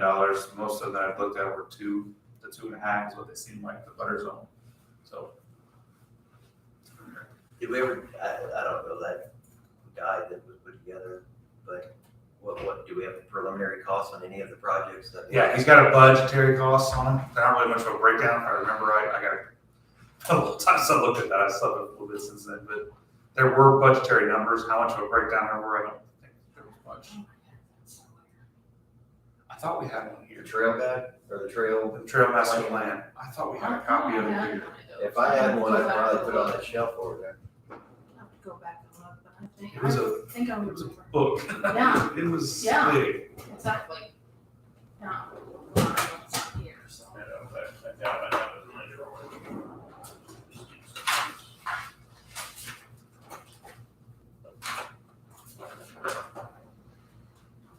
All right, another item that, we met last week with the city of Jasper, the Regional Wellness Center. They presented me with the executive summary here. So I pass that over if you want to look at it. I think they would like us to support them. At some point, I think they're gonna reach out to council members, maybe to a few other commissioners, just to kind of tell you, hey, here's what our plan is, here's what we're hoping to do. And maybe they would like some financial support from the county to help make it happen. So I think right there you have that's the overview of the footprint. Then I have a more formal booklet here if you want to look at this too. They have some funding in place. They're still working on some funding and that's that.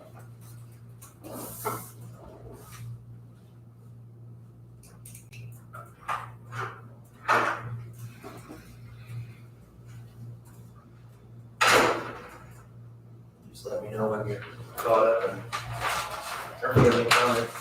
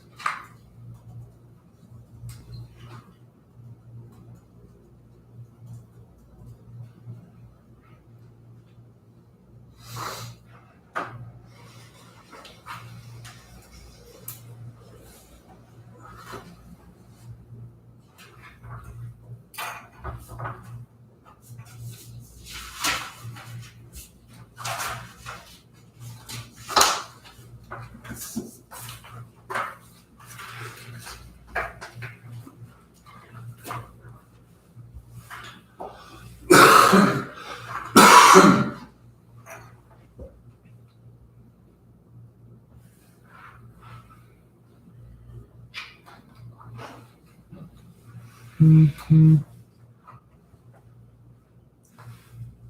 have any questions on what you see there, I can try to answer them, but I'm not positive that I know a lot about it.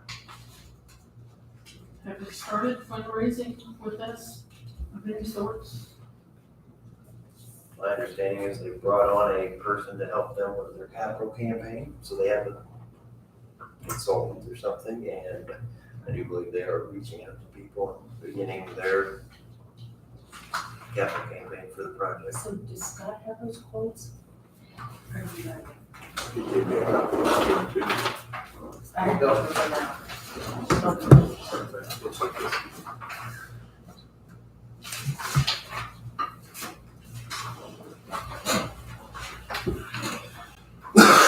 So they said they'd be happy to take funds from the county at a lump sum or a little bit over 5 years. Or,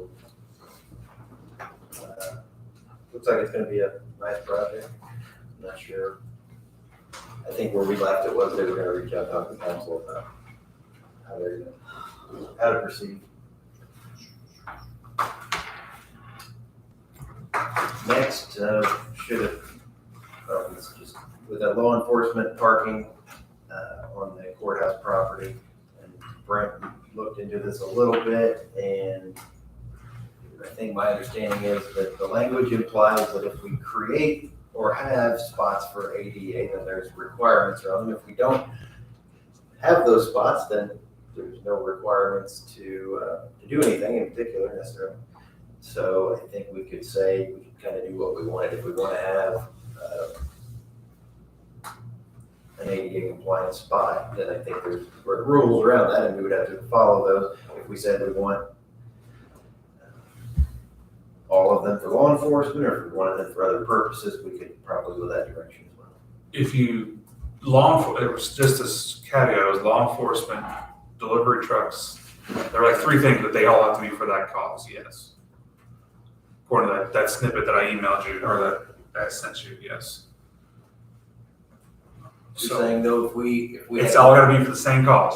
It's gotta be all law enforcement, all delivery trucks. It has to be for express purpose, not public parking.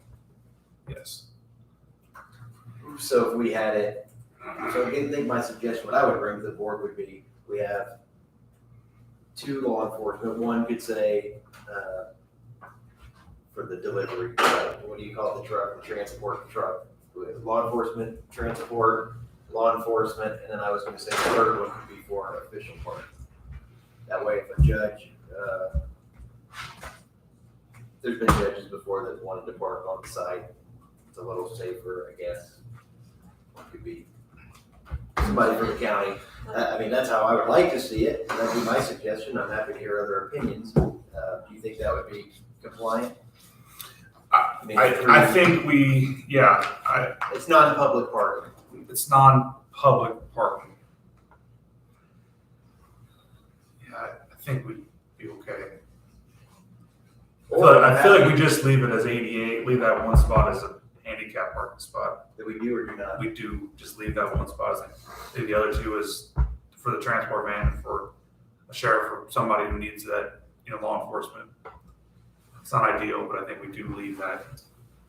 2 and 1? 2 and 1. What do we do if I have an employee we've had people who have to be in a wheelchair, or employee who has broken foot, and they park back there for so many weeks? Is that okay? If it's handicap, they have a handicap sticker or tag, yes. Well, they don't have a tag, like, say I break my foot today and I can't walk from 3 blocks over. Technically, you have to have a tag. You have to get a tag. So we used to let somebody park in. Right, those I understand spots. that, yes, I understand that. Who would be the enforcement on that? Obviously, nobody. Tom, what do you have? I mean, that would be a person with a disability. That would be part of the purpose of doing it. But if somebody would file a grievance on us because they do have a tag or they have a plated vehicle, and they file a grievance that they have a handicapped spot and a non-handicapped person was parked there, and they file a grievance against us, we gotta have an answer for it. And that's why we always told them park in the farthest one away. But if we have it designated as handicap, and say somebody does get injured, and they do not have a tag in their vehicle or a plate on the back of their car, and somebody files a grievance against us, we have to answer for it, and we're also liable. So I do agree with that. There are temporary ties you can put in there for that reason. I completely agree. But Because I think before it was ADA, the handicap, and then it was 2 officials, yes, correct. which And before that, it was just open park. sometimes it's open park and now people just park in there. How does everybody feel? Do you think 2 law enforcement and 1 ADA? Yes. Yeah, I think it's fair.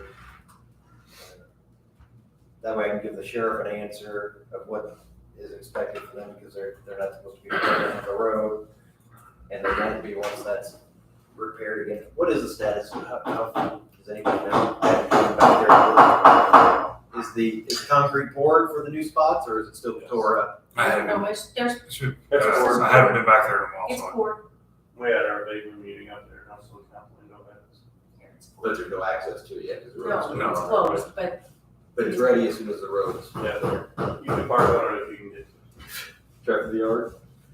So would a person with a disability have a benefit to park there if they were a public person?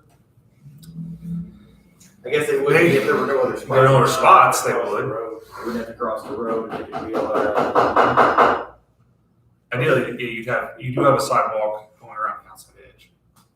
Okay. So there is a perk to it, but I don't know what's going on in the HR office, but I hate to be whoever marks stuff. service boards.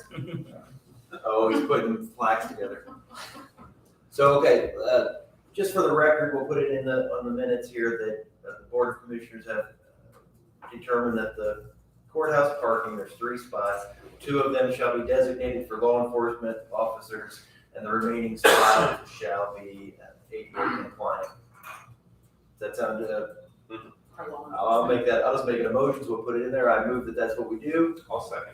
Anyone have anything else to say about it? All right, all in favor? Aye. Aye. Motion carries.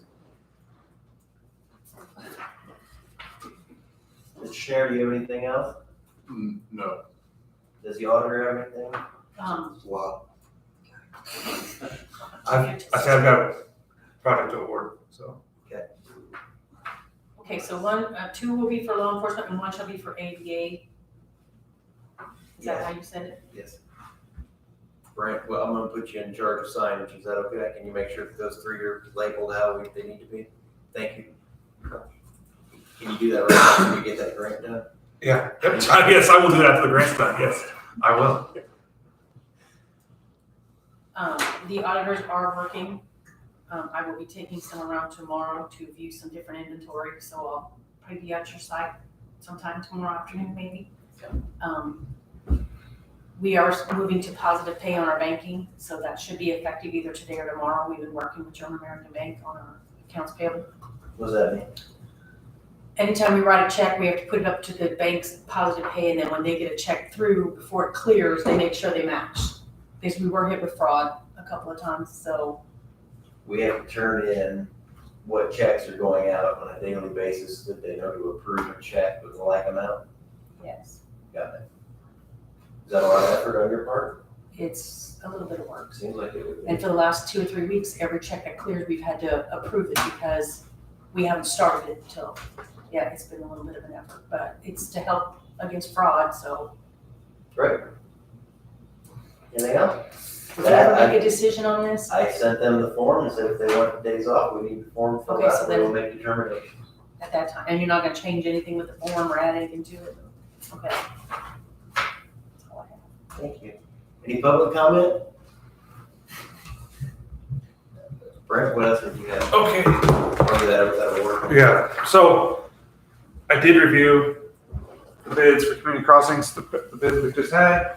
They are all complete in order. I do recommend the approval of J.H. Rudolph in the amount of $1,008,403.00. Did the bids come in where you wanted them higher or lower? Over by a lot, which shocked me.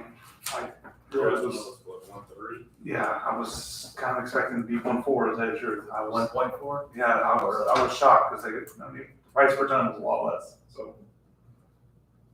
Great. Any discussion on the issue? I would like on us a little bit. I will move that we take the low bid from J.H. Rudolph and accept that. I'll second. All in favor? Aye. Aye. Anyone opposed? Motion carries. Anything else? Nope, that's all I got. Commissioner Oh, well, Ostrander? while we're doing that, we'll get a signature too then. Really? Okay. That's weird, isn't it?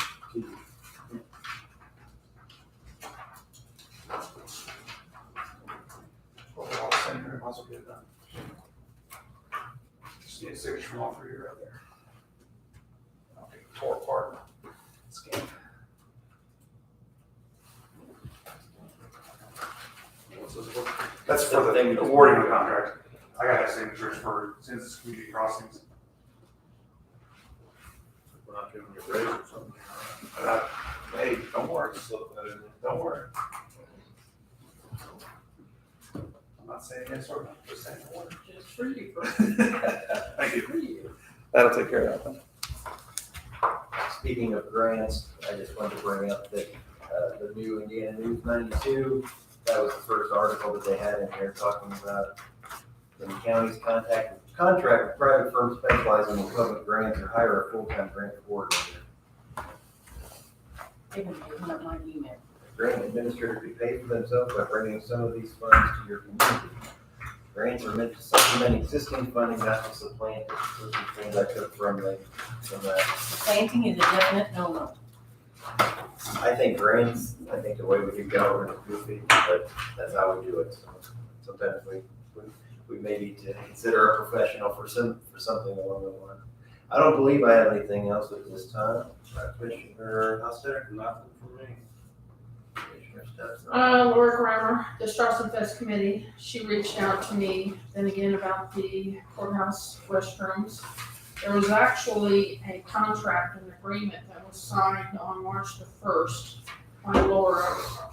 And the info was sent to Scott as well, as far as the dates being August 6th, 5th and 6th. So I just wanted you to be aware that we do have a contract signed by the Strawson Fest Committee. Can I see it? She had sent that to me last week on she had sent something to Scott there and then the contract. She was going to come to the commissioner's office again and then she sent that to me. I don't remember. I remember her being here, but I didn't remember what we approved, so. Well, I didn't either, and that's why I was questioning her, and then she sent that to me. But I guess we, You want to make a copy of it? I wanna make sure we have it. you can keep that if you want. So I guess my question was, why do they need the restroom? I guess on parade day it makes sense, but there's not gonna be any Strawson Fest stuff downtown, is there? So I don't know why they want to pay Scott to keep it open. It's all about the cultural center. Right. Right. Same place it was. Just. Beer garden exit's still over on 4th Street like it was last year. It's not coming up here. No, and that's. But I guess probably not what people you will wanna park do this for way it, and but- walk. And they're used to having it open, so they just It's probably on the check. assume that it's going to be. It's their checklist of things that they need to do. It's fine with me if they want it open, I don't have a problem. Anything else? Any other business before the board today? Verb? Thursday, we were gonna be in Indianapolis for our I-8 summer conference. And, we have a, announcement that, Ann Mesmer is going to be receiving the, administrative assistant of the year award. Oh, nice. Awesome. Does she know? Yeah. Okay. Nice. We're trying to figure out a way to get her up here without knowing that it wasn't gonna happen. Right, that went tough. I think last time you mentioned that you didn't know yet at that time. So that's great. Wow. So just, I will be traveling up with Ann. So, and that's for receiving an award, that's great. They were here on March 20th, so it's in the minutes. So is anyone from here going to the Mid-States Corridor in Huntingburg tomorrow evening? Updates? No? No, I think I responded to them that, I don't know if there's anything additional that. I guess it wouldn't, I didn't feel one way or another. I would be happy to hear your. You gonna make it? My plan. Good. At the moment. So this is from the private company, not from the RDA, right? That's the way I understood it. So I know we're running really late, just, I'm gonna recap where we are. So these surplus items, we declared them surplus today. You're gonna reach out to your person, I'm gonna reach out to my person again. Hopefully we'll connect the next day or two and we'll find a way to get it out of there. Please try, whoever's, we need some kind of itemized, what's in there? Unless you want me to go down and try to make a list, but, I mean. Yeah, because she's probably gonna ask me. I mean, I can go through my email and kind of look. I mean, I know there's desks and cabinets and. Packed to the gills over there. She is packed to the gills. I don't know if she's got another storage unit or what she's got. You know, my fear is I would reach out to her. She said, yeah, give me pictures and the inventory and everything that you have. Let me see what I can do, but I can't store it. And that's our problem right now. I think that's what we're getting on into is most of. I know I've got those pictures, but. And I could go off in there and make some sort of an inventory, you know, when I call her. But like I said, But I know Mike in his office needs to be putting that, taking it out of inventory and putting it in. I mean, he needs to be working on that. We'll see what happens. Is his new furniture in? I think just about everything's in. Because then they've added stuff that I don't even know is out there then.